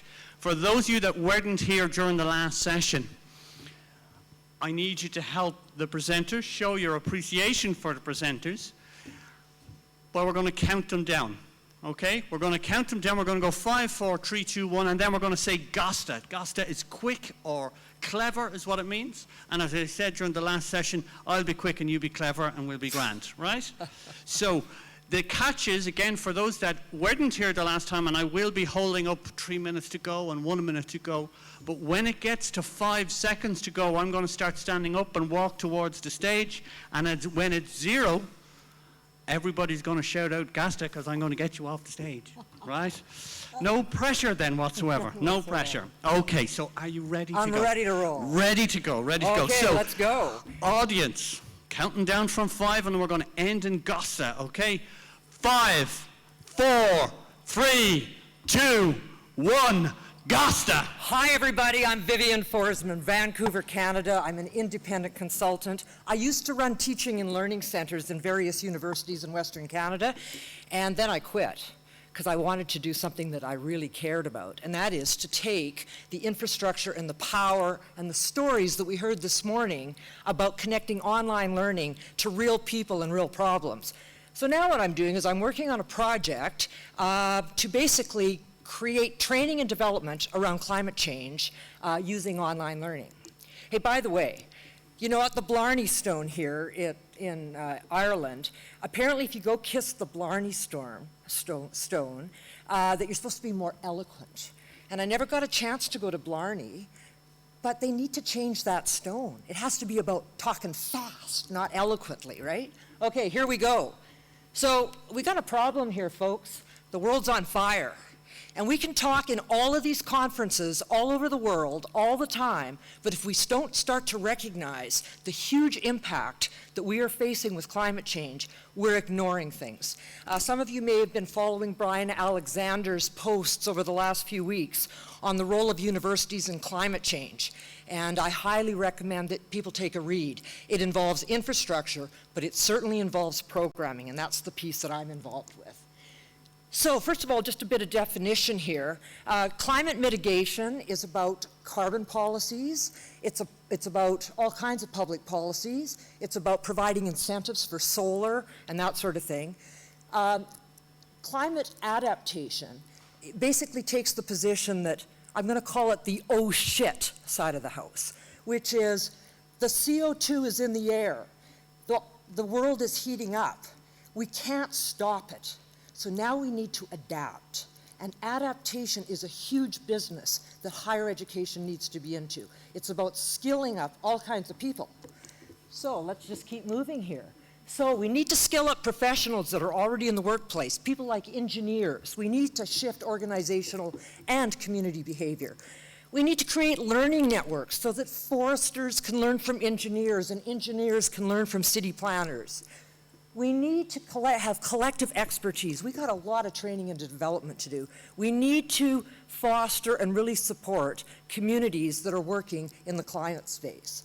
And we need to use online learning and open educational resources to make this happen. We need rapid reach into the community. I'm working on a project that involves many stakeholders. We have 7 different professional associations involved. I'm not going to go through it. And we have 7 universities in the province of British Columbia. We are all working together to develop curriculum online with Creative Commons licensed learning artifacts to roll out in British Columbia, but to the world. The 3 key things in this project are to develop courseware for working professionals, to build a competency framework. There's no point talking about the roles of professionals unless we understand what the competencies are to protect Sonoma from a forest fire, to protect Dublin from rising seawater, and to protect all of our communities from the ravages of storms. So we're building a competency framework that will be used internationally, we hope. And finally, we're supporting, through web stuff and all kinds of things, a cross-sectoral learning community so everybody can learn from each other. Got it, 2 minutes. The way we're developing this is obviously we're using best practices in adult workplace learning.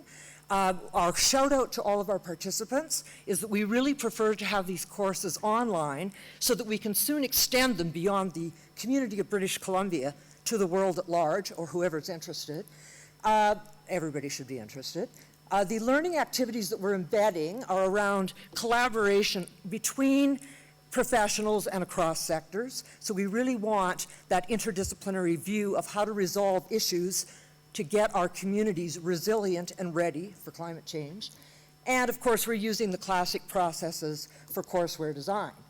As I mentioned, well, first of all, we're only funded for 10 courses, but we did research over the period of early 2019, and the professional communities actually came back with a shout out that there were 50 different courseware topics that they wanted, but I can only develop 10. So the reason I'm talking to you is if anybody's interested in this, there is a huge market to be dealt with on this. Everything's Creative Commons licensed. As I mentioned, we identified 50 topics. We're only funded to do 10. And they're very interesting topics that can be used in professional development or they can be used in credit programming. The competency framework I've already talked about. Professional Learning Network involves all kinds of things, and I have 33 seconds. Check it out. Go to my website, Climate Action BC, and together, those of us in the online learning business need to collaborate to actually create momentum for skilling up our societies around the seriousness that we have with climate change. We need to build resilience into our communities because we're not going to stop it. It's happening. Thank you.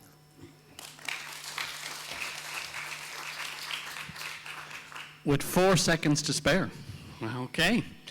So, I let you away with it. You were quite quiet the last time, quite timid. I know you are new and it's the end of the evening, but I am going to ask you to put a little bit more life into it this time, okay? So, hang on. Are we We're going backwards. We're going backwards? Oh. We have you? Is that you? We're good to go. Excellent. Okay, so everybody, including people that are on their phones and on their laptops and pretending to be paying attention, everybody, 5, 4, 3, 2, 1, Gosta. Thank you. I'm Karen Watson. I'm from the University of New South Wales in Sydney, Australia. Oh, thank you. And from the Faculty of Art and Design. So my topic is about blended learning and the words wrangling and embedding sustainable cultural change in our faculty. So I've got a very busy slide here because it was a very busy time the last 2 to 3 years in our faculty, should I say in our institution. We had new strategies, 2025 strategy. We had a new term 3 timetable. We went from 2 semesters to 3 terms in 1 year. We had all sorts of resources thrown at us. And there's this thing called the Scienti education model. We actually call it the pretzel on the top left-hand corner over there. And one of the pillars of the foundation was being digital. So the outcome of that was that we needed to become more digital within our faculty and within the institution itself. And we started, the university introduced Digital Uplift. And Digital Uplift is exactly what it sounds like. Some courses that were existing had to go through a Digital Uplift phase. So The catalyst was fantastic. We suddenly had money and support with educational developers to digitally uplift 40 courses, which sounds great. But when we had to think about it, we thought, well, hang on, what happens to all the 200 other courses? How is this going to be sustainable? We're going to have fancy pants courses, and then the others that sort of didn't get a sort of a show and an act to that. So we thought about, we needed to include the entire faculty to make it much more sustainable. Just to complicate things, our faculty decided to, for all of our undergraduate courses, to rewrite them because we had a new program coming in, and we would rewrite all our courses. So we had a lot of new teachers who were going to have to write their courses for the first time. So, a very strange analogy. What has banking got to do with online learning? Well, in my opinion, actually quite a lot. I don't probably need to explain the analogy to you, but if you think about how things have changed in banking, we now tap when we pay, we have online banking and so forth, and we, whereas in the old days we used to have a checkbook to write all our things out. Now, education has been very similar, and if we're still working in a checkbook mode and our students are in the digital online mobile phone banking mode, it's just not going to be working. And so this was a great way to explain the analogy to a group of teachers that normally wouldn't be in this kind of headspace. So the other thing that was really important is it has to be fit for purpose. So for example, if I want to get a bank loan, I'd actually like to go in and speak to somebody, whereas if I'm wanting to pay my electricity bill, I want to do that online while I'm commuting and catching the bus back home again. So we really need a mix of it. It's not just one size fits all. All right, so everybody was in this headspace from the professional development program, and we suddenly decided they've got that, but then we had to wrangle them back because we always go into our default setting again, which is really, you know, one lecture and then 2-hour tutorial, and then we do the flip version, which is the online bit first and stuff. And we absolutely are limited by the room that we're in, which is often a lecture theatre, and the time that we're in. And we thought we really need to change it and think much more carefully about how we design these courses. At the same time, I was reading Stiles, who was talking about e-learning was taken up really, really quickly in institutions, but it was never really embedded because we have to address cultural change and we have to address change management. And so this became really, really important because the digital uplift of 40 courses just wasn't going to work. So I applied for a grant of how we would look at a whole faculty approach, which would involve timetabling, executive, admin, and so forth, and not just the courses. So I'm going to go through this very quickly. I think everyone's familiar with the BOLD model, but it really was quite a sort of aha moment for me because we teach in terms of individual and group, scheduled own time teaching, and I came up with this model of how we could think about all sorts of activities as to how we needed to teach. So these were sort of a reminder of the kind of locations that we were teaching in. But what is really important, and this was the key part, is we now had the courses sorted out, but we needed to integrate it into absolutely everything within the faculty. So we looked at all sorts of other initiatives. So we got the professional staff and technical staff involved over there, and on the left-hand side, we looked at ways that we could upskill before students actually came into the classroom. So we had a whole suite of activities that we could use before students were actually in the face-to-face lecture as such. We came up with all sorts of templates and guidelines for the staff to use.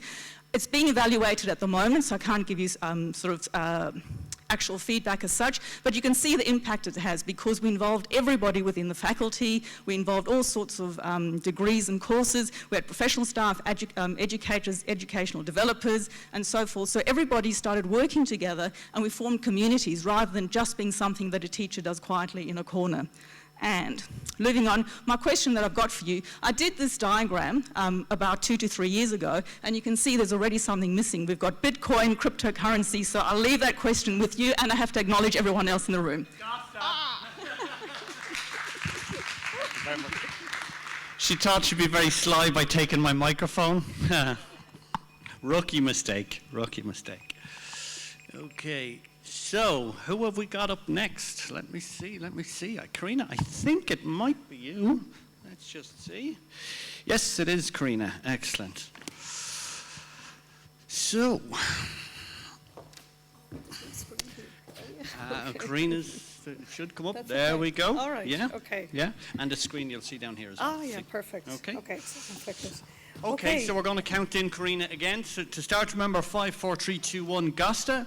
So 5, 4, 3, 2. Oh, stop. Right, everybody. There's only about 4 people saying it. She spent hours putting this together. Hours, right? Okay, here we go again. 5, 4, 3, 2, 1, Gasta! Hi, good evening, everybody. My name is Karina Ginty. I'm from the Galway Mayo Institute of Technology in the west of Ireland, in Galway City. We would have about 5 campuses in the west of Ireland. We have about 7,000 students, and 500 staff are in the academic teaching area, and there'd be 1,000 staff overall. So I'm going to tell you a little bit about this virtual learning environment that you can all access after today. It was set up a couple of years ago in response to the need to provide flexible an online learning platform for our academic staff so that they could develop skills in teaching and learning and online development and all of that. So you'll be able to access this after today. How you access that is through cptlearnonline.ie, and you can create an account. It's an open system for anyone to access. When you go into the site, now it has grown over the past few years. I started off initially with just one course, which was First Steps in Teaching and Learning for colleagues, not just here, but across the sector in the Institute of Technology sector in Ireland. And that quickly grew to a number of other programs, and which led to the development of categories, course categories on the site. So today we have teaching and learning development courses, we have specialist discipline development courses, we are working with international partners, and we've developed specific courses just for them and that cater for their needs of their colleagues in their universities. And we also have student engagement courses that are specifically for students in the Institute. Another program that we're about to launch in March 2020 is the iNote program, and I'll tell you a bit about that in a moment. So all of this, CPT Learn Online, is very much aligned with our teaching and learning strategy in the Institute, and it's all about supporting student success, and it aligns well with our strategic objectives. If you go on to the VLE, this is just a sample of the courses that are available. As I mentioned, First Steps, also program design and assessment, kind of a one-stop shop of curated knowledge and expertise and resources from many leading experts around the world. You'll find those resources on the site. Another one, online teaching skills. One more recently developed was for our external examiners to help guide them in the quality assurance process and their role as an external examiner. Okay, so one in particular, a course that is specifically for, not just for our academic staff, but it is for students in our institute, and we've made this widely available online to other higher education partners. It is a peer-assisted learning program, a leadership online skills program for students that are involved in facilitating learning for first years or senior level, right through the cycle of learning from first year to senior cycle. So that online course launched just last year, and it's in celebration of 10 years that we're running the peer-assisted learning program in GMIT. Another one that's popular that we've worked collaboratively with other institutes here in Ireland and SUNY in the States is an RPL skills course for recognised prior learning, and again that's very useful for anyone who's involved with the assessment of prior learning, so you can access that also. We're talking about this tomorrow with my colleague Gavin Clinch from IT Sligo. We've been involved in developing this toolkit, and we'll talk about some success stories around this. It's another session. And this,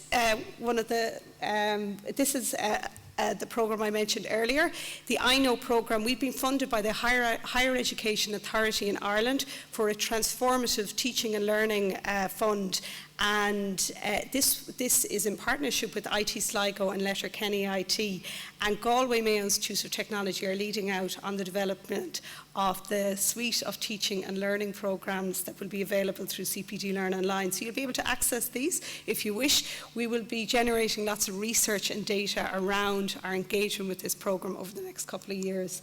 And that's really it. We, in summary, it's all of this is to support the student learning experience, whether it's online, blended, or in the classroom. Thank you. I've known Karina for years and very familiar with the excellent work that's gone on there, but I was really looking forward to dragging her off the stage when it got to the Gasta. Right. Okay, so who's up next? Who do we have? Giovanni.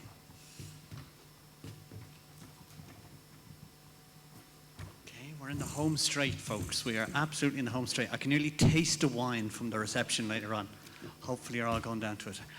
Are you ready? Your presentation's up. Okay, so show your appreciation for how much time and effort has been put into this presentation. 5, 4, 3, 2, 1, Gasta. Hi, I'm Giovanna Carloni. I'm from the University of Urbino in Italy, and I'm going to talk about clear digital pedagogy in higher education using open educational resources. At the University of Urbino, we have been teaching courses in English, disciplinary courses in English, for almost a decade. But we wanted them to be CLIL, Content and Language Integrated Learning, and not EMI, English Medium Instruction. So we created what we call the CLIL Methodological Consultancy Service, so that instructors can come and ask for help to create CLIL digital materials. So using the blended model that we devised, we create digital activities that students carry out before class, but we also encourage instructors to use digital activities in class to activate students' prior knowledge, to introduce key vocabulary items, and also, for example, to sum up the main concepts at the end of a lesson. For example, instructors often use visual words to activate students' prior knowledge because the tool actually works on associations, and they also ask students to create their own associations. Or, for example, before coming to class, we ask students to watch content-specific focused videos that we create and upload on TED Ed, and then we devise customized activities. And so we can actually monitor our students' learning. Not only, but studying content in English for Italians is not that easy. It's quite a challenge sometimes, especially for students maybe with learning disabilities, but everything is feasible. So we tell students, listen, you don't have to read the reading materials, just use natural reader and listen to the reading materials before coming to class. Or if you think that the teaching materials is actually too long, don't worry, just use text compactor and summarize it. So, but we want students to realize that they need to learn the language to acquire content knowledge. So we work on language awareness from what we call a lexico-grammatical perspective within a genre-specific framework. So using a corpus-driven approach, we create customized learning activities, such as the one you can see. We create corpora using the teaching materials that students are going to study. And this kind of learning activities for language awareness seem to be effective because students actually experience inductive learning. The activities are highly contextualized, so the grammar is really content specific, and actually students realize that language awareness is useful and especially meaningful. Not only, but in CLIL, students need to familiarize with academic language, not only with content-specific vocabulary items. So instructors and students often use word SIFT to identify academic-specific terms, likewise for content-specific vocabulary items. And we use academic language highlighter and gap fill just to create gap fill activities that we then customize for students to carry out online. But we also want students to see how a content-specific text is actually created. And so we often use vocab profile so that our students get the feeling of how much everyday language is actually used in a scientific text, how much academic language is used, and also content-specific vocabulary items. Likewise, if you want to carry out transitivity analysis without telling them the big words, we actually use text mining, especially through Word Sketch, which is made available through Sketch Engine. Or when we ask students to write even short text, we ask them to use just the word so that they can actually get familiar with collocations. And at the end of each lesson, we usually ask students to create digital mind maps so that they can summarize the main issues that the lesson has dealt with. They can work on digital mind maps either in class or as an out-of-class homework. Thank you.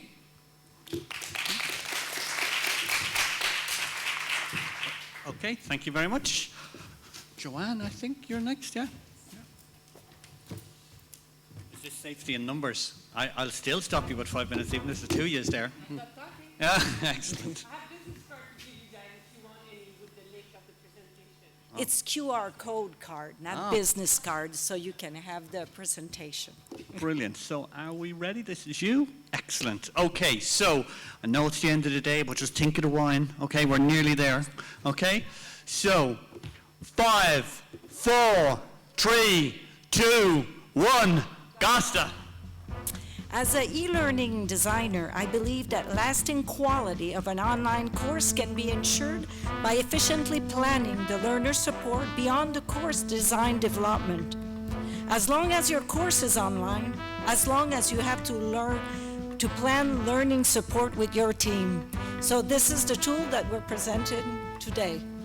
Bonjour, I'm Joanne Haché, learning consultant at Université TÉLUQ and author of the Superheroes Handbook. You will discover today guidelines on how to efficiently plan teaching and learning in the context of a specific online course. This handbook is a tool, a roadmap on how to enhance the learning experience in a specific online course. This TÉLUQ Superheroes Handbook is structured by 8 dimensions. 7 dimensions refer to the learning support strategies, also called by different authors as tutorial functions. Student orientation, organization of learning, educational planning, motivation, technical and multimedia aspects, knowledge awareness, learning assessment, and we believe that continuous improvement is an important dimension in planning e-learning. So we added the 8th dimension. Knowledge management can be a challenge in planning e-learning. We propose a creative way on how to collaboratively harness this knowledge. Each of the 8 dimensions in your handbook targets 3 types of information. Online course. What information promotes this dimension and where can we find it in the online course? Plan of action. What are the actions to be taken by the professor and her team to plan and promote this dimension? The professor's notes. What do I want to remember regarding this dimension? An idea, a reference, a reminder? I will now invite Nathalie Lachapelle, co-author of this tool, to share her vision after her experimentation with the handbook. Hi, I'm Nathalie Lachapelle, professor at Université TÉLUQ. In my collaboration in the Superheroes Handbook, I have observed that this tool really helped me create a stronger educational foundation for this course and ease my planning process. This tool allowed me to innovate and find new ways to communicate and plan the learning support function and coaching function based on the student experience that were explored, discussed, and documented in this tool. Without hesitation, I have improved the overall learning experience of my students. It's now time to follow the simple 4 steps for this 5-minute workshop, TÉLUQ Superheroes Mission. Step 1. Visit our webpage and download the Superheroes Handbook Template and Guide. Step 2. Choose one online course and then select one of the 8 dimensions from the TÉLUQ Superheroes Handbook template. Step 3. Document 3 rubrics of the selected dimension in your Superheroes Handbook. Step 4. Send us a copy of your Superheroes Handbook with 1 documented dimension to receive a TÉLUQ Workshop Attendance Certificate. After these 4 steps, your TÉLUQ Superheroes mission will be completed.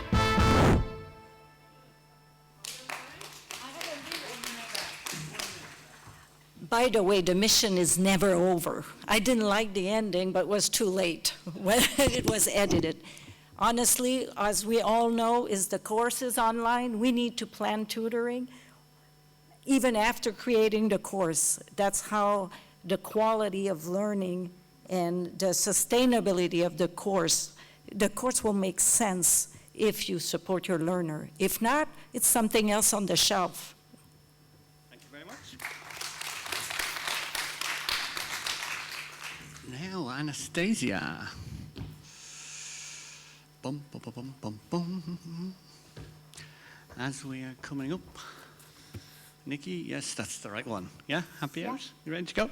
Okay, so 5, 4, 3, 2, 1, Gasta. Thank you very much for that introduction. I'm Anastasia Rattigan. I'm Senior Digital Learning Producer in the Online Courses team at the University of Reading.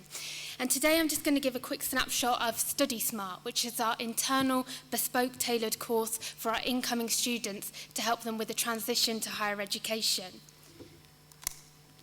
So this project actually came about because we were thinking about how we can support our students from a widening participation background. And up on the slide is some of the conversations we're having about some of the issues and concerns that they may have. But those common questions, such as what's going to happen, what are the expectations of my lecturers, and how will it be different from my previous study, are actually concerns that plenty of our incoming students have. And we realised that we needed to create a resource for our entire cohort of incoming undergraduates, rather than just this small group, because we wanted to show that everyone was feeling the same and that create a kind of shared starting point. So what we did together from the online courses team and the study advice team, we created Study Smart, and we had buy-in from senior management and the communications team, not only to promote it for incoming students coming into the university, but also to personal and academic tutors so they could support it throughout the first term. And we hosted it on FutureLearn, which is where we host many of our open online courses, our MOOCs, and that meant that we were able to send it to incoming students in August. So they were able to take the course before they arrived. We got them whilst they were keen and willing to kind of actively do something to help them prepare for university, and also so that they felt more confident before they arrived. So it was 3 weeks of 3 hours of content per week, but they could do it whenever, and it was supported throughout the first term. It focused on 3 key areas of transition: academic integrity in week 1, communication in week 2, and independent learning in week 3. And here's just a snapshot of the learning journey. We used our preferred pedagogical approach and had videos, articles, infographics, quizzes, and discussions. So we asked students, what did you want to know before you arrived at the university? What would have helped you in that transition to higher education? And students said they wanted to see the campus. They wanted to see lecture halls and seminars. And most of all, they wanted to hear from students directly. So in our videos, we had students explaining the structure of a seminar and how to prepare. We had students giving a tour of the library and making most of resources. And we had students giving their top tips for how they studied at university in the first term. We also had our academic lecturers talking about those slightly trickier subjects, such as critical thinking, to show incoming students that they'd be part of a larger academic community. We also had our current students mentoring the course discussions. FutureLearn is a social learning platform, and actually it was so lovely. Every single comment or post made from an incoming student was answered by a current student, and it created this safe space where people could share their concerns. And actually this worked both ways. So in this second example, it shows an incoming student giving advice to a current student, and that showed them developing the confidence to share suggestions and help each other out, a key skill that they need at university. So I should say here that this course was optional. We didn't make it compulsory, and that's why we're really proud to say that 70% of eligible students started the course. And we also had a post-course survey with 96% saying they agreed and they felt more confident about studying at university, and 88% saying they felt part of the University of Reading community. And here are just some quotes to show that the students used it as an online resource. So we're so pleased about how Study Smart went that we're now thinking about the transition beyond university. And we've actually created Career Smart, which is another internal course to help students think about the transition to the UK graduate recruitment market and their graduate career.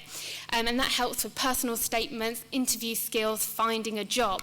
And that's just completed its first run, and we're just currently evaluating now. But signs are good. So we do believe that online courses can help with these transitional periods, but there's probably many more topics that we could explore in this area, and we would welcome ideas. Thank you. Thank you. I'm not getting to kick anybody off the stage. This is just, it's not, it was in my contract I can get to kick people off the stage. Right. And if by magic, up pops a colleague from DCU, who now only has 3 minutes because I want to kick him off the stage. You may get your wish. Okay, so earlier on, a lady, Vivian, I think, mentioned the Blarney Stone, and very true that if you kiss the Blarney Stone, you'll have what's called the gift of the gab. You will learn to talk, have no problem talking.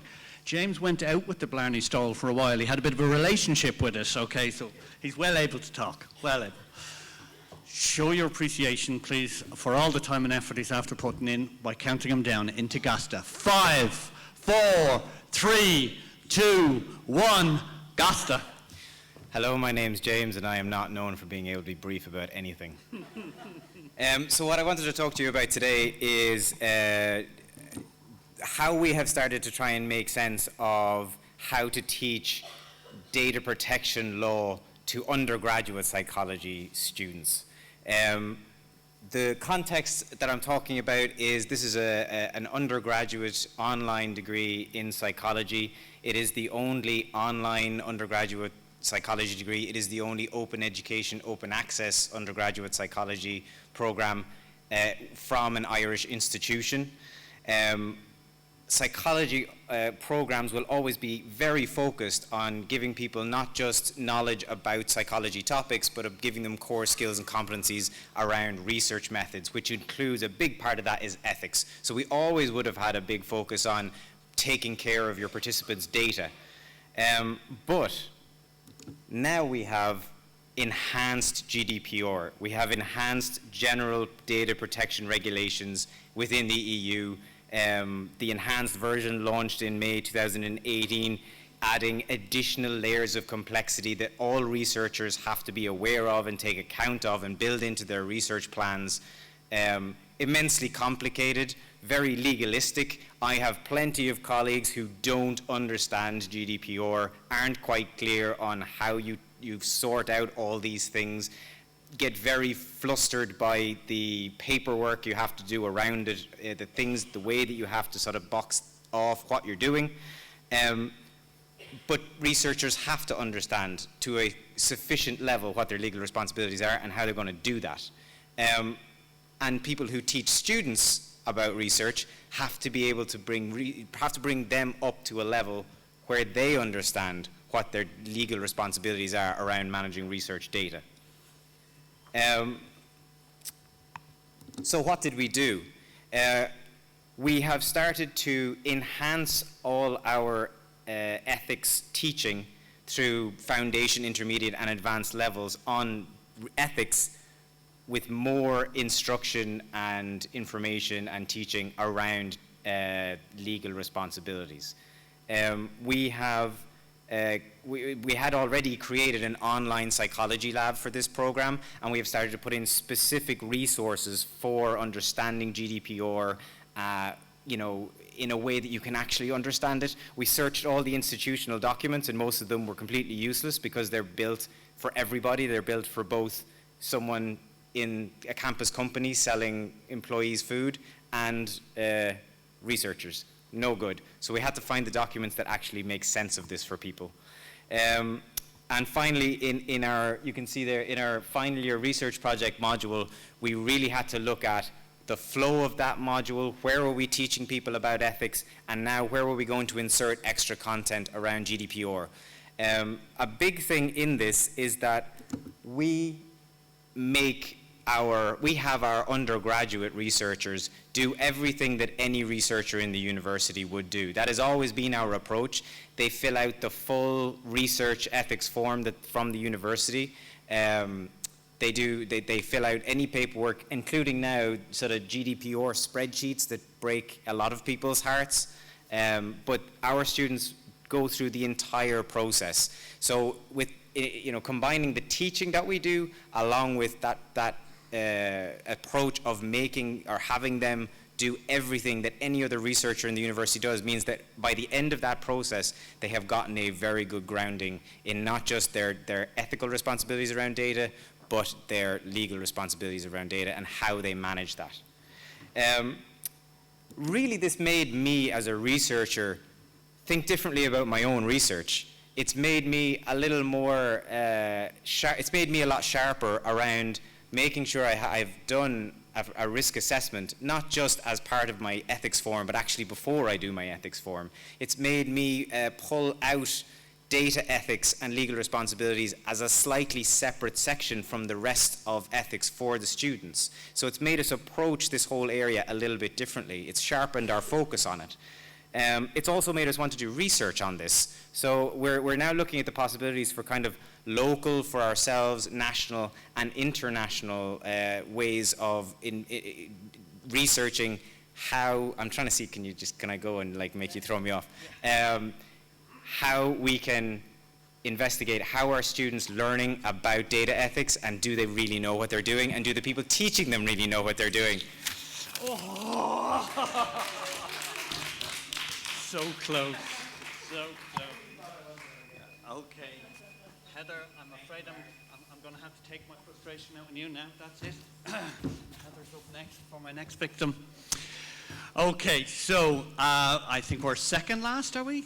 One more after this one? Yeah, that's it. So, okay, we have Heather. We should have Heather's presentation. The guys are doing the magic down the end. Just me. Oh, we've no slides. That's right. She did tell me that. Sorry, my apologies. Told already. Okay, so even harder because there's no slides. So 5, 4, 3, 2, 1, remember? Right. 5, 4, 3, 2, 1, Gasta. Thank you. So last night I went out for fish and chips with my colleagues, and we walked into the restaurant. The waitress greeted us. Her name was Annette. And Annette said, "What can I get you?" And I said, "Well, Annette, I would like the biggest fish and chips that you have." She says, "Won't be long." And I said, "Well, then it better be wide." And so, similarly, my lightning talk today, it won't be long, but hopefully it'll have the breadth that you need. So my name is Heather DeBoer, and I promise I will not be boring.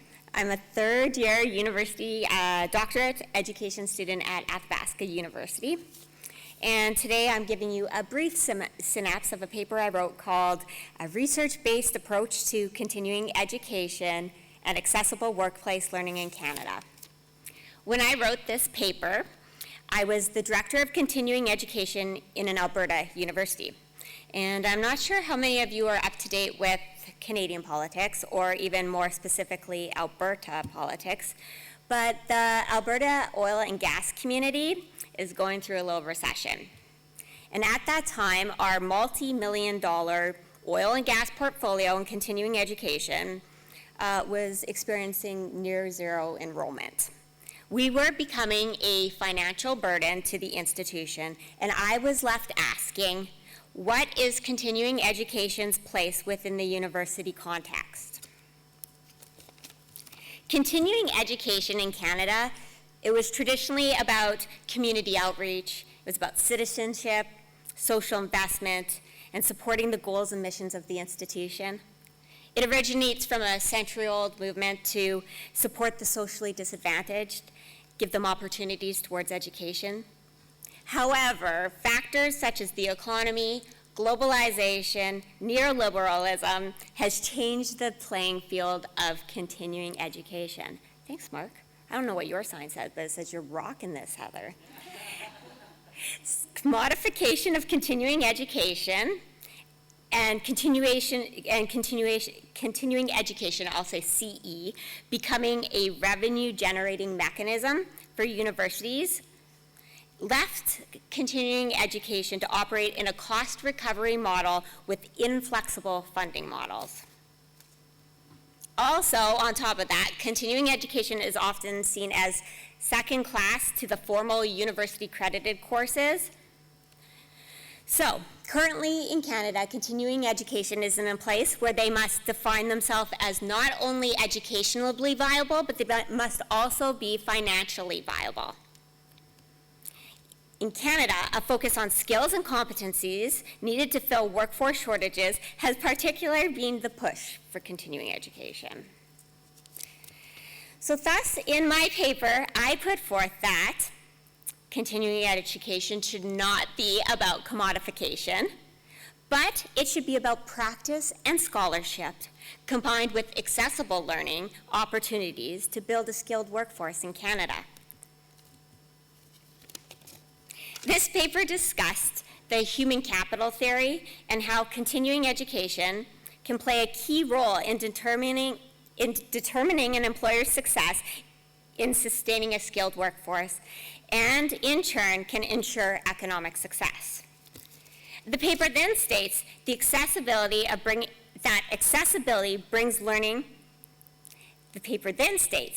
that accessibility brings to learning and the workforce the following: customized learner pathways, ability to overcome barriers for those participating in adult education, and according to the, wow, thank you, Mark. According to the OECD 2001, those that need adult education the most are least likely to receive it. So we can target those entry-level positions as well.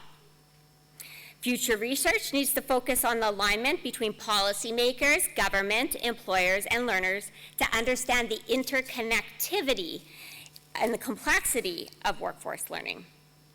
In conclusion, when I first tried to order fish and chips here in Ireland, the individual behind the counter said, "Ma'am, this is a library."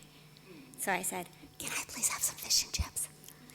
And the moral of the story is CE, the library, delivers, if they deliver research-based accessible strategies to enhancing Canada's workforce, or fish and chips, well, let's face it, more people are going to visit the library just for the halibut. As a groaner. There we go, 2 seconds to spare. I'm going to get out of this place soon because the fishy jokes are giving me a haddock. Up we come.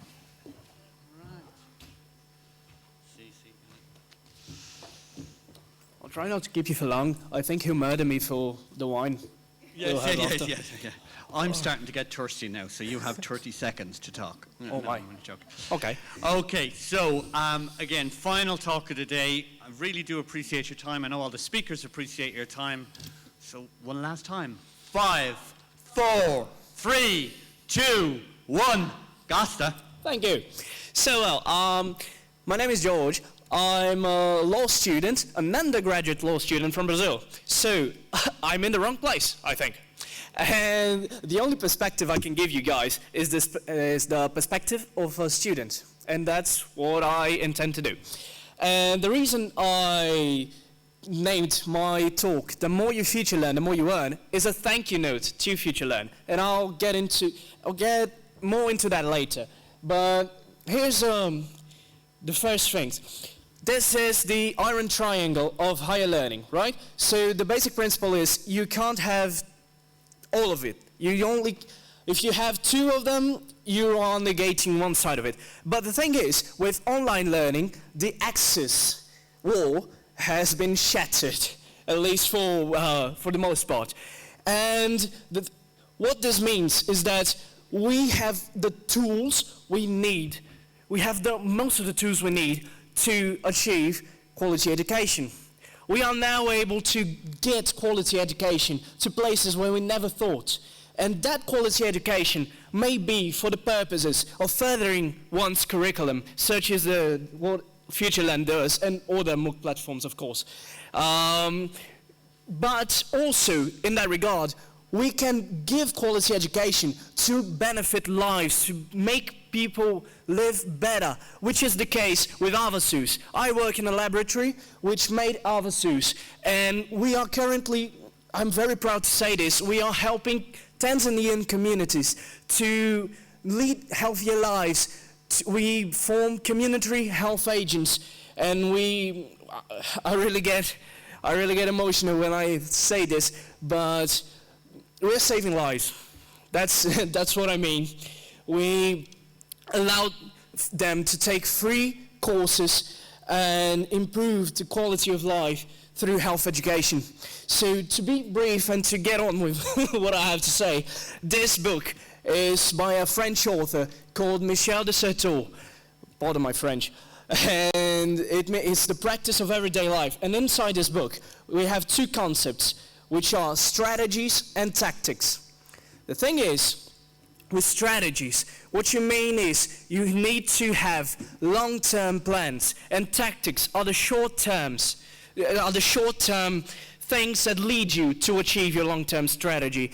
They use these terms much for the context of battles, you know, strategies, the long-term, tactics are what you do to win everyday battles. But why did I bring this to here? Because in my context, I've taken many courses in FutureLearn and all the MOOC platforms as well.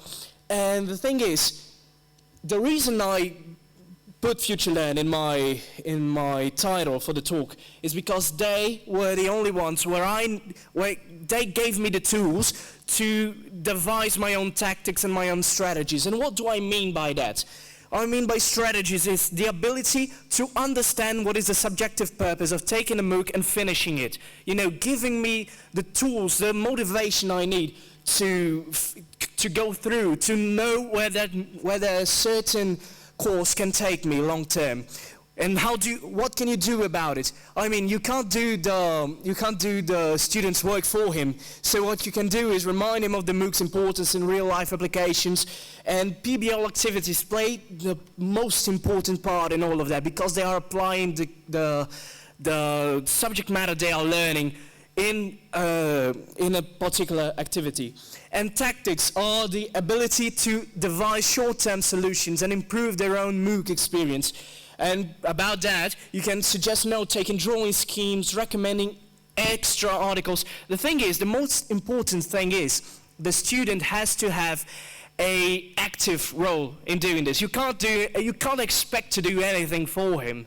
He has to go through the process, he has to try new things, and he has to know what's best for him. And the more you try, and the more you suggest, the more you give, the more chance he has to finish a course. And this is pretty much what I had for you, and I'm very proud to say I bit the gaster. Yeah. Thank you very much, folks. We'll have to get you all t-shirts. I survived Gasta in Wildcall. And that's just about to beep. Let me see, let's stop that one now. And you nearly got away with it because my battery on my laptop was down to 1%, so the timer would have went off as well. Folks, thank you very much to the speakers. You made my job incredibly easy. To the enthusiasm of the audience, again, thank you very much. I wasn't the only one screaming and shouting. I would encourage you, anybody sitting in the audience that wants to come up and ask the questions, there was a great diversity of presentations here. And I know there's so much more behind those presentations. So whether it is now, after the session, come on up. If it's over wine, come on up too. That's no problem whatsoever. The wine is in this building. We don't even have to move anywhere. So network and enjoy the rest of the conversation. Gosta, people.